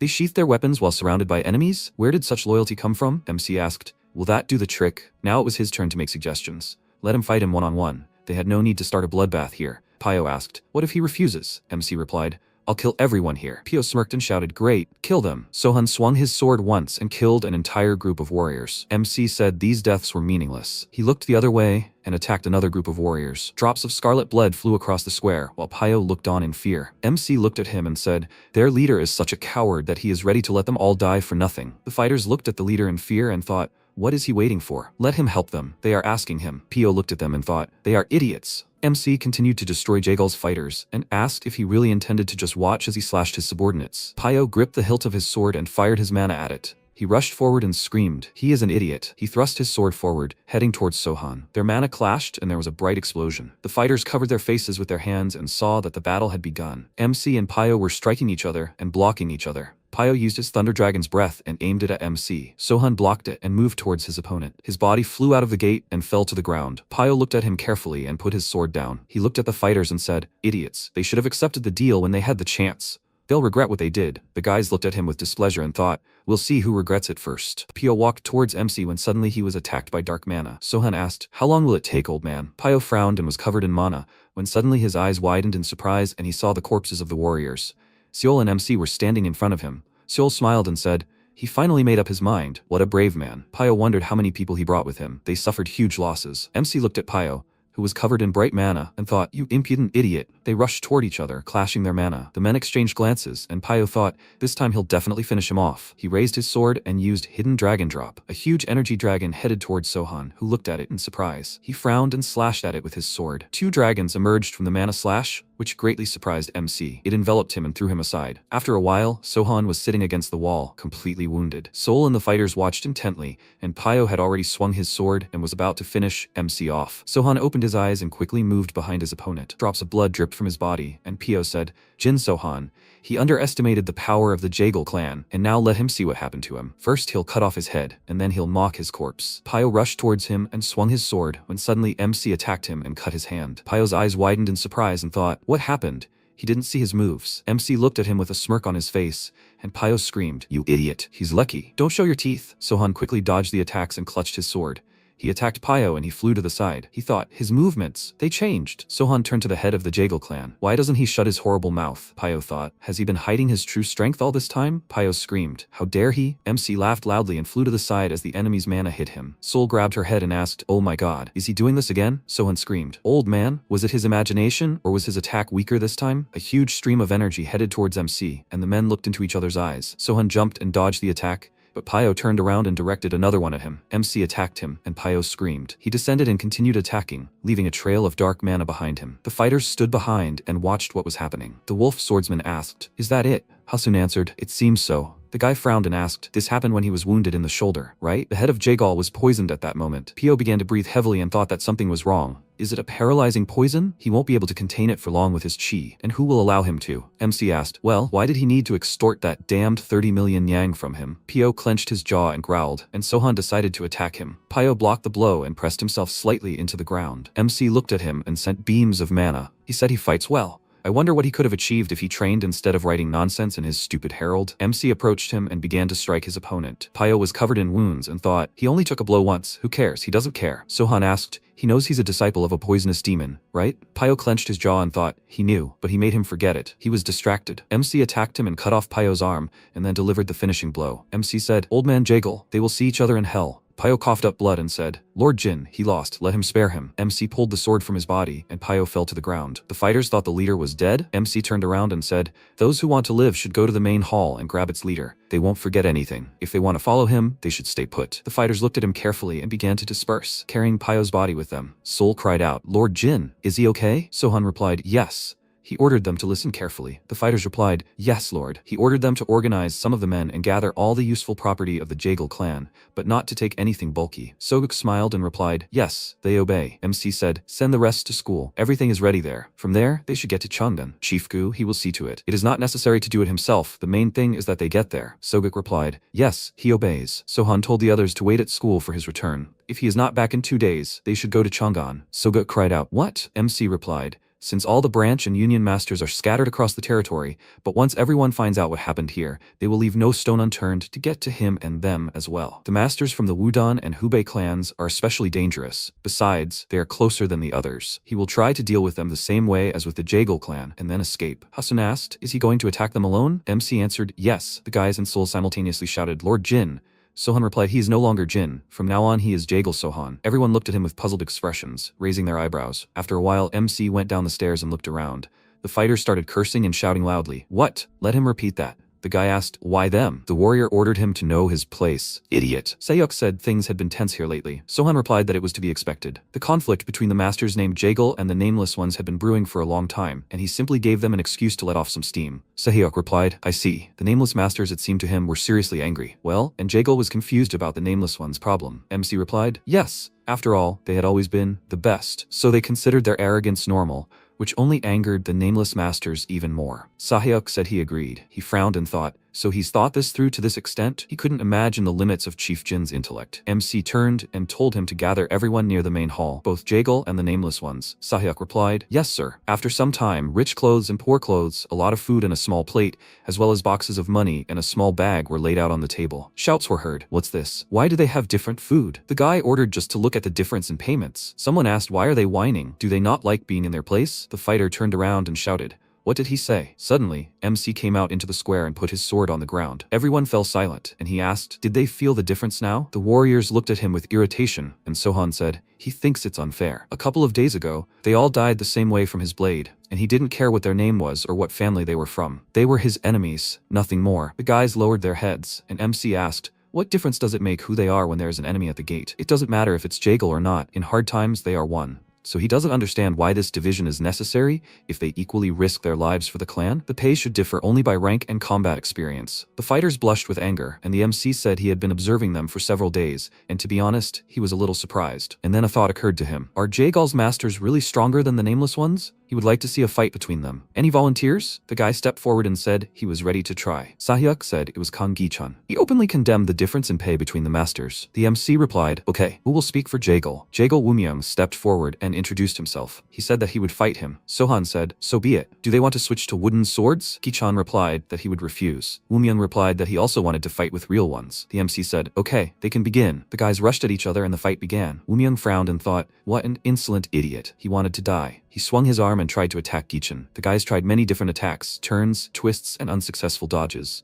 Wumyung fell to the ground when suddenly Gi-chan leaned over him and tried to attack. MC loudly said, enough, let them stop. Some guys rejoiced, while others frowned in irritation. Wumyung asked, did he want to kill him, idiot? MC said, victory is awarded to Kang Gi-chan. The fighters thought, is that all? Sohan said, he heard that the Jagal clan has an excellent battle formation. When he was breaking through to their fallen leader, that was the first thing he was worried about. If they had noticed him a little earlier and formed up, it would have caused problems even for him. He wants to see this famous formation in action. How many people does it take to create a formation? Someone answered, 28 would be acceptable. MC spoke, I understand. In that case, let them split into the nameless and Jagal and line up. The guys first divided into several groups and then formed a triangle and so on. After they finished forming, Sohan said they could begin. The guys rushed into battle, swinging their swords and dodging. MC watched them closely and thought, great. Between Jagal and Hubei, MC sat in the Oxo tavern and looked around. He remembered how Jagal's fighters fought in the square and ordered to kill them. He walked and thought, this is not enough. They are terrible invalids of the martial arts world. The man brought food and said, here is his order, please. Lentil soup, tofu with seafood, and roast duck. MC began to eat and heard the conversation of men at another table. Will a war soon begin in Shanxi? Guansol answered that he was not sure. Jaehyun spoke. They say that the Dark Ones have already unleashed it, and when will the alliance be created? Sodok answered, he doesn't know. They'll be in the thick of it. Guansol answered, probably. Sohan ate and watched them closely. He thought they didn't look like fighters from Mudan. Are they from Hubei? Sodok suddenly approached him and asked, he seems to be from the Jagal clan. Is he right? The MC put his fist to his palm and nodded. Sodok thought, what a pig. Are they all like this? Guansol turned around and asked what brought him to Hubei, a message to the head of their clan? Sohan drank some water and rinsed his mouth, saying he wasn't a messenger. He had a message from his leader, so he couldn't reveal the details. Guansol turned around and said, I see. He just wanted to invite him to drink with them, but since he was busy. Besides, Jagal and Hubei would soon be under the same auspices. He thought they could become friends. Sohan pulled his chair up to their table and said, well, they'll be brothers soon, and it's impolite to refuse brothers. He offered them a drink. He turned around and ordered them to bring him some food. The staff member replied that he understood. The guys started introducing themselves. One of them was Oh Jae-hun from the Hubei clan, another was Jang Seo-daek, and the third was Guan Sol. The MC smiled and said that he was Han from the Jagal clan. The guys looked at him and thought, what a rude person. He was speaking to them in such a derogatory tone. Sohan asked what the drink was. The man poured them drinks into cups and said, he's asking. The guy said, they'll drink. Everyone drank the drink and the MC cried out in displeasure, oh my god, what kind of urine is this? It tastes just awful. He hopes everything in Hubei isn't that disgusting. The guys got even more angry with this statement, and the MC turned around and asked,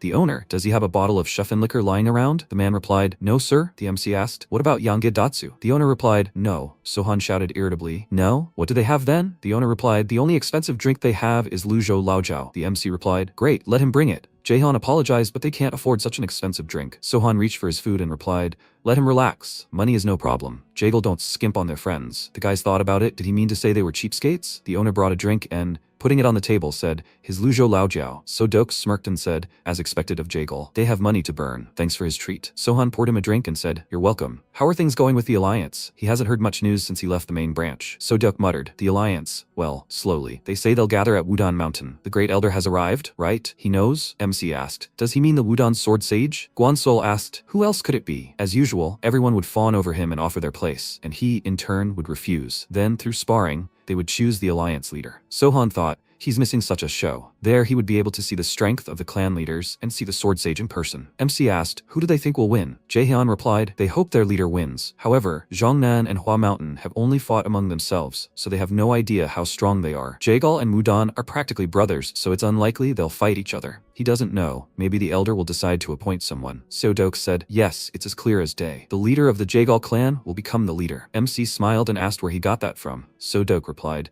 lots of money, lots of resources, plus he keeps everyone on a short leash thanks to his herald, and the head of Wudon is friends with its leader. Besides, it was he who decided to form an alliance. Basically, they understand where he's heading. Sohan looked at him discontentedly, and Seo-dok poured himself another drink and thought, it seems he doesn't like this. MC replied, well, that's possible. Seo-dok asked again. Perhaps, MC wondered. Aren't those his own words, Chan? In any case, he better not look at him like that. Or does he think he's one of those herald scribes? Guansol said, easy, they're allies. He apologizes for this misunderstanding. Seo-dok said something, and in his opinion, he looks a lot like a scribe. And what will he do about it? Jaehyun screamed, Jang So-dok, enough. So-dok replied, he's had enough. Jaegal's mug pisses him off. MC replied, okay. He said too much. He put the cup on the table and asked, but what's going on? Did they water down his Luzhou Laojiao? It tastes like slop. So-dok laughed out loud and slammed his fist on the table. He asked, does everyone in the Jaegal clan really behave as badly as him? He can't believe it. Sohan asked again, Jang So-dok, really? He would tolerate an insult towards his leader, but insulting the entire clan, he will not allow that. He widened his eyes in surprise, and So-dok asked, no what? Let him continue. The MC cleared his throat and said, no, nothing. He better keep quiet. Seo-dok laughed and thought, idiot, he thinks he can act arrogant hiding behind his clan's name. Sohan turned around and said how much the drinks cost. He'll pay for everything. They can't afford that, so they'll have to. So-dok squeezed the cup with his hand and smashed it into many pieces. He swung and screamed, you idiot. He hit the MC in the face, and he flew to the side. Everyone froze in surprise, and the MC asked, the idiot from Hubei? Did he decide to attack from behind? How dare they lay a hand on him? So-dok jumped up and screamed, what did he just say? He was about to kick the MC, when suddenly he grabbed a plate from the table, and slammed it into his opponent's face. The guys looked at this in surprise. So-dok screamed, idiot. The townspeople started laughing at him, and Jaehyun grabbed him and ordered Jang So-dok to calm down. So-dok ordered to let him in. He will teach this idiot some manners, and then he will surrender to the disciplinary pavilion. The MC said, he needs to be taught some manners, you brainless idiot. Guansol screamed, Jaegal's brother, why is he provoking him? Sohan asked, is he provoking him? It was the guy who attacked him, not him, and everyone around would confirm it. So-dok asked, he wants to put all the blame on him, you idiot? Guansol said fearfully, that's not true at all. The MC said he was furious because he offered to pay for the drinks. Besides, he was the one who started insulting the Jaegal clan. So-dok broke free and screamed, he'll kill him, you idiot! Sohan frowned and looked at him carefully, his legs slightly apart. He started running away, and the guys rushed after him. So-dok ordered him to stop. Jaehyun screamed, Jang So-dok! The owner of the establishment asked, puzzled, who's gonna pay? The man folded his arms and told them to get lost. He'd get the money later when he reported everything to the master of the disciplinary pavilion. It's obvious that the people from Hubei are to blame here. They call themselves a clan, yet they're waving their fists left and right over a few words. What a disgrace. After a while, the fighters were sitting in front of the disciplinary pavilion. The master of the disciplinary pavilion was pacing back and forth and yelling loudly, have they found that warrior from the Jaegal clan yet? The guy replied, not yet, master. But as soon as they do, they'll report him immediately. The master shouted loudly, it's the Jaegal clan? You can't mess with them. What were they thinking, idiots? They even started the fight first. Seo-dok said, master, it's completely wrong. He did it first. The master ordered him to shut up. Everyone in the tavern saw who threw the first blow. They said they were the ones who started the fight, so they shouldn't lie to him. He'll report everything to their leader. The boys asked fearfully, the leader? The master answered, yes, after all, they attacked members of another clan, and not just any clan, but Jaegal. Now he'll have to apologize to their leader, and they know how much he dislikes him, and it's all their fault. The warrior's eyes widened in fear, and the master ordered them to be placed in solitary confinement cells. So-dok spoke up, master, he begs for forgiveness, but they were ordered to leave for Shanxi tomorrow.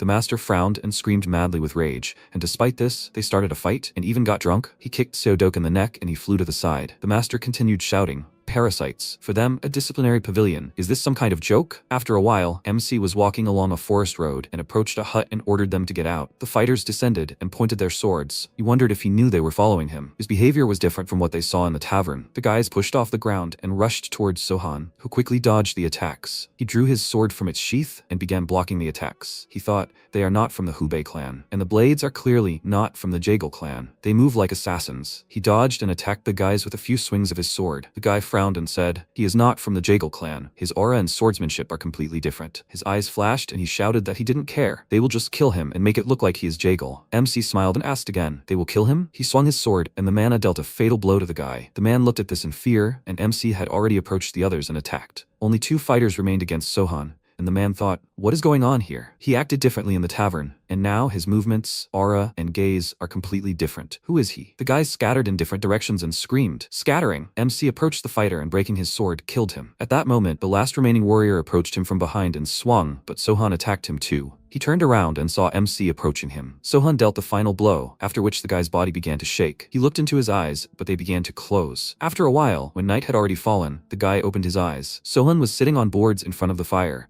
and the guy thought, is he still alive? This means torture and interrogation await him. However, he didn't even bother to take the weapon from him. He still had a chance. MC ordered him to get up, and the guy thought, did he realize that he had woken up? The guy got up and threw the sword on the ground. He asked why he was alive. Sohan didn't answer him and looked at the fire. The guy inquired, won't he ask anything? Neither who he was nor who he belonged to. MC asked how many years he had been training in the art of the blade. The guy looked at him in surprise and asked, what? He saw from MC's gaze that he was serious and answered, 15. Sohan spoke, weak for 15. The guy asked, and how old is he? MC answered, about 20. The guy spoke, he looks about 25 years old, and has he been training in fencing for 20 of those years? MC replied, the world is full of surprises. And he is clearly not a walking encyclopedia. The guy frowned and said, then he has a question. Why did he run away after that skirmish with Hubei? You can tell he's not from Jaegal. MC smiled and said to just look at that idiot. He dares to ask him questions? The guy asked again, what does he have to lose? He's going to die anyway. Sohan asked, isn't he afraid of death? The guy frowned and replied, they'll all die one day. A little sooner, a little later, what's the difference? Either way, they have similar goals. MC asked, really? The guy replied, yes, they're both trying to drive a wedge between the Hubei and Jaegal clans.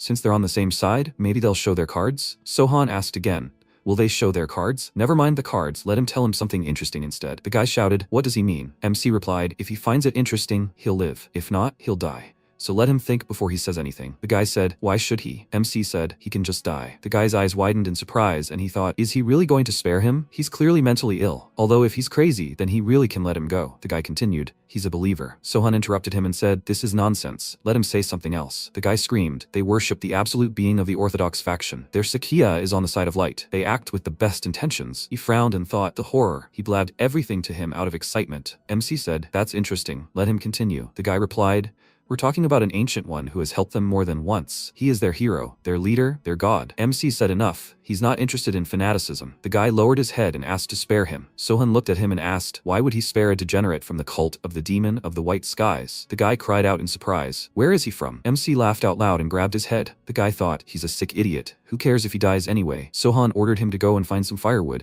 Otherwise, he'll throw him on the fire. The guy looked at him questioningly, and MC shouted, hurry up, or he'll become firewood himself. The guy frowned, but went and collected firewood. He asked if he should just let him go. Sohan lay down and clasping his hands behind his head said, if he tells anything interesting? The boy thought irritably, oh my god, has he completely lost his mind? Why does he need these interesting stories? He asked. Maybe he should just ask him the questions that interest him. He'll answer everything. MC said, something interesting. The guy asked again, shouldn't he know who he is before picking an appropriate story? Sohan raised his head and asked, are you blind? He's a master from the Jaegal clan. The guy frowned and thought, he's a terrible liar. He widened his eyes and asked if it was possible that he was a disciple of the raging demon. The MC stood up and looked at him in surprise. The guy put his fist to his palm and said that if he was his disciple, then he begged to forgive his ignorance. Let him kill him, please. Sohan said okay, but first let him bring him some firewood. The guy replied, yes sir. He thought, this is definitely a disciple of the raging demon. He's young, strong, and definitely crazy. Yes, there can be no other option. But oh my, how bad. Firewood is the last thing that awaits him in this life. This is a deserved death for a name like Haryu. It translates from Korean as lower stream. Haryu brought firewood and said he has an interesting story. The MC asked, is that true? Let him tell it. Haryu removed the mask from his face and said his name is Lee Haryu,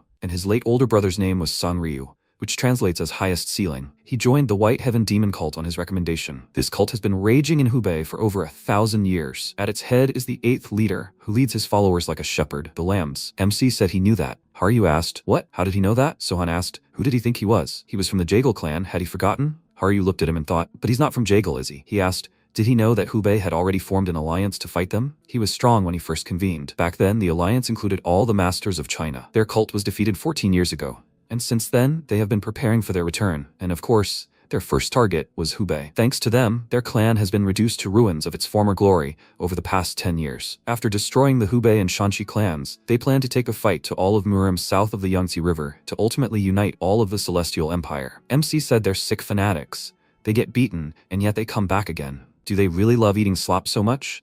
Let them deceive the people with their terrible religion. Teach them useless demonic techniques that no one cares about. Haru clutched the cloth from his mask in his hand and said they don't touch ordinary people. Their goal is to cleanse the martial arts world. Sohan asked again, "The martial arts world? What the hell is he even saying?" Haru replied their god is capable of it. MC asked if he's a god, then why doesn't he do everything himself? Haru replied he just hasn't met the cult leader. He assures him that with his abilities, he will be granted one of the highest positions. MC said that when the time comes, he will meet him, but as an opponent. Haru clenched his fists and thought, it's over. He doesn't care about his stories. He asked to spare him. Sohan took his sword and said, he can't stand fanatics. Moreover, his cult is a gathering of idiots. Its leader is a crazy charlatan who is brainwashing them. The world of martial arts is impossible to cleanse, just like the world of people. The very idea of controlling every person in this world with the help of a god is stupid, and he doesn't like idiots who believe in all sorts of nonsense. Therefore, he will not have the opportunity to die with poison, and he does not need him as an assistant. He is useless. He is worse than trash. Haru fell to his knees and asked to spare him. MC said he entertained him, so he will die quickly. Haru thought, is this how he will die? Why? He widened his eyes and thought, why is he afraid of death? Just a couple of minutes ago, he did not care. Why is this? He looked up at MC and wondered if it was really him that he was afraid of.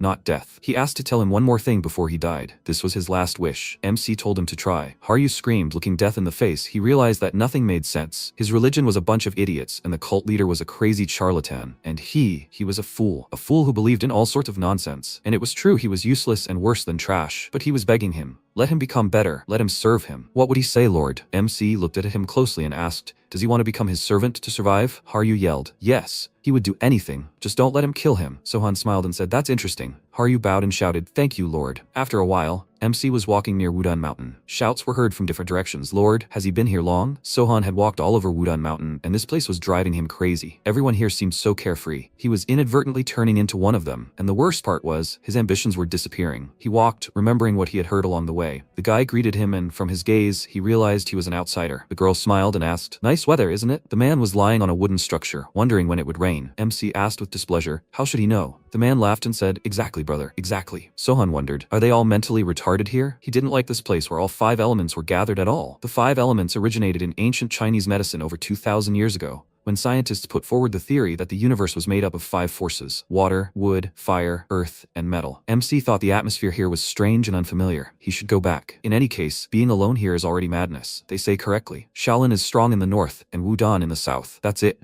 He's had enough. He was walking through beautiful fields when suddenly a praying mantis appeared in front of him and waved its legs. MC asked, is he the only one showing hostility here? He wanted to crush it and said no. What would he achieve by crushing it? He crouched down next to the praying mantis and thought, horror, it just showed gentleness, a terrible mountain. MC shook the insect's paw and greeted the master praying mantis. He's glad it's not like those fools from Wudun. Let it accept with honor the title bestowed upon it, the Great Beetle of Martial Arts. Suddenly, Yu Gil appeared behind him and asked, did he find something interesting? The protagonist was surprised, then turned to him and replied, a praying mantis. He said, a praying mantis, then. People don't usually look at praying mantises with such attention. Could he know what he was thinking at that moment? He replied that he thought it was very brave, and he gave it the title of the Great Martial Arts Bug. Gil laughed and asked, a great bug? Funny. The protagonist thought, what a strange old man. Then Gil stepped aside and said, a great bug. The MC thought he hadn't felt his presence until he got close. Who was he? He walked up to the flowers and said that these flowers are called beach roses. Most of them are red, but sometimes there are white ones. What does he think this one smells like? The protagonist asked. How should he know? All flowers smell the same, like flowers. He replied that this was not true. A beach rose has a unique scent. No matter whether it's a rose or a person, everyone will have their own scent. The protagonist looked at him silently, and the next second, rose petals scattered in all directions. Gil smiled and said, if he wasn't going to attack, then maybe they could walk and chat. MC sighed and agreed with him. They should go. The next second, they walked forward, walking through the forest. Gil bent down, noticing a column of ants. He then jumped over it, and a short while later, He poured a few rose petals into the lake. The protagonist continued to watch him in surprise. They continued on their way. Gil turned around, looking at the protagonist, and the next second, he suddenly laughed. The protagonist, surprised, asked why he laughed so suddenly. He replied that it was just funny to see someone from outside of these parts. He was like a black sheep. The protagonist sighed and said that he thought so too. Then he remarked that he was special, as if he wasn't of this earth at all. They should go. He'll show them a place where he'll be comfortable. Here. After a while, they approached a waterfall. Gil said the waterfall crashed down from above with a furious force, creating a huge splash that spread around it, and eventually, this flow created a depression in which a pond formed, just like him. He didn't kill the mantis. Why? The protagonist looked at the waterfall and replied that it wasn't necessary. He said,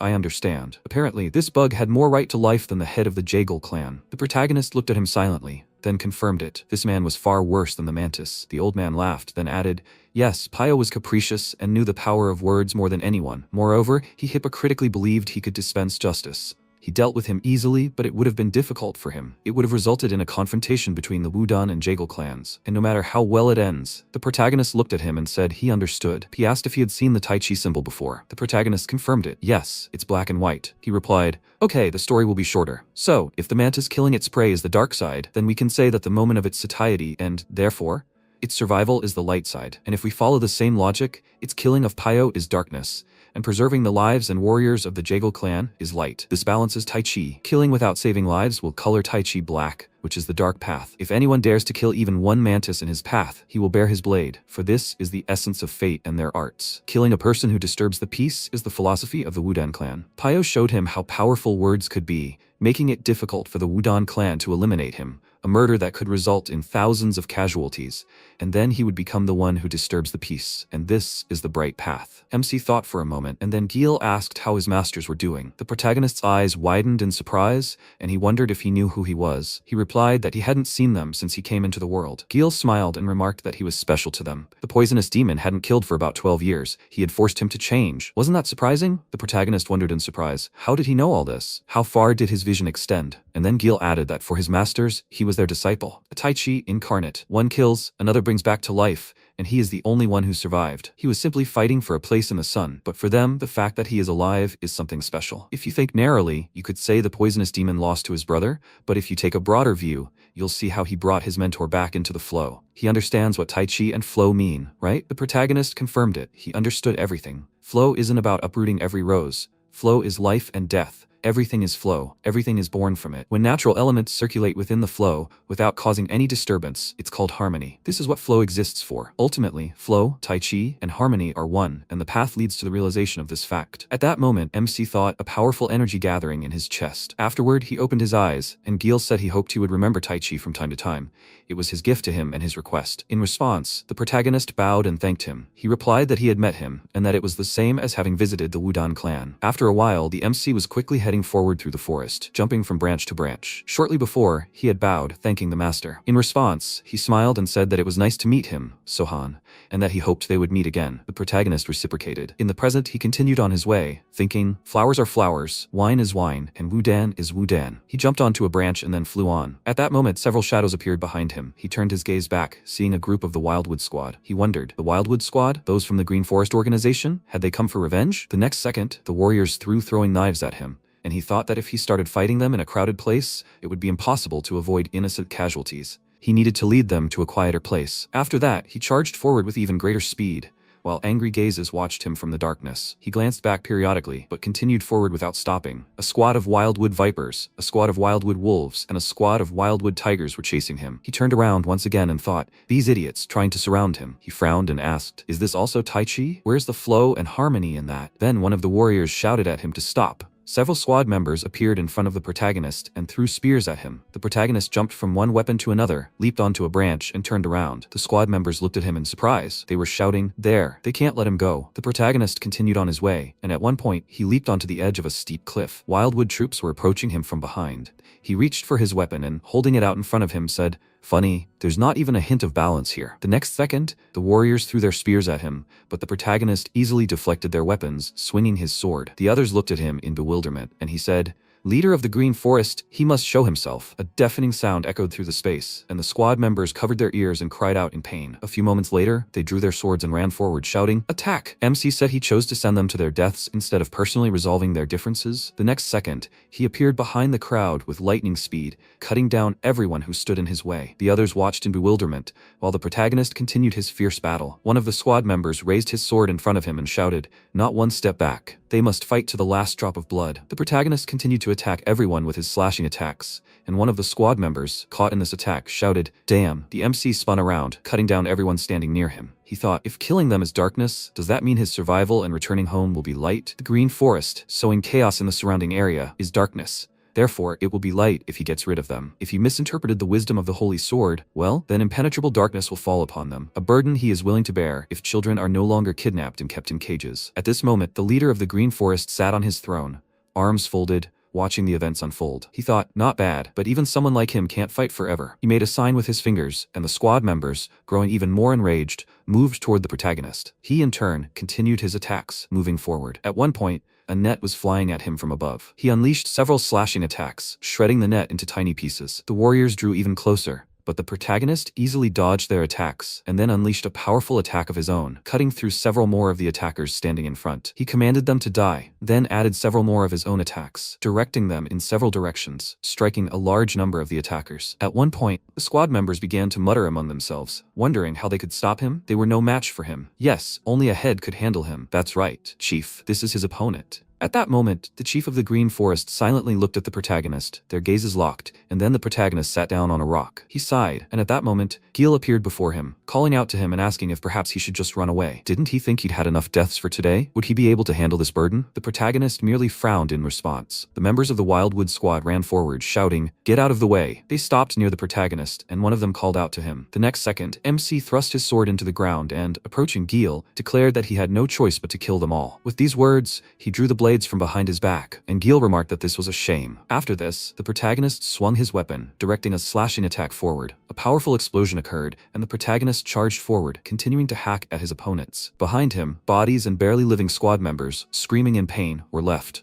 The next moment, the protagonist stopped in front of the remaining warriors, but immediately continued clearing a path forward. A few moments later, he sat down on the stone again, his gaze lowered. Gil looked at him silently, and he asked how it was possible to adhere only to the path of light. Isn't the road to hell paved with good intentions? How can one give without taking anything? Even passing by beach roses, they inadvertently brush against petals caught in the wind. If one constantly walks among flower fields, how can one know the pain and suffering of this world? He will stick to the dark path. Gil said, "So be it," and then began to disappear, scattering into a multitude of flower petals. MC, watching this, smiled. After that, he approached the next group of attackers and said, "Out of the way." They looked at him in confusion and then dispersed, clearing the way to the throne, to the head of the Green Forest. The protagonist returned his blades to his back, and the head of the Green Forest thought in surprise, "Have you put his blades away?" The next second, the protagonist appeared opposite him. They looked at each other silently, and then the protagonist asked, "Who the hell is he?" He frowned and asked, "What?" The protagonist leaned towards him and repeated his question. He smiled in response and asked, "What the hell is he talking about, brat?" The MC straightened up and said,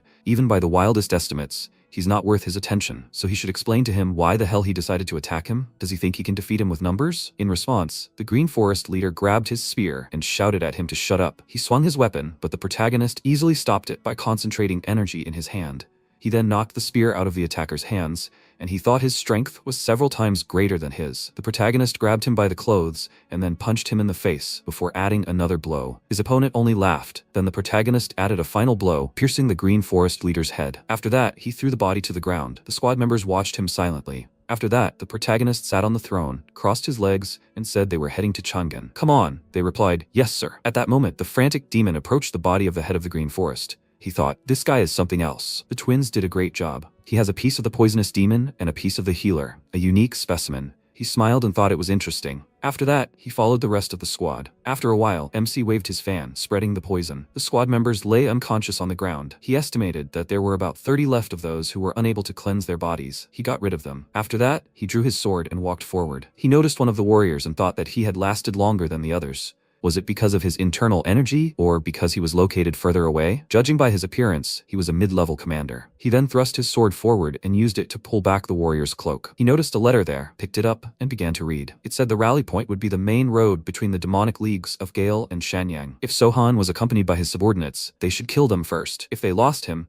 they should head to Shanyang and await further instructions. The leader of the Green Forest. The protagonist thought, so they would be waiting for him in Shanyang. He then pointed his sword at the warrior's body, then pierced his heart. He walked away and thought that they had followed him to that cliff for a reason. This was clearly part of some plan. He then swung his sword, wounding another body. He continued to finish off each of those lying on the ground. At that moment, the frantic demon opened one eye and thought, God, what a crazy idiot. He immediately realized things were bad when he told them to set up camp in the middle of nowhere. As soon as they fulfilled his requests, he sprayed some kind of sleeping poison there, and now, at that moment, the protagonist turned around, and he closed his eyes, feigning death. He thought, this is no fun at all now. Sohan, is he really going to kill everyone here? Damn it. He thought he'd get to Chang'an and see something interesting. A few drops of blood splashed on his face, and he thought, I've had enough, Sohan. He's a damn maniac. Pathetic trash, raised by the same insolent, crazy people. He's an inhuman monster. Sensing the protagonist's approach, he closed his eyes, and then the protagonist swung his weapon. He thought, damn. He suddenly opened his eyes and stopped the protagonist's sword with a few fingers. Their gazes met, and then he parried the protagonist's attack and jumped back. He concentrated energy in his hand and, directing it forward, rushed forward. MC responded in kind, and a cloud of dust rose from the battlefield. A little earlier, the poison demon had said that the frenzied demon used the Vajrayana martial art. He had once accidentally shared a drink with him, and then he had revealed that they used the Akalanatha style. At that moment, he had thought the four demons were a group of old friends. This lunatic's head was a complete mess. He was completely unpredictable. In any case, this psycho allowed the demoness and the lust demon to live, even though he had the chance to kill them. Then the protagonist looked at him silently, and in the present, the battle continued. The throne was destroyed and MC jumped aside. The frenzied demon said, what a nuisance. The bandages flew off his hands. His clothes began to tear, and he tore the remaining fabric from his body, which was covered in powerful energy. He approached the protagonist, who was sitting on a broken cart.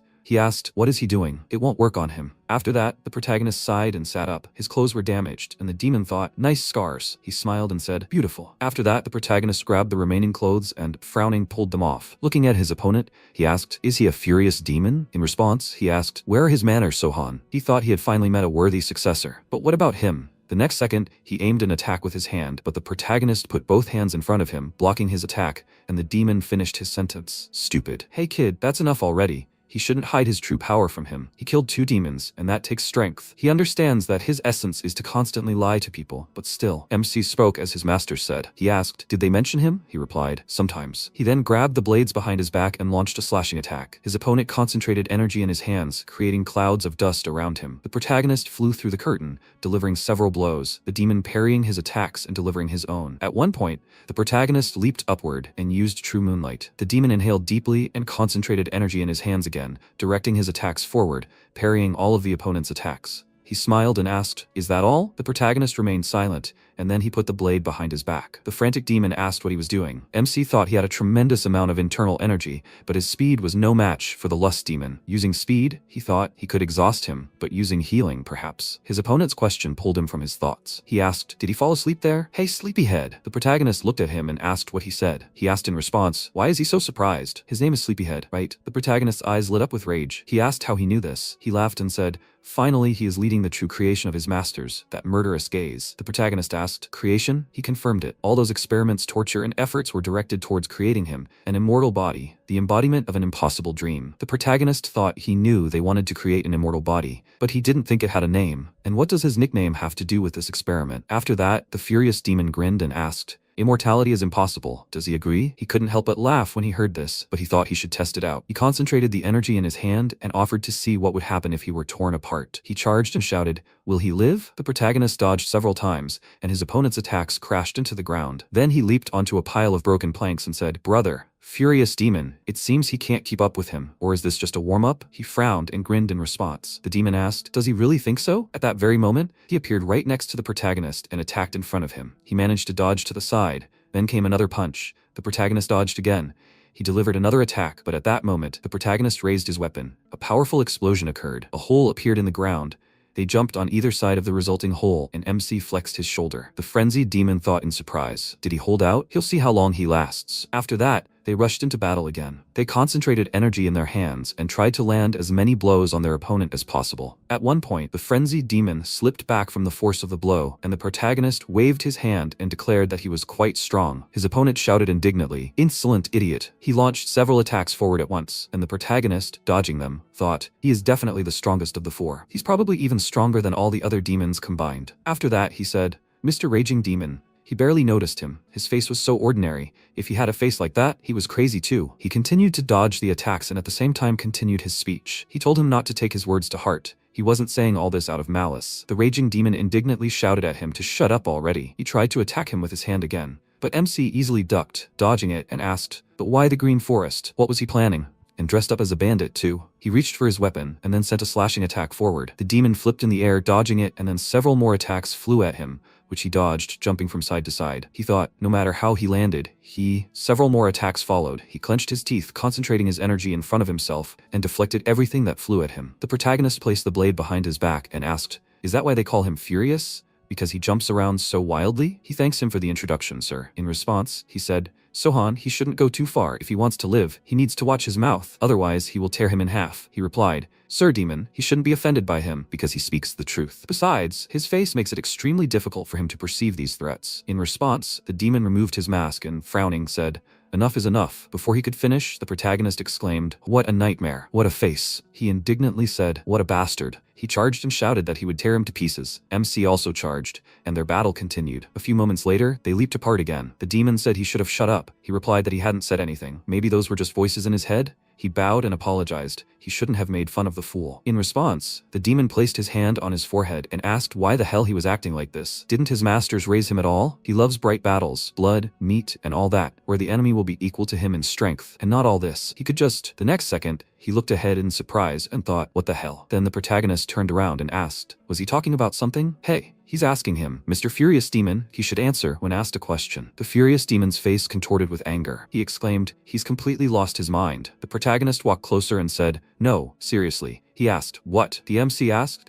He asked him why he was acting like this, but was he the one to talk about it? He wasn't the one pretending to be one of those green idiots. If he were a real master, he would have challenged him from the very beginning. He wasn't some little boy. He should have known how things were done. But what shocked him most was that the strongest of the four demons turned out to be a dishonest idiot. Not even the drunks from the back alleys would have acted like him, hiding among a bunch of dirty savages like some kind of rat, and then sneaking out to attack. That doesn't really look like the actions of one of the four. He should think for himself. Sunbae, he's not some 6 villains. He's a damn rampaging demon, the greatest evil and all that. In response, he gritted his teeth and the protagonist continued. He single-handedly subjugated all of Chenyang and Chang'an. And what did he do? Ate roots with green fools? Where has he been all this time? Was he trying to reclaim his former glory? Or was he wreaking havoc on the sects, forcing them to fight each other? But why didn't he touch the Wudan clan and the Manhwa sect? Why? They're damn strong now. Or is he wrong? He could argue. All he did was kill and then disappear. Machinations worthy of the title of demon. A real laughingstock. Aren't he ashamed of himself? He chuckled and said, he sees. He doesn't want to shut up. This is the first time he's met such a talkative bastard. If he attacks, he'll most likely dodge his attack. He replied, of course. Unlike him, he's not that bulky. He can dodge his attacks for 218 days straight. In any case, he still has a lot to tell him, so he doesn't need to rush. The furious demon furrowed his brows and asked, what if he killed all of his subordinates? He chuckled in response. He thought he only fought those equal in strength, but now he was saying he'd kill his subordinates, who were far weaker than him. He laughed and said he had to decide. It seemed Chang'an would become a grave for all demons. He'd already finished off the demoness and the lust demon. If he wanted, he could join them. Even if they went there at the same time, he'd get there first, so he wouldn't get his subordinates. Next time, he should watch his words. The demon furrowed his brows and said, he asked, what? He sighed and replied, nothing. He sat down on a rock and, looking up at the protagonist, told him to get lost. He couldn't stand his chatter anymore. The MC looked at him silently and he asked, what? He doesn't want to leave? He doesn't want to miss such a chance? The protagonist placed the blade behind his back and wished him well, passing by. The demon thought, what? He was sure he would continue to wind him up. Unbelievable. He went into the green forest to finish what he started. Crazy idiot. You have to be careful with him. A few moments later, the MC saddled his horse and headed forward, thinking he will definitely show up in Shenyang, and since he won't have a horse, he seems faster there. Sometime later in Shenyang, the main character took a bath, and when the morning came, he went outside and waved his fan. Walking forward, he thought that he should show up soon. He noticed him sitting in the establishment. He thought if he changed the demon, he will regret underestimating him. At that moment, the frantic demon was eating noodles. The MC approached him and shouted, hey, Sunbae, Frantic demon, what a meeting. Those present in the establishment were surprised. A furious demon, what did he just say? The protagonist came closer and, smiling, said, Sunbae, demon, why is he eating alone like some old man? Does he mind if he sits down with him? He asked what he was doing. He replied that he just wanted to eat with him. They were so close. He sat down on a chair nearby and, turning around, said, Master, he must bring him a bowl of noodles and the most expensive drink. The employee replied, Yes, sir. The demon, continuing to eat, asked, Is he trying to poison him? It wouldn't work on him. The protagonist frowned, looked at him and said that he actually had principles and wouldn't play so dirty. After that, he shouted, It's really offensive to hear that from the strongest of the 4 demons. The next second, all the guests left the establishment and the furious demon, bringing another serving of noodles to his mouth, said how annoying he was. Then the protagonist started pounding the table and shouted, Where's my food? He has to hurry. The shaking of the table caused sauce from the noodles to end up on the demon's face.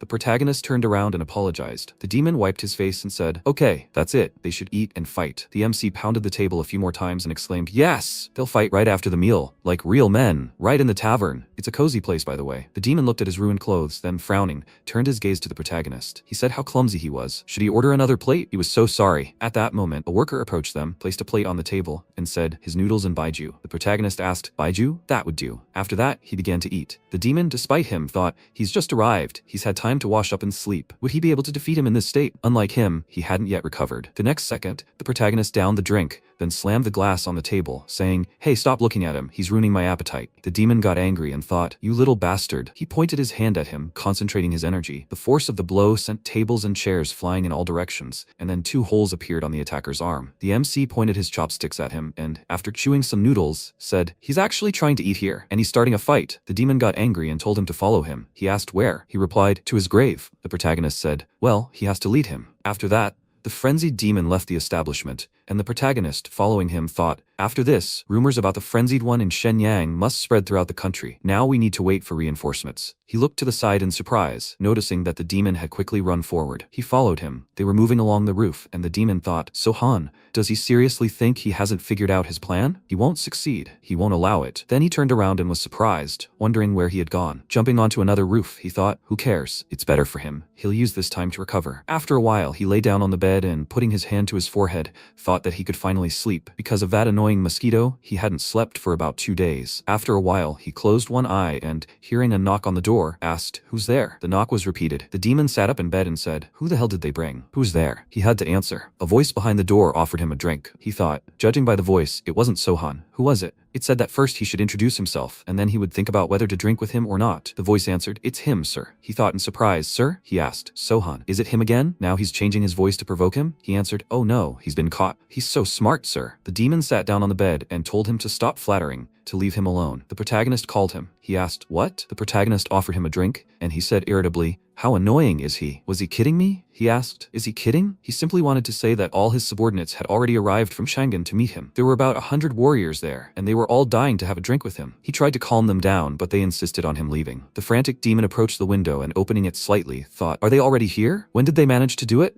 About 100 then. After that, the MC left the room and said, There's no one outside, they're waiting for him downstairs. There's this man here, Sogek. He's very impatient. He really wants to have a drink with him, and to make sure he doesn't go anywhere, he set up a net that caught the lust demon. Well, he remembers. The demon asked if he was trying to scare him. He didn't care about that useless net. The protagonist smiled and said, You'll never know until you try. Just so he knew, the demon of lust was faster than him, but the net still caught him. After that, the demon concentrated energy in his hands and said, Okay, then they'll begin. He broke the window and jumped out, shouting that he'd kill that net with his own hands. Then he landed on the ground and spun around. Those present looked at him in bewilderment, and he thought, What the hell? Where are his subordinates? The protagonist, looking down, asked, Is he acting up again? The demon thought, This idiot is making fun of him again. He frowned and told him to come down. They'll solve this like men. The MC replied, It would be better to have a drink. The demon concentrated energy in his hand and shouted that he would drown him in his own wine. Idiot. Powerful energy rushed forward, destroying another part of the building. The protagonist went down and said, He's so furious. He just wanted a drink. Where did he get so angry? Why should he fight him? They were old friends. They met by chance in the city. They could have a quiet drink, reminisce. The demon scratched his head and then said, Okay. He agrees to drink with him. In response, the protagonist thanked him and said that he finally agreed to his request. A few moments later, they sat down at the table. MC, pouring drinks, said, No, seriously.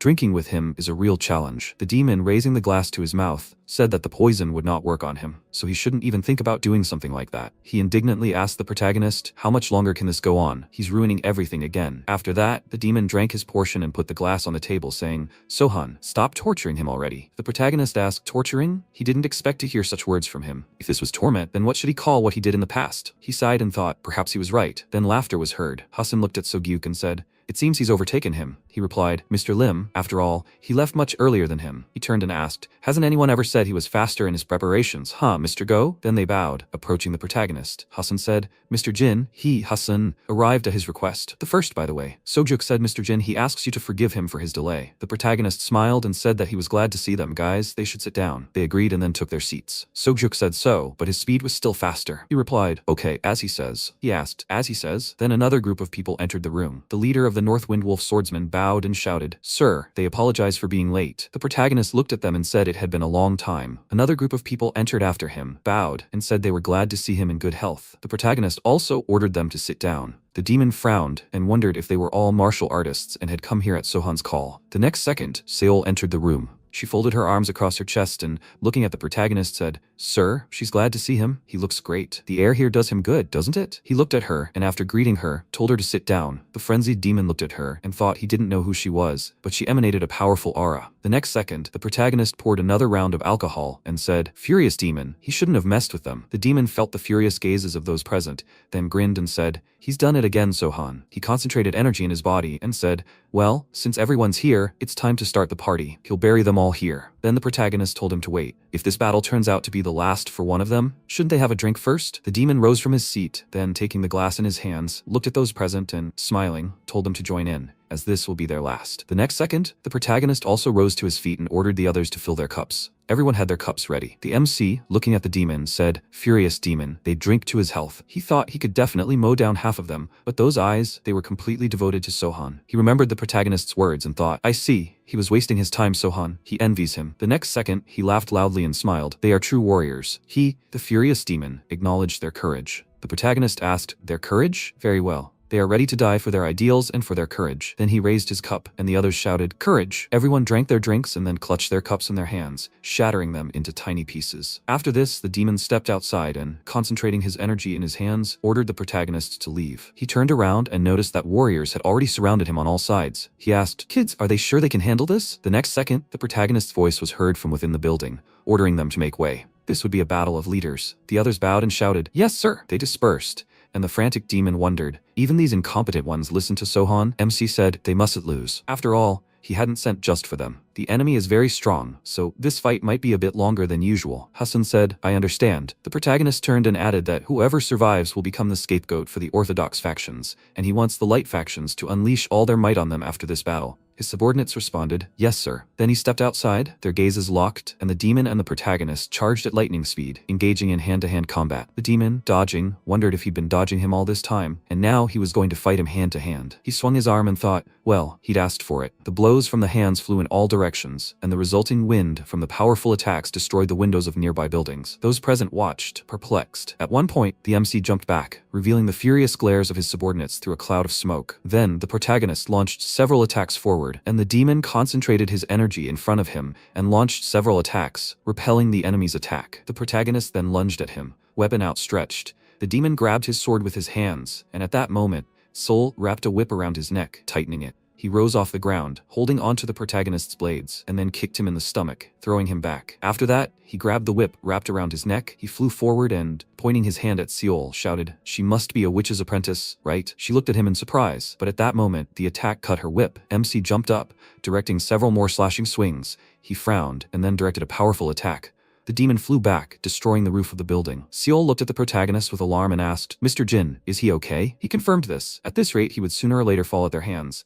They must close ranks. His subordinates agreed with this, and then the protagonist jumped up and said that everyone who specializes in speed should follow him. Meanwhile, the frantic demon continued to move across the rooftops and thought, Why is he running? This battle was one of the few that could give him pleasure. So why is he running? He noticed a flash of light nearby, rushing into the sky. It was fireworks, which surprised him slightly. Fireworks began to explode from all sides, and he wondered what it was. After that, 3 Zhongnan elders blocked his path, and he wondered in surprise, what are they doing here? Cavalry appeared behind him. The Hubei alliance was pursuing him, and he glanced at them, thinking, even these idiots are here? He stopped, since there was nowhere else to run. Hubei was behind, and the elders were in front. He glanced back and sighed with relief when he did not see Sohan anywhere. After that, he turned to the elders and asked how they dared to oppose him. Today, they will all lose one eye, like their brother. One of them told him that this would not happen, and the demon chuckled. He turned to the commander of the Iron Cavalry squad and noted that they had not seen each other for a long time. He said that many winters had passed since then. How did he end up in such a hopeless situation? He thought that he would really meet him when he read that letter. Guangma did not understand what letter they were talking about and thought, so this is Sohan's doing? He laughed out loud and asked, do they think they caught him? He used his power and, releasing a strong aura, ordered them to approach. They did the same in response and prepared for battle. Meanwhile, MC and his squad were watching everything nearby. Soguk asked if they should help them, and he answered him that they would wait a little. That was his plan.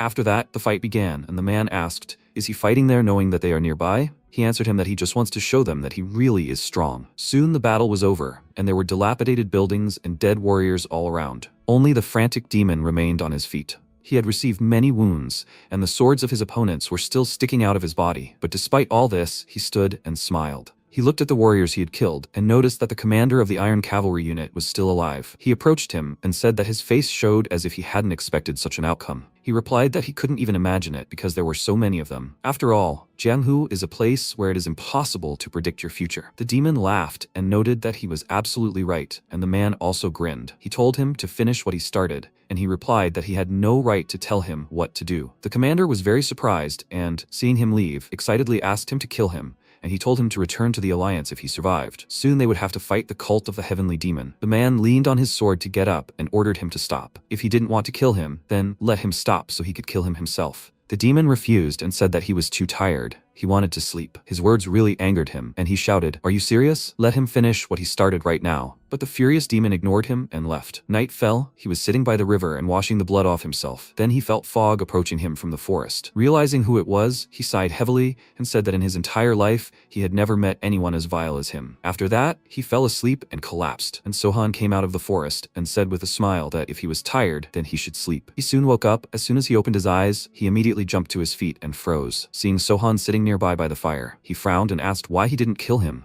He replied that he had no right to order him around, and he, remembering that he had said the same thing to the Iron Cavalry commander, sighed heavily and asked if he had been eavesdropping on them. He smiled in response, and he realized that he could have finished him off at any moment. He asked why he hadn't helped the Light Ones, and he answered that it was because he would have been the next target. Hubei was not in the best shape right now. Zhongnan had lost 3 elders, and Zhuge had lost their leader. Soon, the Zhuyi branch houses would also begin to squabble among themselves. The demon frowned and asked, so Wudan and Manhwa were the last ones who had not yet collapsed. He answered that Wudan would not interfere, and he inquired why. MC replied that he had met their elder, the immortal sword. The furious demon asked how he had remained alive after all that, since he was terribly strong. He remained silent, and after a short pause said that he was still not one of the demons, and he responded by asking, he is the devil himself. Isn't that so? He frowned and asked why he thought so. He had killed 2 of the greatest villains. Guangma remained silent, and he said that only those who deserved to die at his hands were worthy of it. Isn't that what the Wudan sect has been doing throughout its existence? The immortal sword does not divide people into dark, light, and demons. In his understanding, there are only those who must live and those who must die. If he were as much of an idiot as the demon of lust, killing women and children, he would have killed him long ago. He still thinks he is like them? The demon sighed heavily and asked,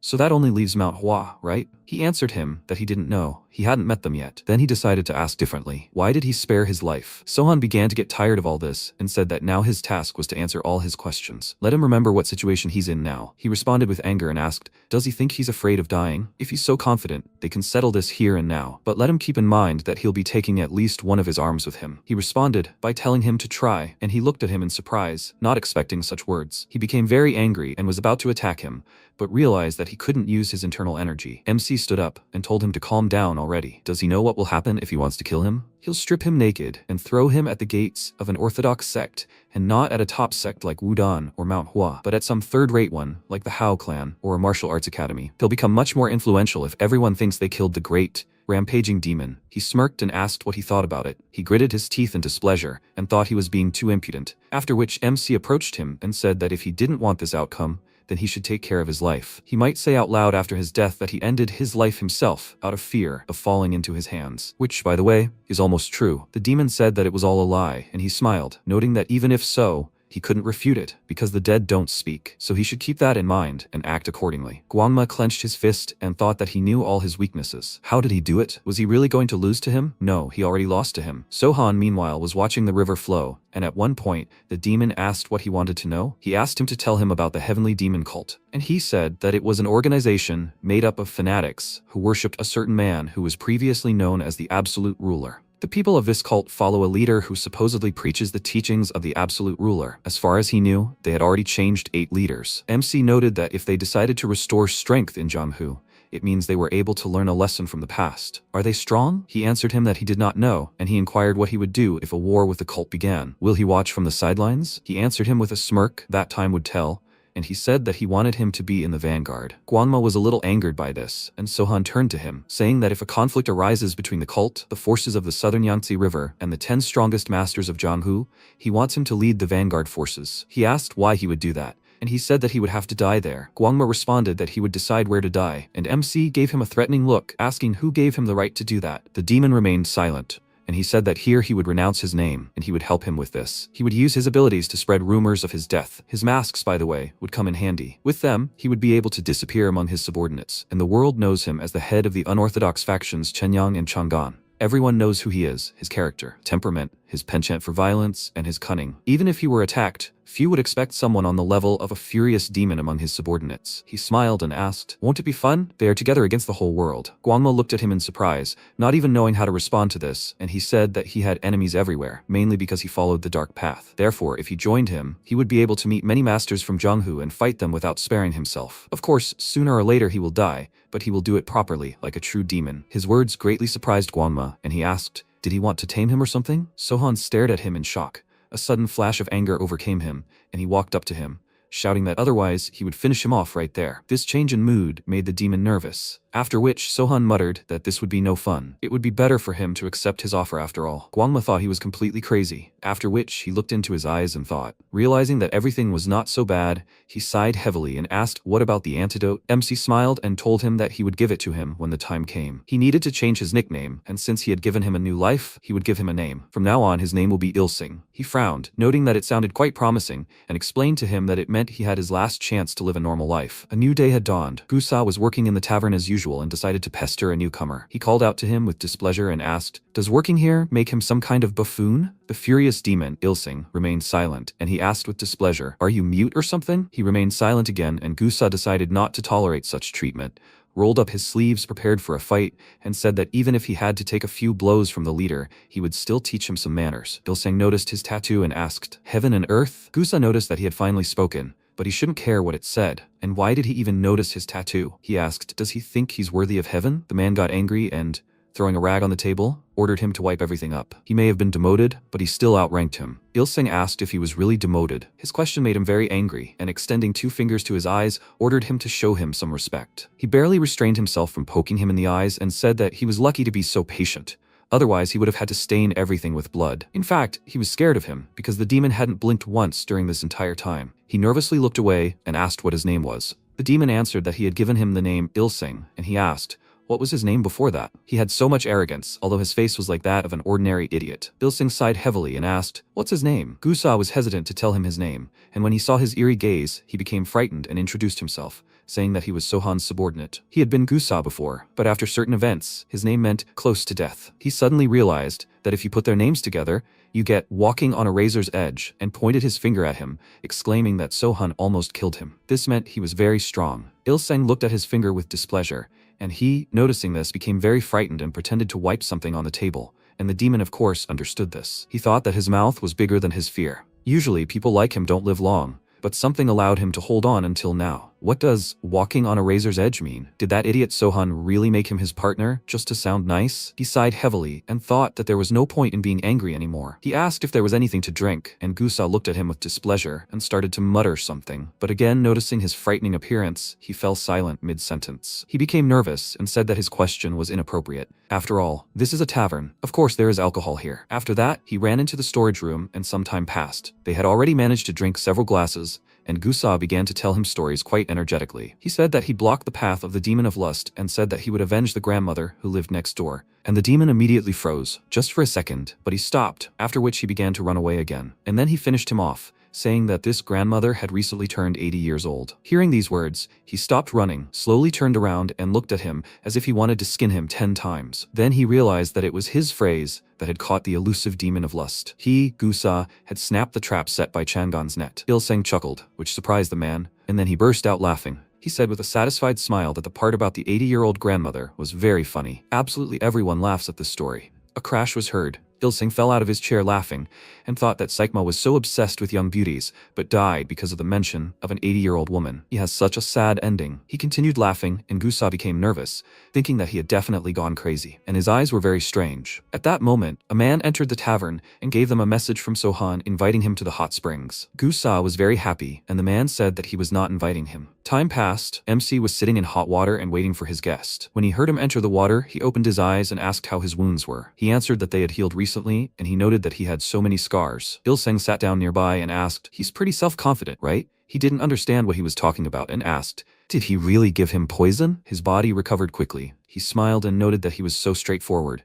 He could have not talked about it and kept it a secret. Ilseng asked him to answer the question, and he said that he didn't poison him. Besides, he was all alone here, and he didn't have a weapon. Does he want to fight? The demon chuckled and asked, "Aren't you afraid of him?" He sighed and said that he would like to ask him that. Because of him, he ended up in the situation he was in now. Doesn't that make him afraid of him? He remained silent and sighed heavily, saying that he understood everything. Sohan noted that they were not afraid of each other, that this was how the world raised them. They continued to rest, and at one point the demon asked why he sent him to the tavern. A guy named Gusa worked there, and he looked pretty weak, and still chatted incessantly. He almost gouged his eyes out. What is he, the local idiot? He also said that he looked like an ordinary idiot, and talked to him accordingly, so he asks why he sent him there. MC answered him that for him it probably seemed like a pretty cozy place. Besides, it was far from the bustle of the city. The demon then asked, "What about it? If you combine their names, you get walking on a razor's edge." Is he mocking him? He asked in response, why would he do that? And by the way, what does he think of Gusa? He answered him that, as he said, he is quite weak. He thinks he wants to put him nearby to keep an eye on him.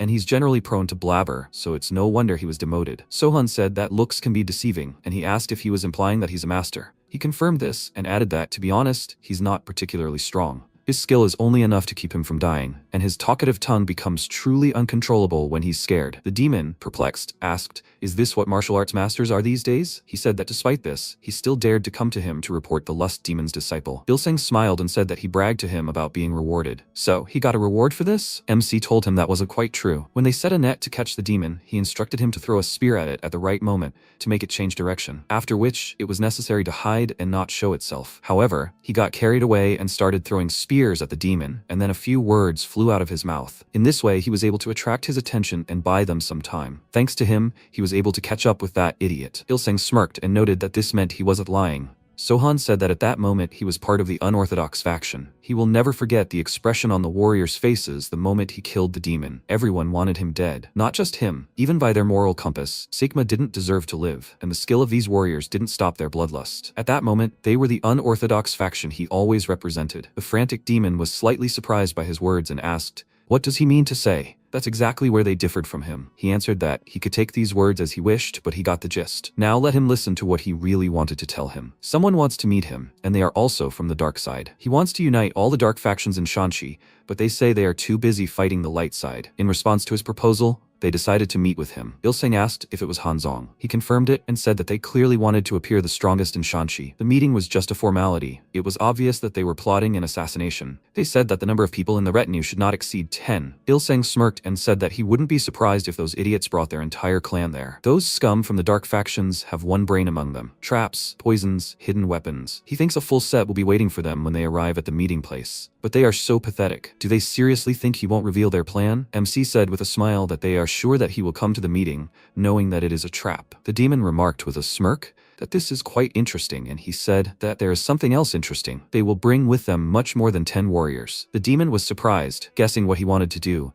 and he suggested that they go there, just the two of them, together against all of Hanzong. This proposal confused him, and he thought, what is this psycho talking about? He asked, wouldn't it be safer for him if he went there alone? What if he decides to betray him and kill him? Sohan looked at him with displeasure, then exclaimed that he had said that they would go there together. The demon became slightly angry, but decided not to argue with him and sighed. Pulling himself together, then asked what he was going to do next. He answered that if they were as idiots as those people from the Green Forest, he would kill them. Well, if they were ordinary warriors from an unorthodox faction, he would allow them to join him. The demon asked why he would do that. At best, there would only be a dozen warriors who were at least somewhat strong. He answered that he didn't care about the skill level of his subordinates. He had Gusa, Sogok. There were those who were developing their skills, and those who had given up on this. But one day, if necessary, he will raise his sword in Chang'an, Chenyang, or Hanzong. Then everyone who is in the unorthodox faction will raise weapons with him. And it doesn't matter who it is, an innkeeper or a bathhouse attendant. Ilsang looked at him in surprise, and MC advised him to stop looking at the world through the eyes of a demon.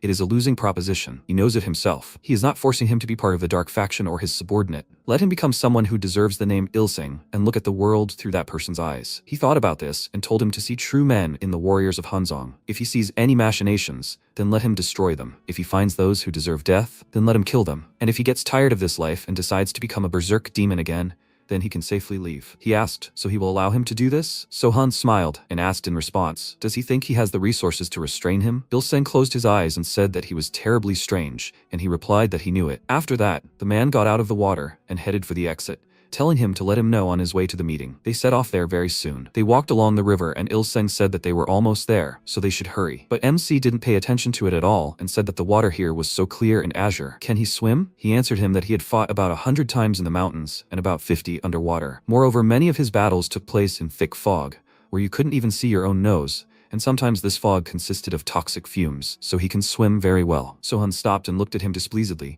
after which he said that he asked him if he could swim, and not how cool he was. He overtook him and, shaking his head in displeasure, continued walking. He watched him go, thinking that he would see how confident he was when they arrived at the meeting. He couldn't count on him. He would show him that it wasn't worth angering him. They soon arrived at the meeting place and noticed a gazebo nearby with only 5 people in it. Ilseng thought they had selected the best, but MC said that was unlikely. This meant that the rest were either the same level as the faction leader or even stronger. Ilseng continued, displeased, saying that he was pretending to be a fortune teller. How would he even know that? They would find out as soon as they met them. When they entered the gazebo, all 5 stood up to greet them, and their leader said his name was Song Jung-hoo. Sohan responded by giving his name, and the man said that he had really been looking forward to this meeting. But why were there only 2 of them? They had agreed on 10 people. He noted that there would also be fewer than 10 of them, and the man asked his companion where he was from. Ilseng gave him a displeased look, then sat down on a chair and sighed loudly, which irritated everyone present. The MC smiled nervously and asked them to ignore him. He offered them seats and promised them that he would introduce him later. After that, they took their seats and silence reigned, broken occasionally by Ilseng's heavy sighs. Sohan began to get quite irritated and told him to stop, and he gave him a displeased look in return. The MC asked if they had wine, and Jung-hoo asked why they needed it. He replied that he would only calm down when he got drunk. Ilseng didn't like this and asked him to watch his words, and he sighed tiredly, telling him to get drunk quickly and shut up. Jung-hoo remained silent and thought, aren't they afraid that they might poison the wine? They're just crazy. MC asked a man nearby to bring them wine, and Jung-hoo said they'd arranged for a local innkeeper to serve them outside. He hoped they wouldn't mind. MC replied that everything was fine. On the contrary, they had thought of it very cleverly. The view here was exceptionally beautiful, the terrain open, so it would be difficult to hide an ambush,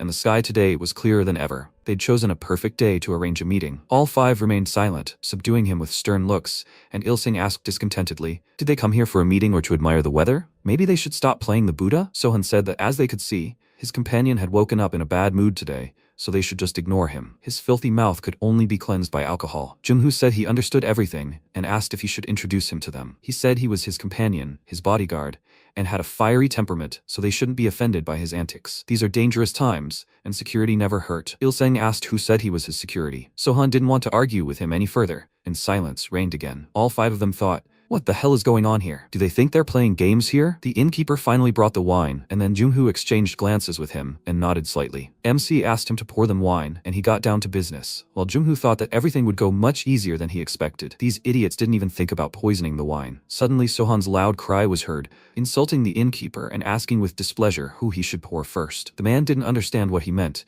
and he jumped up from his chair, grabbed him by the clothes, and exclaimed, doesn't he know who he is? He nervously answered that he knew him, and then he ordered him to state his name. The innkeeper said that he was Jin Sohan, the head of the Dancing Moon School, and he slapped him in the face, screaming, and knowing this, he decided to pour his bodyguard a drink first. Has he completely lost his mind? He wanted to hit him again, but Jung-hoo asked him to stop and accept their apologies for his mistake. The MC asked, is he his subordinate? Didn't he say that he was a simple innkeeper? This made the man nervous and said that he was an innkeeper working nearby, And Sohan said with a smirk that he understood everything. He hit the man so hard that he flew to the side, then walked towards him, stretching his shoulders, and asked, "Does he think being an innkeeper is easy?" The man spat out blood and looked at him with displeasure, and he noticed that there was so much bloodlust in his eyes, so he was sure he was a murderer. All 5 of them tensed, and the innkeeper began to excitedly deny everything, and Jung-hoo thought he was an idiot. In the end, the man was chased away, and Il-seng asked, "What was the point of all this show?" He looked older. After all, it was right of him to pour him first. MC irritably ordered him to drink his wine. They would just test it for poison. He sighed with a smile and said that he would do everything as he said, and he asked, "What does that mean?" He took a few sips of wine without further ado, and Jung-hoo, watching him, thought that this was excellent. All that was left was for them to make Sohan drink the wine, and the job was done. MC asked why he'd called him here, and he replied that he'd heard he wanted to unite the dark factions of Shanxi, and that they'd decided to visit him first. As he'd probably heard, they and Hanzong had never bowed to anyone. Sohan took his seat and remarked that was correct. The dark factions should never bow to anyone. Perhaps he had any ideas that could help settle this matter? Il-seng smirked and said he had none. They wanted to live as before, fighting each other until only a handful of the strongest remained. Sohan turned to him with displeasure and asked if he could remain silent for at least 5 minutes. He poured himself some more wine and asked what purpose does he have a mouth for if he can't speak. He drank it, and MC sighed heavily, after which Jung-hoo clenched his teeth in irritation and thought, "Who does he think he is?" He exchanged glances with his men, and Il-seng, noticing this, understood that they were thinking whether to attack them or not. He put the glass down on the table with a loud slam, attracting attention to himself, then clenched his fist with such force that all his muscles tensed and his veins bulged. All the poison he drank began to flow into his fist,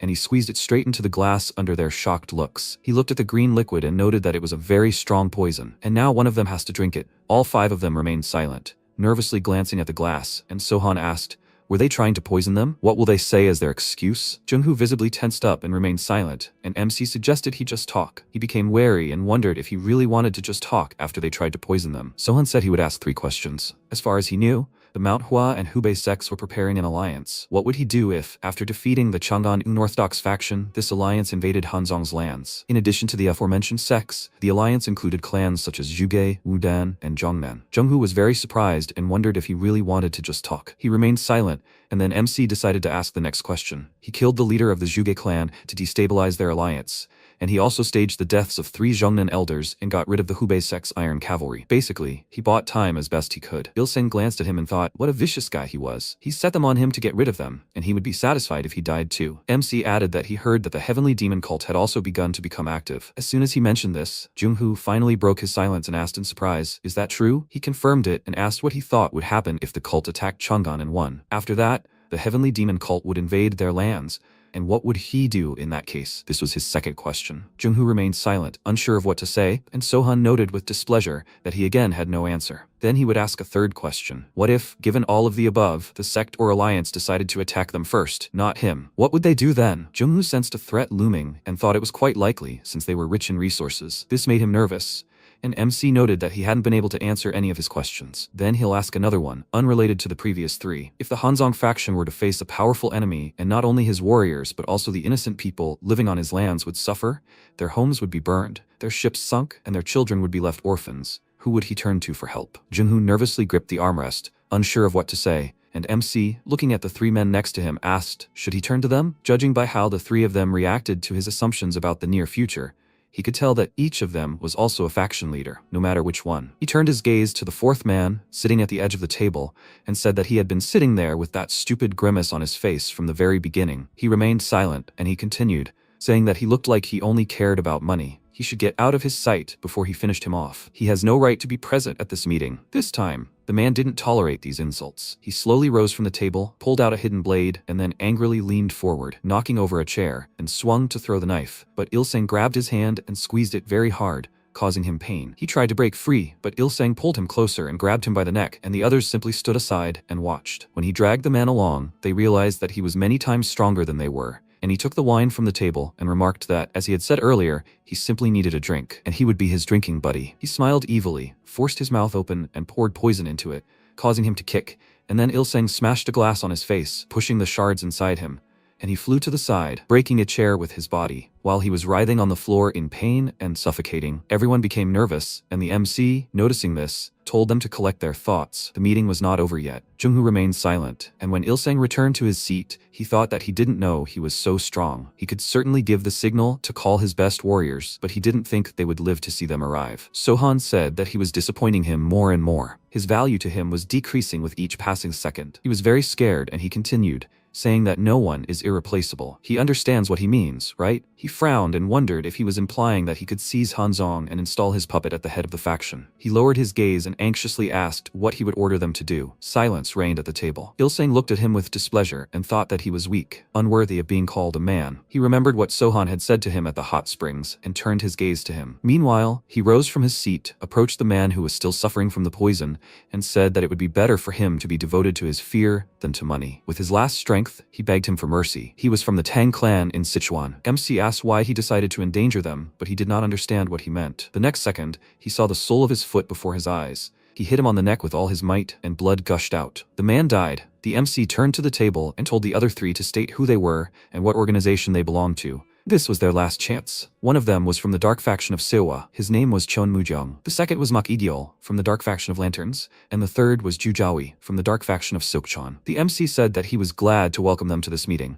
He would give them great opportunities. However, they and Song Jung-hoo made not one, but two mistakes. Poison and assassin, but this is obvious, such is the way of unorthodox clans. He walked to the edge of the gazebo overlooking the river and said that he would see if they made a third mistake. They looked at him nervously, and he ordered them to tell those hiding to come out. Jung-hoo became very nervous, after which he ordered everyone to come out. Warriors came running out of the nearby buildings, the forest, and everywhere else, crowding around the gazebo with their weapons drawn. Il-seng smirked and remarked that there were quite a few of them for 10. While MC continued to stare at the river and remained silent. Jung-hoo told him that these were all the people hiding, and he turned to them, threateningly ordering them to kneel. They were very surprised and thought, kneeling in front of their subordinates? Isn't that too much? He doesn't even know how strong they are. Il-seng, meanwhile, glanced at Sohan and thought that he didn't understand him, but he was funny. After that, Igyol abruptly rose from his seat and ordered his warriors to lay down their weapons. They immediately obeyed his order, and he said that if he lost, the Lantern Clan would obey Jin Sohan. Did they understand everything? They confirmed this in unison, and Igyol headed towards Sohan,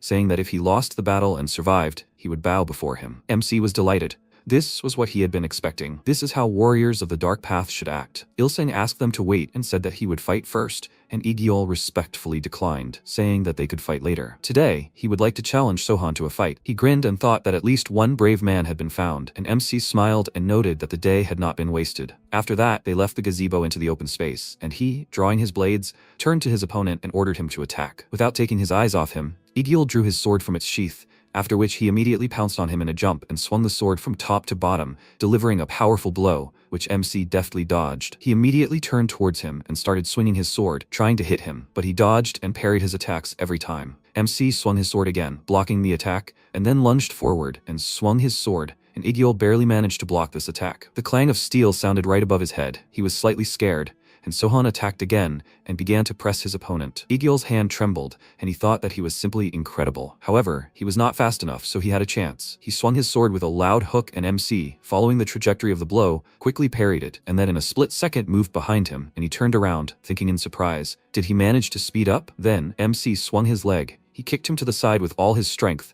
causing him to be thrown to the side, and he fell. As he tried to get up, a blade flew towards him at high speed, and it slipped past his head and pierced the floor. Igyol glanced at his sword in fear, and the MC smirked as he asked him to pick it up, but it slipped from his hand. The man stared at him in horror, then stood up and, presenting him with the sword, thanked him for sparing his life. He took it with a smirk and said that they would see about that later, then put the swords away, and Igyol looked down and clenched his fists in frustration, realizing that he had completely lost to him. He glanced at his warriors, then sighed and thought that his word must be kept. He turned to them and told them to listen carefully. From now on Sohan didn't let him finish and stepped forward, asking, wouldn't he like to join him? Igyol was very surprised and thought, he wants him to become his subordinate? He didn't refuse, and folding his hands in a respectful gesture, said that he would gladly stand by his side. He asked, do his warriors agree with him? Hearing this question, they immediately knelt before him and said in chorus that the unorthodox Lantern Clan would gladly follow him. Sohan said that was great. From now on, all their enemies were his enemies. He gave them his word. Now Jung-hoo understood everything. That's what all his questions were about earlier. He was wrong and couldn't answer the way Mak Igyol did. After that, MC turned to the gazebo and said that only Hanzong, Sewa, and Silkchon remained. All three shuddered,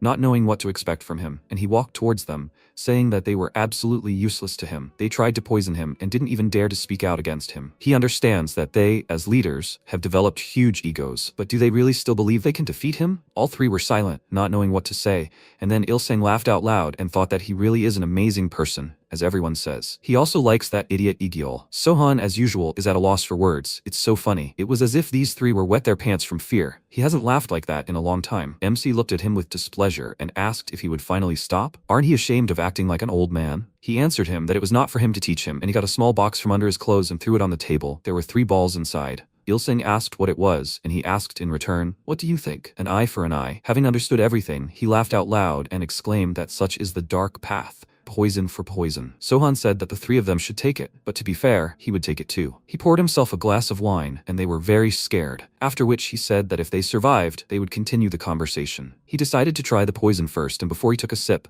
Jungho fell to his knees in front of him and excitedly said that he and the entire Hanzong faction pledged allegiance to him. His allies looked at him nervously, but MC said it was too late. He drank the entire contents of the glass in one gulp, and they thought this man was crazy. After finishing, he broke the glass and told them to drink the poison if they did not want to die. All 3 of them, with trembling hands, took 1 pellet of poison each, after which they swallowed it, and MC, taking his place, said that they would receive their antidotes later in Chang'an, and for now, they would continue. He called out to Chun Mujung, which only made him more nervous, and said that he was giving him 60 days to bring all the warriors of the Dark Path from Gansu to Chang'an. He didn't care how he did it, convince them, force them, or kill them. Anyone who didn't show up was doomed anyway. He bowed his head, obeying his order, after which it was Jiaowi's turn. Sohan told him to go to Sichuan with Igiol to suppress the local clan, and they were to bring him all the faction heads in Sichuan. They were also given 60 days to do this. They said they understood everything, after which Sohan went over to Jungho. So he killed the head of the Zhuge clan, and a power struggle would soon begin there. His task was to influence the outcome of events so that in the end, they would turn their blades on each other. He was given 60 days to complete this task. And also, after they returned from their missions, let them find out what happened to the Zhongman sect. He's not the type to dump all the dirty work on his subordinates. Hearing this, they looked at him nervously, and Il-seng asked with displeasure, "Does he want to attack the sect together?" He replied that what he wanted was his business. The main thing is to convince everyone around that it's better not to mess with them. The meeting ended, and at sunset they set off, and Il-seng asked with a smile, did he see their faces at the meeting? It was quite a sight. MC grinned and asked if he should remind him that his face was the same a couple of days ago. He chuckled and answered that it was true, after which he asked, does he really want to attack us together? He wasn't against it, but would he be able to handle it? He didn't understand what he was talking about, and Il-seng reminded him that he had also talked about Zhongnan and dirty work. MC exclaimed with displeasure. In his opinion, this is a backwater village or something. He was making things up there himself. Il-seng irritably said that he understood everything, and then asked why they were going to Zhongnan Mountain then. He asked in response, why not? The mountain isn't the sect's property. They will buy materials for masks and a couple of swords there. Il-seng clenched his fist in irritation, and Sohan said that they need to come up with a nickname. What should he call himself? Wandering Warrior, Mongwol sounds good. Il-seng asked what about him, and he replied that he would be Guangwol. He smirked and noted that it meant dreaming and crazy moon. So they will attack the sect after all? They will pretend to be travelers and challenge the strongest warriors to duels? MC reminded him that he had told him to stop thinking like a demon. The Zhongnan sect is one of the strongest in Shanxi. They are constantly battling for influence with the Manhwa sect. They are going there to find out something,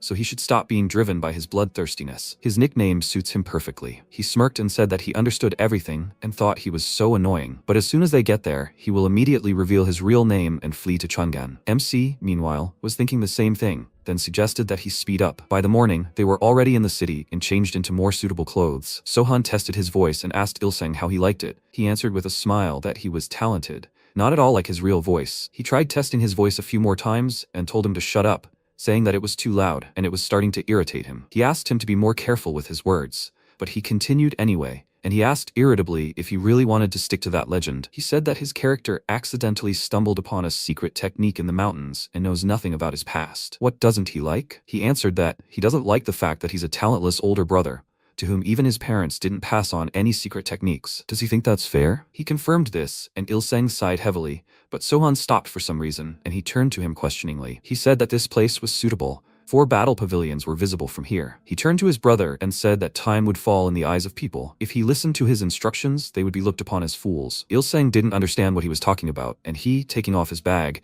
suggested that he earn money first. He replied that he already had too much, and he said with a smile that a real man isn't afraid of dirty work. Il-seng only looked at him in shock. After that, the performance began. Il-seng tossed apples, and Sohan swung swords and juggled. He asked his brother to toss him more apples, and he continued juggling them to the admiring gaze of the crowd. While tossing the apples, he gathered them in 2 rows, after which he swung 2 swords and cut them all in half. The crowd applauded him, and the people from the Zhongnan fighting pavilion, who were also spectators, said that he was doing a good job of these clinics. The MC introduced himself to them, saying that he was Mangwa, the 18th champion of the unrivaled duo. One of them, Xinzheng, thought that was such a big name for 2 tricksters, and Sohan said that he studied the blade art of an unproduced duo, and his older brother studied the art of the fist and palm. He also knows the art of the indestructible Vajri, which makes his body incredibly strong. Does anyone want to see how indestructible his brother is? Someone in the crowd cheered, and the MC said they were about to show off. He threw a bag on the floor and asked them to understand.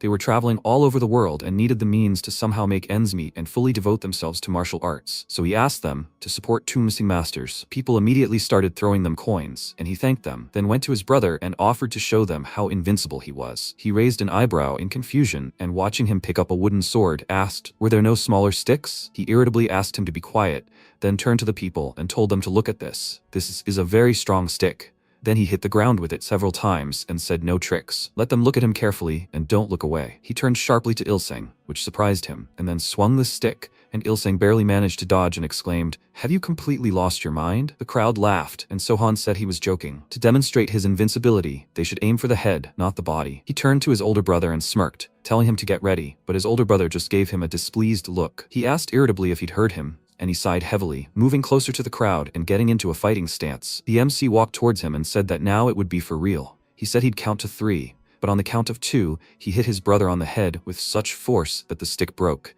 and the crowd stared at them in shock. After finishing, Sohan counted to 3 and raised the stick, shouting that it was the indestructible Vajra. The people were amazed by the sight, and Xinzheng said that it was a heavy blow. But what if he broke the stick before he struck? The MC threw it on the ground in anger and exclaimed, "Who said that?" Taking a new stick, he walked towards the man and exclaimed, "What did he just say? Is he ready to take responsibility for his words?" He pointed a stick at him, and he smirked and remarked that he was so hot-tempered, then turned to his guys and mockingly told them to look at him. He was already shaking with fear. How could they know if he broke the stick? However, everything looked realistic. He was delighted. Sohan asked if he wanted to make sure that the sticks were not broken. Let him come to him and he would prove it to him. His words made him indignant and asked with displeasure if he was being too arrogant. Did he even know who he was? He answered him that he didn't care about it. That was not the point. If he was ready to answer for his words, then this stick would not harm him. What did he have to fear? The crowd began to riot, telling him to answer for his words, and everyone began calling him a coward. He grinned and said that this was such a farce, after which he ordered his warriors to leave. The MC watched him go and said that the Grandmaster must have been scared,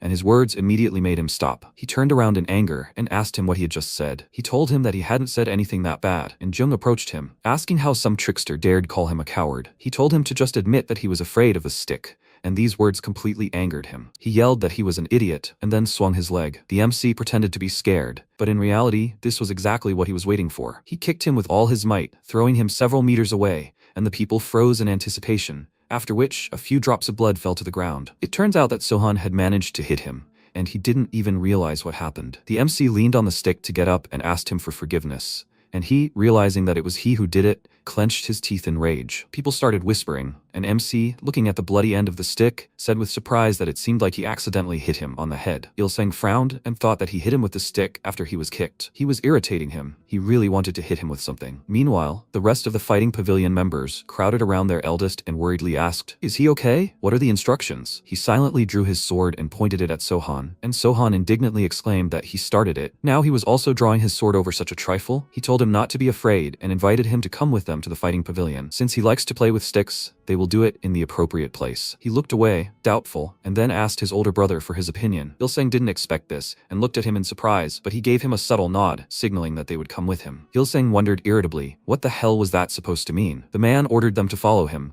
and the MC turned to his older brother, telling him not to forget about the money. He then sighed heavily, took his bag, and they walked into the pavilion together. Someone from the crowd told the Zhongnan hooligans not to overdo it. They'd memorized their faces. Sohan smiled and told them not to worry, and someone shouted that they believed in the unrivaled duo and that they should take care of themselves. He punched the air in response, and they cheered. While he was enjoying their attention, Il-seng glanced at him and thought that he'd managed to win over these hard workers in just a couple of minutes. Soon they reached the battle pavilion. Jung approached the training weapons stand and said he was a second-grade disciple of the Zhongnan sect. Let him choose a sword. The MC pulled out a dagger and told him there was no need, then picked up a stick and began carving a sword himself, to the surprised looks of everyone present. Jung began to get annoyed and told him to be honest. Enough of these games, they came here to fight. Sohan smirked and noted that these were very bold words for someone who had come to their performance and stirred up a conflict. Jung approached him and challenged him to a fight. If he lost, they would reveal their identities, and if he lost, he would let them go without asking any questions. The MC indignantly asked which identity he should reveal. He said his name was Mongwol from the unrivaled duo. He glanced at his brother, who sheepishly looked away, saying he was Guangwol and was also part of a duo. Jung smirked and asked if he thought they couldn't recognize outsiders, that they were trying to pass themselves off as God knows who. He probably thought the warriors in the pavilion were much weaker than the warriors from the sect. But let him know this, most of his kind who came here lost. He was lucky they weren't allowed to use real swords in duels. He said it was something he'd made up himself. After all, he'd told him they were an unrivaled duo. After that, he hid the dagger under his clothes, and his opponent asked if he was finished. He swung his stick a few times and confirmed it, and at that moment, an old man ran out of the building and asked them to wait. What's going on here? Jung turned to him and said that a couple of buffoons had shown up, and they wanted to fight them. They will fight with wooden swords, so he shouldn't worry. His master said that he doesn't know who this person is, but it would be a shame if he gets hurt. There was a lot of criticism from the higher-ups. He told him that he would be careful, so he shouldn't worry, and suddenly something hit him on the head. It was Sohan. He didn't wait for him and hit him on the head with a stick with all his might, which made him immediately lose consciousness and fall down. After which he told him to stop being arrogant. Everyone was very scared and pulled out their swords, intending to avenge their senior, and MC said that he had won. Why were they so angry? They said that real swords were forbidden here. Do they think he doesn't have a real blade? One of the sect disciples exclaimed that he wasn't ready, and he asked, so what? But he was ready. They looked at him in confusion, and he said that he acted so nonchalantly, as if he were the strongest here. Who knew that wasn't true? Silence reigned in the pavilion, after which he threw the stick on the floor and told his older brother that they were leaving. He didn't understand what he meant, and he looked at him meaningfully, but he was still perplexed. Realizing this, he sighed heavily, then rushed to the exit, and Il-seng ran excitedly after him. The sect disciples gave chase, but they were fast and had already managed to hide in the forest. While they were running, Il-seng asked why they did that. It would be very easy to defeat them. Sohan answered him that he would explain it later. Right now, the more important thing is that he was very hungry. Il-seng didn't even know how to react to this, and he asked why he was looking at him like that. He told him not to pay attention to it and asked what they were having for lunch. He told him that he didn't care, and they continued running.